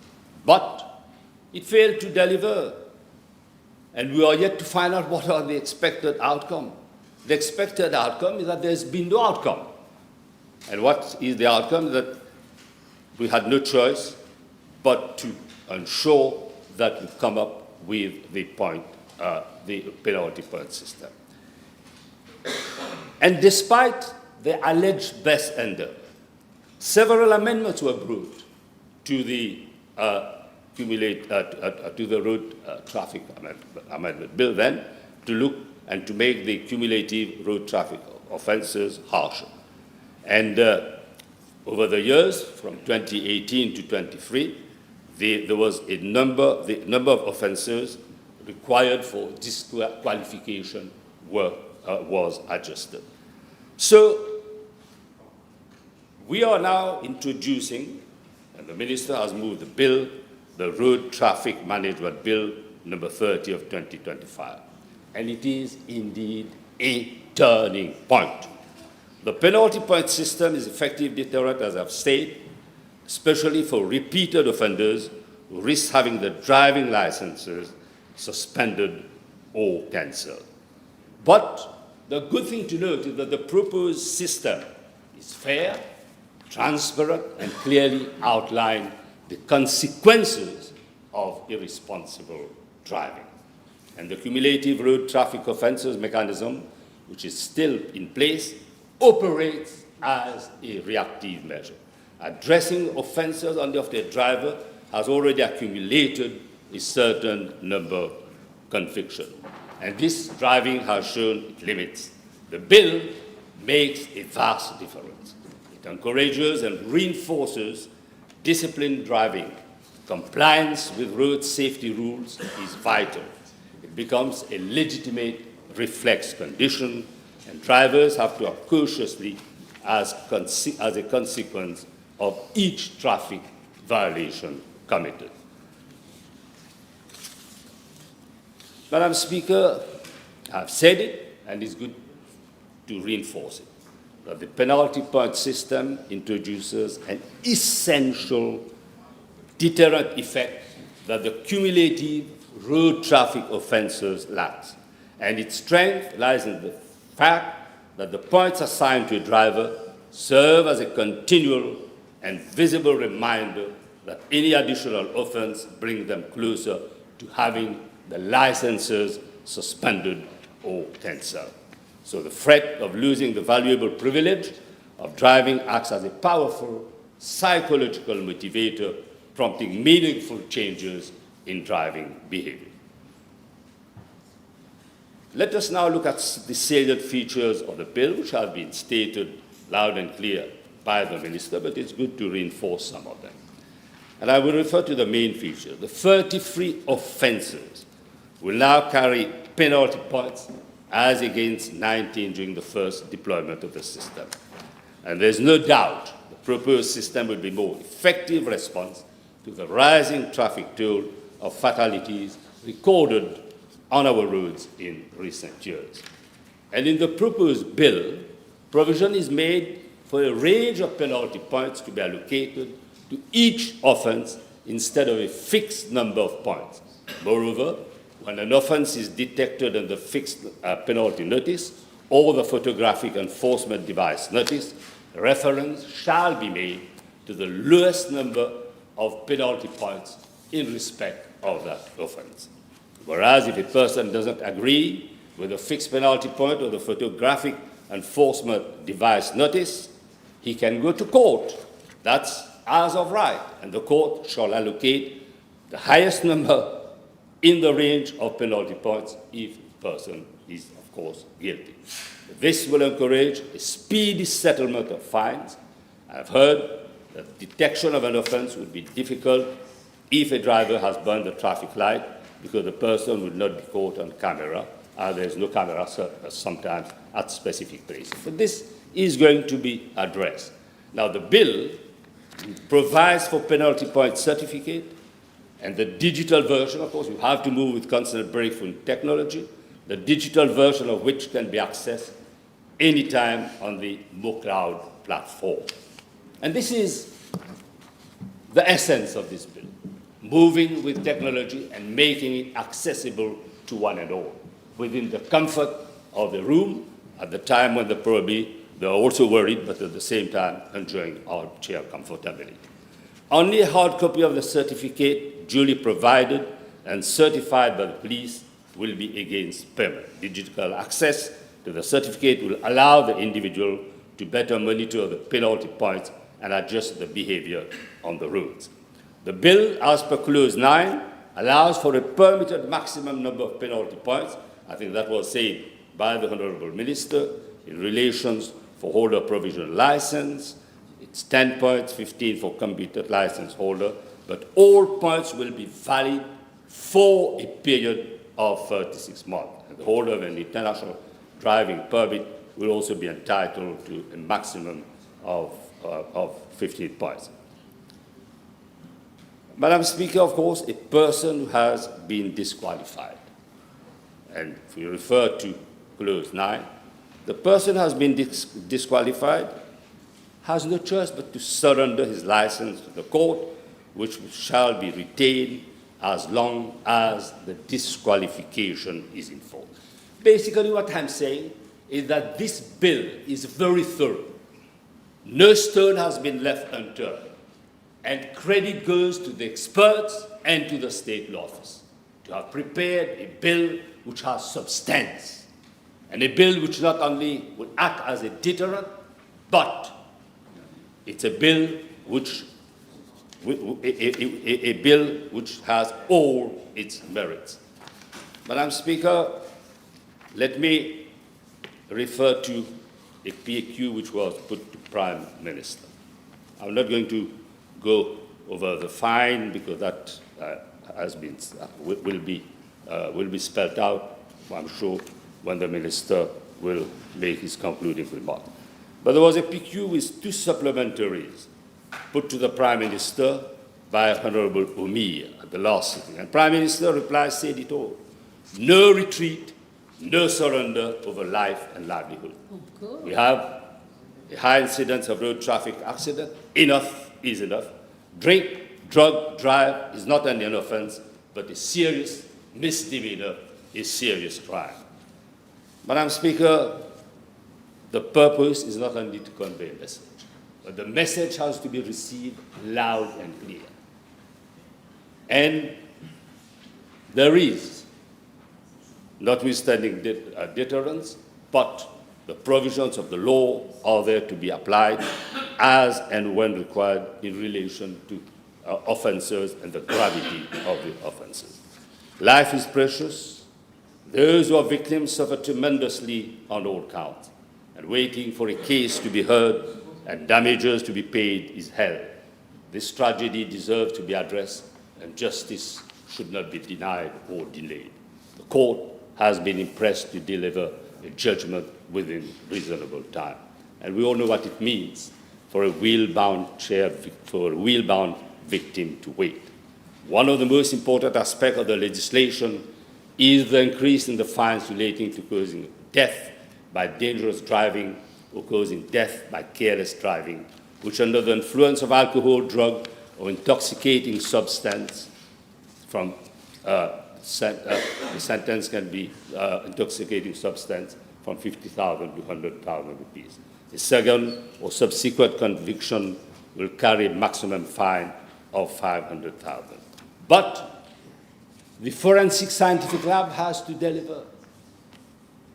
It has to be able to carry out the tests and tell with certainty and reliability as to those as to the level of drugs in the blood of the alleged offender. Madam Speaker, there are so many issues that can be raised and discussed, but let me make it clear that I have intervened to convey a message that Deterrence first and foremost. And if we are going to drive, make sure that we drive carefully.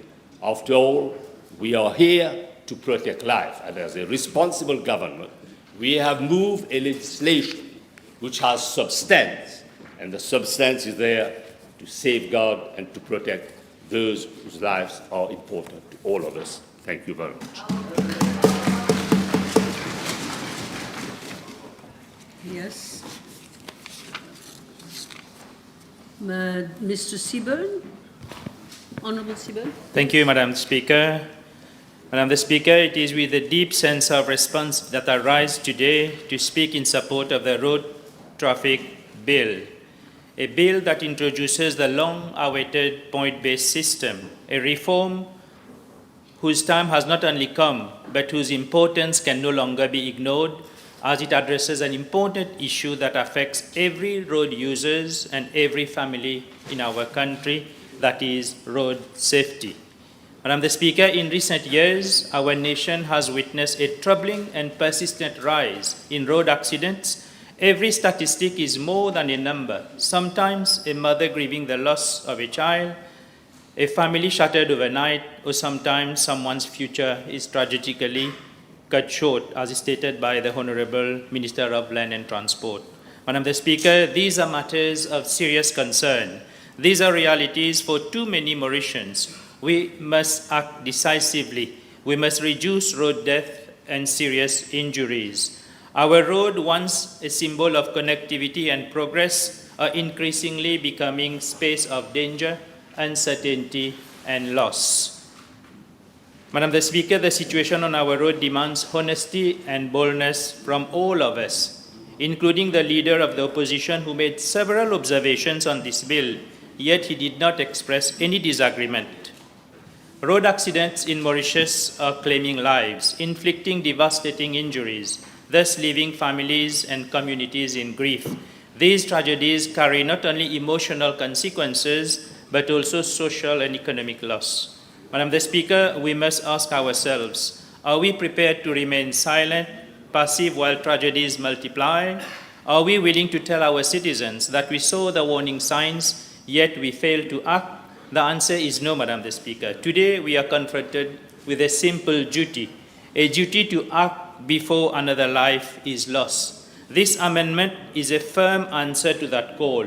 It establishes an effective framework for better compliance with traffic laws. It aims to enhance the protection of road users and foster a culture of responsible driving. Madam the Speaker, at the heart of this amendment is the reintroduction of the penalty point system, the permis à point. The reform establishes a structured approach that holds offenders accountable, a system that discourages repeat dangerous driving behavior. By assigning penalty points for traffic offenses and suspending or restricting licenses when drivers accumulate too many points, thus encouraging better and safer driving behavior. This is a well-drafted legislation by the State Law Office introduced by the Minister of Land and Transport, which addresses nearly all the major issues. Madam the Speaker, the amendment promotes deterrence and promotes drivers' responsibility. By assigning demerit points to traffic offenses, the system gives drivers a tangible, accumulating penalty beyond one offline. Knowing that repeated infractions can lead to license suspension or revocation, this will make careless drivers more cautious. Madam the Speaker, studies around the world have shown that drivers who approach the thresholds of license loss significantly reduce their probability of committing further offenses. The system further helps to identify and remove repeat and high-risk offenders. It further gives the authority a tool to remove persistent, dangerous drivers before they cause serious accidents. Madam the Speaker, the bill reintroduces a modern penalty point system covering 33 different traffic offenses. It is our duty as protectors of public safety to ensure that the system is adopted and implemented effectively. Our aim is to correct driving behavior and build a culture of responsible driving. We must ensure that the system will function, it will deter, and above all, save lives. It will further require a nationwide education campaign so that every citizen understands the 33 offenses, how points accumulate, and how points can be redeemed through rehabilitation programs, thus making it fair and transparent. The reform introduces something crucial that has been missing for too long: a structured and transparent system of accountability, a deterrence against repeated violations, a behavior shift from impunity to responsibility, a national commitment for prevention over cure. Madam the Speaker, most importantly, it sends a message, loud, clear, and united across this House. The life of every citizen and every road user matters more than the convenience of reckless few drivers. Few accidents means lower burden on hospitals, less cost for insurance, and damages stronger social stability. Madam the Speaker, this is a government that does not wait for tragedy to escalate before acting. We are serious. This amendment tackles these driving behaviors by introducing consequences that change mindset and habits. If we are serious about reducing road accidents, we must confront the root cause and tackle the main reasons, which are speeding, drink driving, dangerous overtaking, driving while distracted over mobile phone use, ignoring traffic signals, among others. These causes high risk of road accidents leading to loss of life, serious injuries, emotional trauma for families, or even economic loss for the country. Madam the Speaker, the amendment is to deter reckless driving. It is to create accountability and encourage safer driving habits with a view to reduce fatalities and accidents. It is not about punishment, but rather about prevention and protection. The amendment to the third schedule now clearly assigns penalty points that ranges to 33 road traffic offenses, grading according to seriousness from 2 to 10 points for the most dangerous violations. What does this tell us? It tells us that the law finally differentiates between minor offenses and a dangerous act with casualties and death. For example, riding a motorcycle without wearing a helmet carries 2 to 4 points. Failing to give uninterrupted passage to a pedestrian on a crossing carries 2 to 4 points. And speeding beyond 15 kilometers, but not more than 25 kilometers above the limit, also results in a 2 to 4 points. While grossly dangerous conduct, such as dangerous driving, attracts the highest point penalties under the schedule. Madam the Speaker, some may claim that the system is too severe, but to answer it directly, a careful driver will never meet the limit of this system. And as Dr. Honourable Bullell earlier said, that penalty point system is the best system to address these issues. Madam the Speaker, the bill also offers a path of redemption. Drivers who accumulate 10 to 14 points may apply to the court for redemption of up to 3 points after completing a rehabilitation course, which may further encourage better driving culture. This shows that the amendment does not merely punish, it reforms, rehabilitates, and protects. Madam the Speaker, countries around the world have adopted the penalty point system, have claimed that it has worked. The system has helped to change driving behavior. It improved accountability and, most importantly, saved lives. Furthermore, international experience shows that a penalty point license, when embedded in strong enforcement education, can significantly reduce crashes, injuries, and death. Japan has used a point-based system for decades and as part of a broader and safer framework and help over long-term fatality rates with reduced accidents.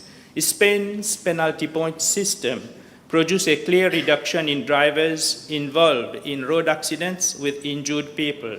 Australia also used a point-based system, and authorities have reported a decline in casualties during intensified enforcement windows. Israel's evaluation of a point demerit-based system showed large drops in violations and meaningful reduction in accident involvement among drivers.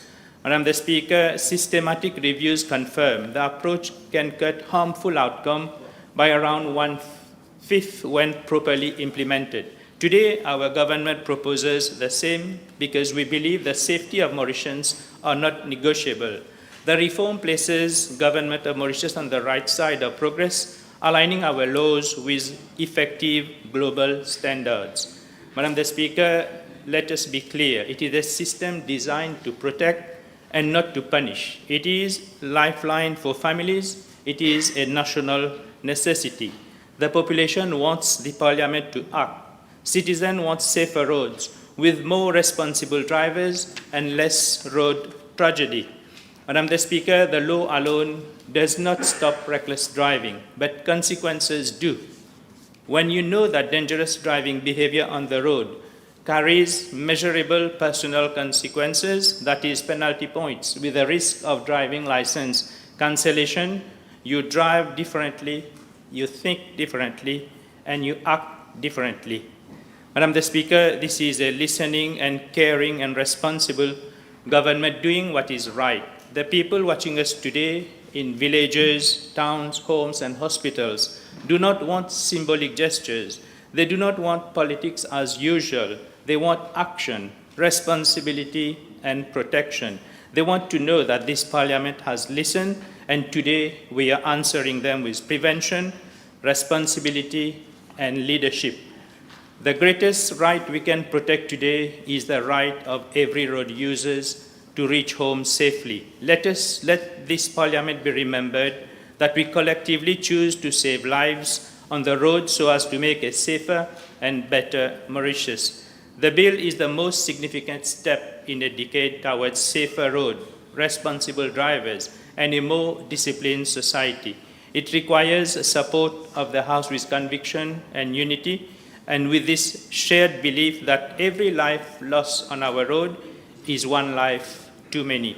Madam the Speaker, with these words, I thank you. Thank you. Yes, Honourable Henriette Mano.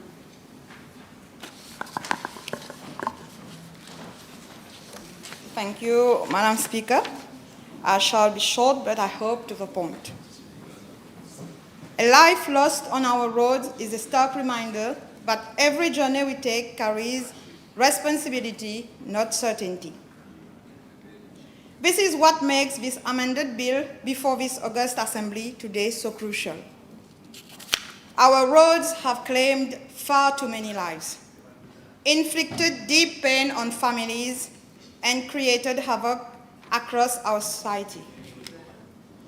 As decision makers, we cannot stand aside and simply watch and pray. Action is imperative, and I commend this government for taking decisive steps and addressing the issue with the urgency it demands. A new approach was needed. A new approach is being proposed. Bravo to the Honourable Minister and his team. The Road Traffic Amendment Bill is an important legislative reform aimed at modernizing our traffic regulations and strengthening road safety. Rodrigues welcomes this reform, but again, it must be adapted to the unique realities of our island. Over recent years, Rodrigues has seen a significant increase in the number of vehicles on the road. Despite this growth, we remain one of the regions with the lowest number of serious road accidents. On average, in recent years, up to 2024, Rodrigues has recorded between 175 and 200 road accidents per year, including around 4 fatal accidents in 2024, the highest number of deaths by road accidents registered over the last 5 years, in a specific year being 6 recorded in 2021. These numbers are relatively low compared to the mainland Mauritius. However, we have still experienced tragic road fatalities, reminding us that safety can never be taken for granted. With the rise in traffic, especially two-wheelers, we must anticipate future risk. That is why we welcome measures that aim to strengthen, control, and discourage those who intend to disregard the road traffic code. One of the most important elements of this legislative reform is the strengthening or introduction of a point-based driving license. A point-based driving license promotes responsibility and encourages prudence on road. It sanctions dangerous driving fairly. Those regular offenders are deterred from repeating these offenses. It encourages safer behavior without penalizing responsible road users.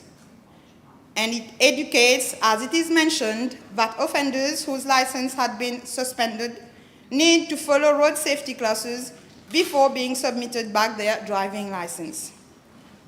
For roadways, this system is particularly relevant, as it acts as a preventive tool, deterring speeding and reckless driving, especially driving under influence of alcohol or intoxicating substances, and it acts as a fair mechanism even on our small island. However, for the system to work properly, enforcement is capital. To ensure effective enforcement, our traffic officers must be better equipped. This means equipped with modern speed radars, have reliable communication tools, have vehicles adapted to roadways topography, and regular specialized training. A law cannot be effective if the officers enforcing it lack the appropriate tools. Roadways cannot be left with insufficient enforcement capabilities.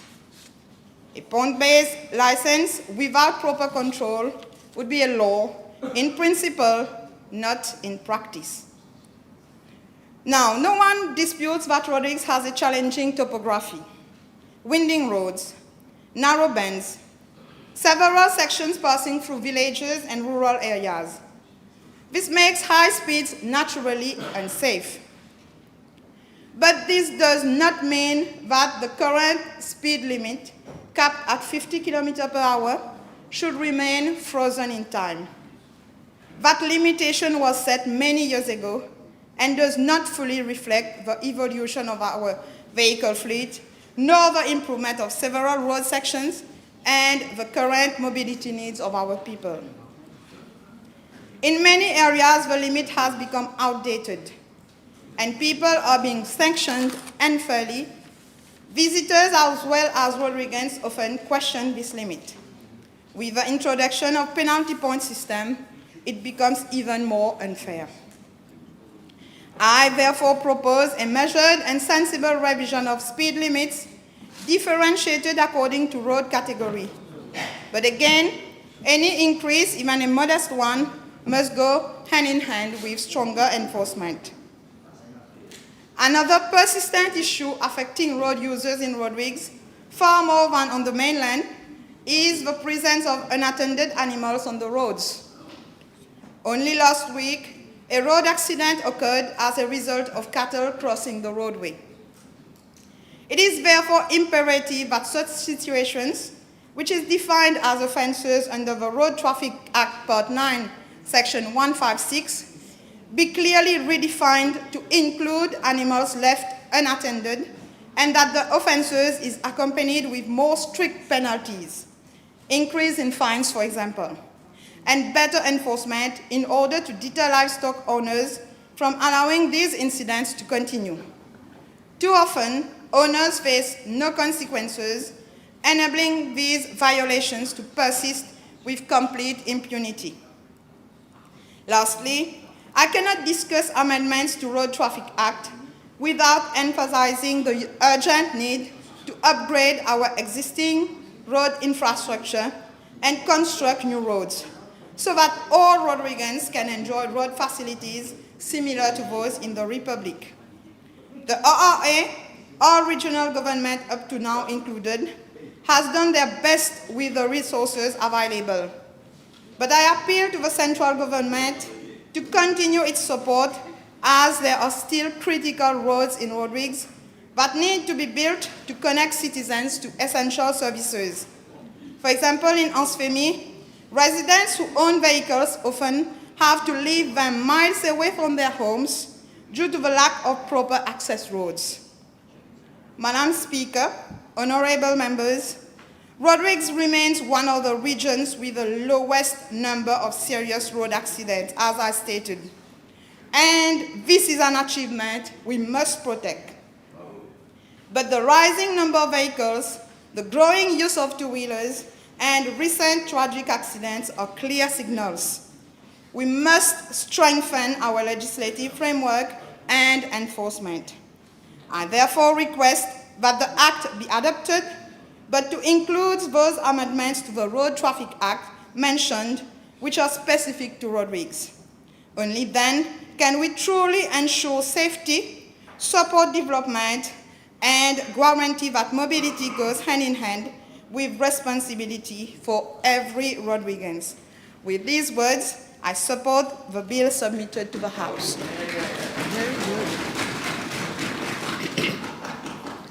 Before you were born, there was no vehicle on the road. Exact, only one. Anyway, and people used to walk for long distances. They were very fit. Yes, the next speaker, Honourable Jagannath, yes.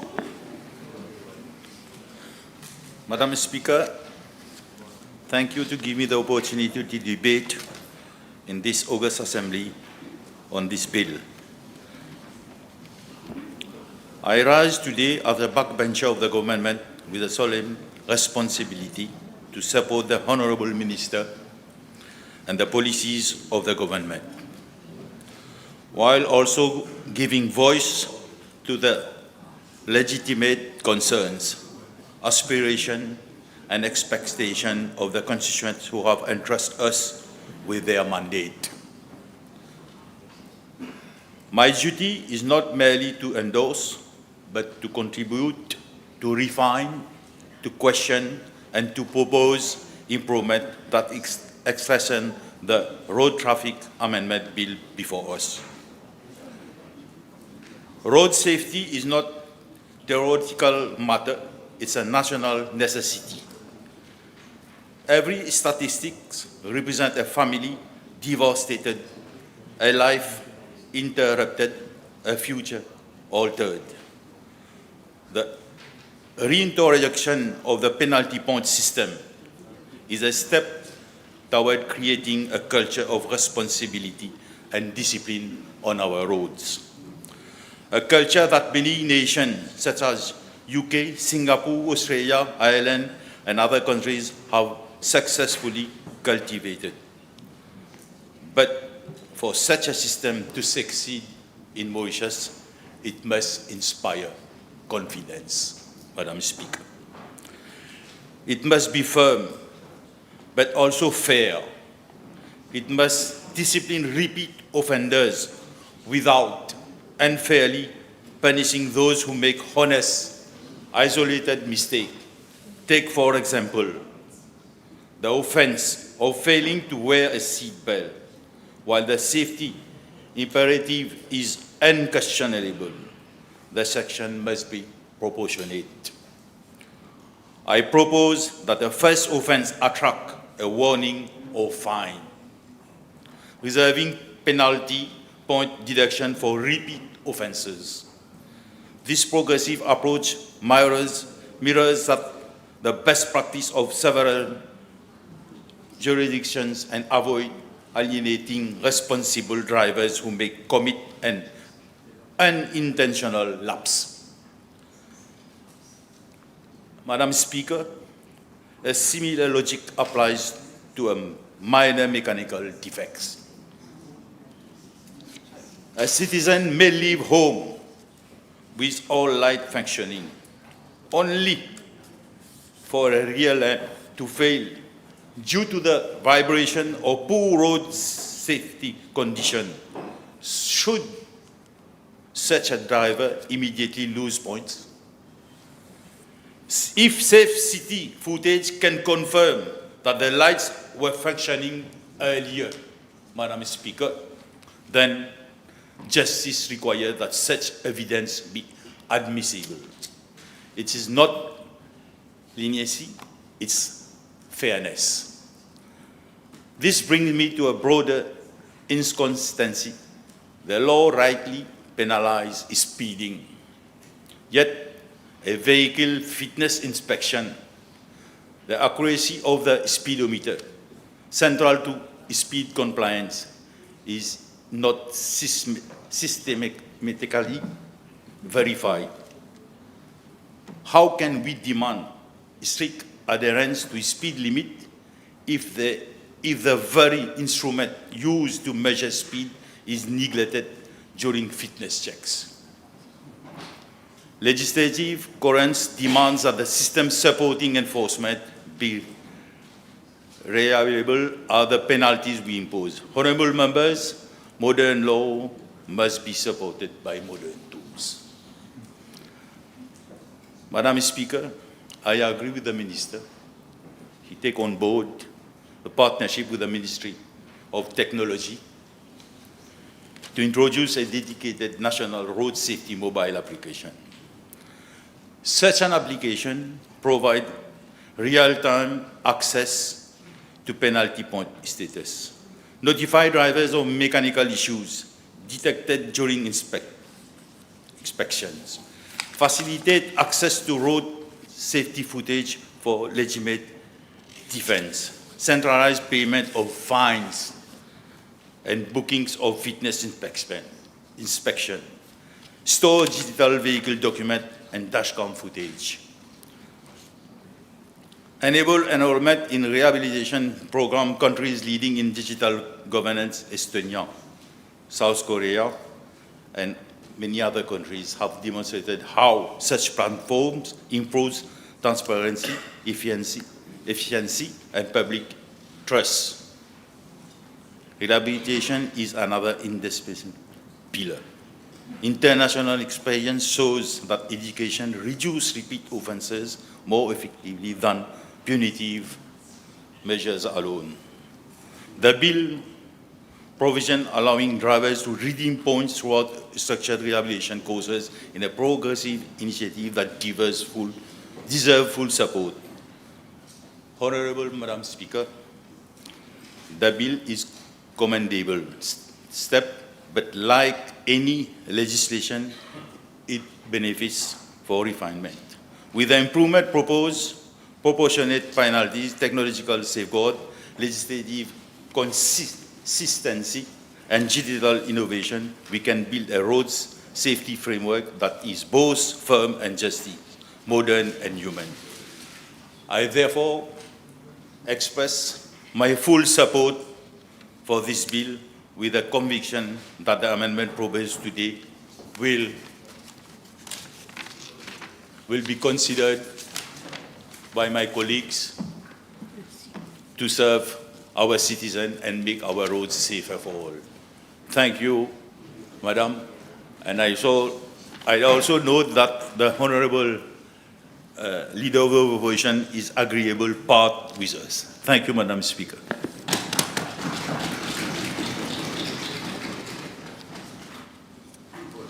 Yes, Ms. Tanu.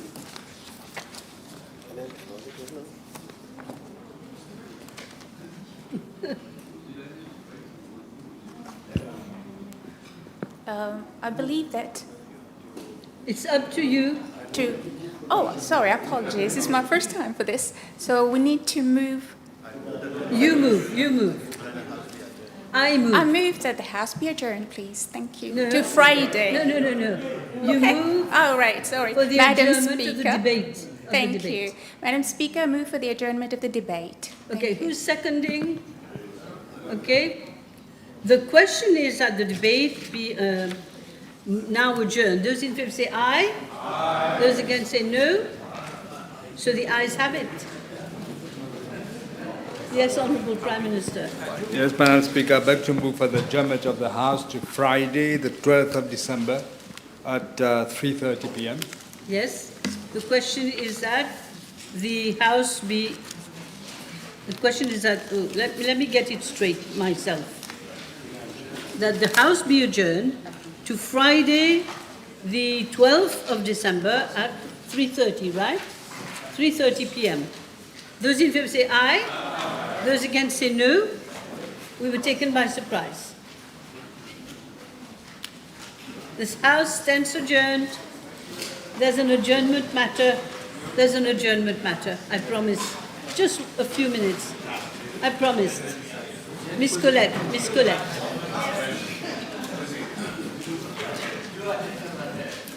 Please go ahead, Miss Colette. Merci beaucoup, Madame la Présidente, et rapidement, avec votre indulgence, je souhaite soulever un problème et adresser une question à l'honorable ministre des Technologies de l'Information, de la Communication et l'Innovation. À Rodrigue, le numérique offre de nouvelles opportunités de communication et d'ouverture sur le monde, mais il expose aussi la population à des risques.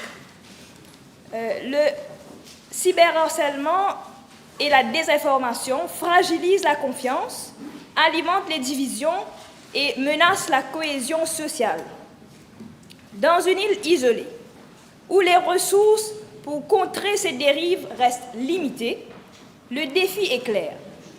Profiter des avantages de la connectivité tout en protégeant la communauté, surtout notre jeunesse, contre ces dangers. Il nous faut promouvoir l'unité et la sécurité dans notre île. Je souhaiterais demander à l'honorable ministre s'il peut indiquer, s'il compte envisager des mesures afin d'assurer la protection de nos citoyens en ligne pour Rodrigue et pouvoir mettre fin à la désinformation et violence numérique. Merci. Merci, Monsieur le Ministre. I thank the honourable member for this question. The issue of cybersecurity, misinformation, disinformation and malinformation is a global issue. And we all know that just like many other developed countries are facing that problem, so is Mauritius and so is Rodrigues.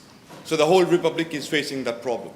We actually connected Rodrigues to the digital map of the Republic through the Mars cable. And we are very glad today that there are different connectivity options, including low Earth orbit satellites as well, which we added as part of what we are doing at the Ministry of Information Technology, Communication and Innovation. We have an online platform for reporting cybercrimes, Madam Speaker. And that platform earlier, while we captured the data, the statistics for the whole Republic, we did not differentiate from those reports that were coming out from Rodrigues for issues specifically for Rodrigues. Just yesterday, we actually amended that application so that when somebody from Rodrigues is reporting a case of cybercrime, that person will have the opportunity to indicate that the report is coming from Rodrigues. This will enable us to collect data and we can then devise policies which are evidence-based. So this is the first point. The second point is that we also intend to create some ambassadors who can, in turn, sensitize our people in Rodrigues, especially our children. And statistics has it that most of those people who suffer from cybercrime, they happen to be women, as we stated last week at the Parliament. Therefore, we will, actually during the month of January, we intend to have a campaign for Rodrigues, and that campaign will focus on child online protection, along with protecting the rest of the society. We hold at heart the interest of Rodrigues, and the legal amendments that we intend to bring will be applicable to Rodrigues Island as well. And together with the Prime Minister, the Honourable Prime Minister, we are working on a strategy which can help not only reduce cybercrime, but also help resolve cases of cybercrimes faster. Madam Speaker, this is my response to the question raised by Honourable. Thank you. May I ask those who want to help me tomorrow, Mr. Rukni, anybody who wants to help me tomorrow with a debate on human rights, which is the last day for the 16 days, please to come and see me immediately so we can know what to do tomorrow morning. Thank you. Now House is really adjourned.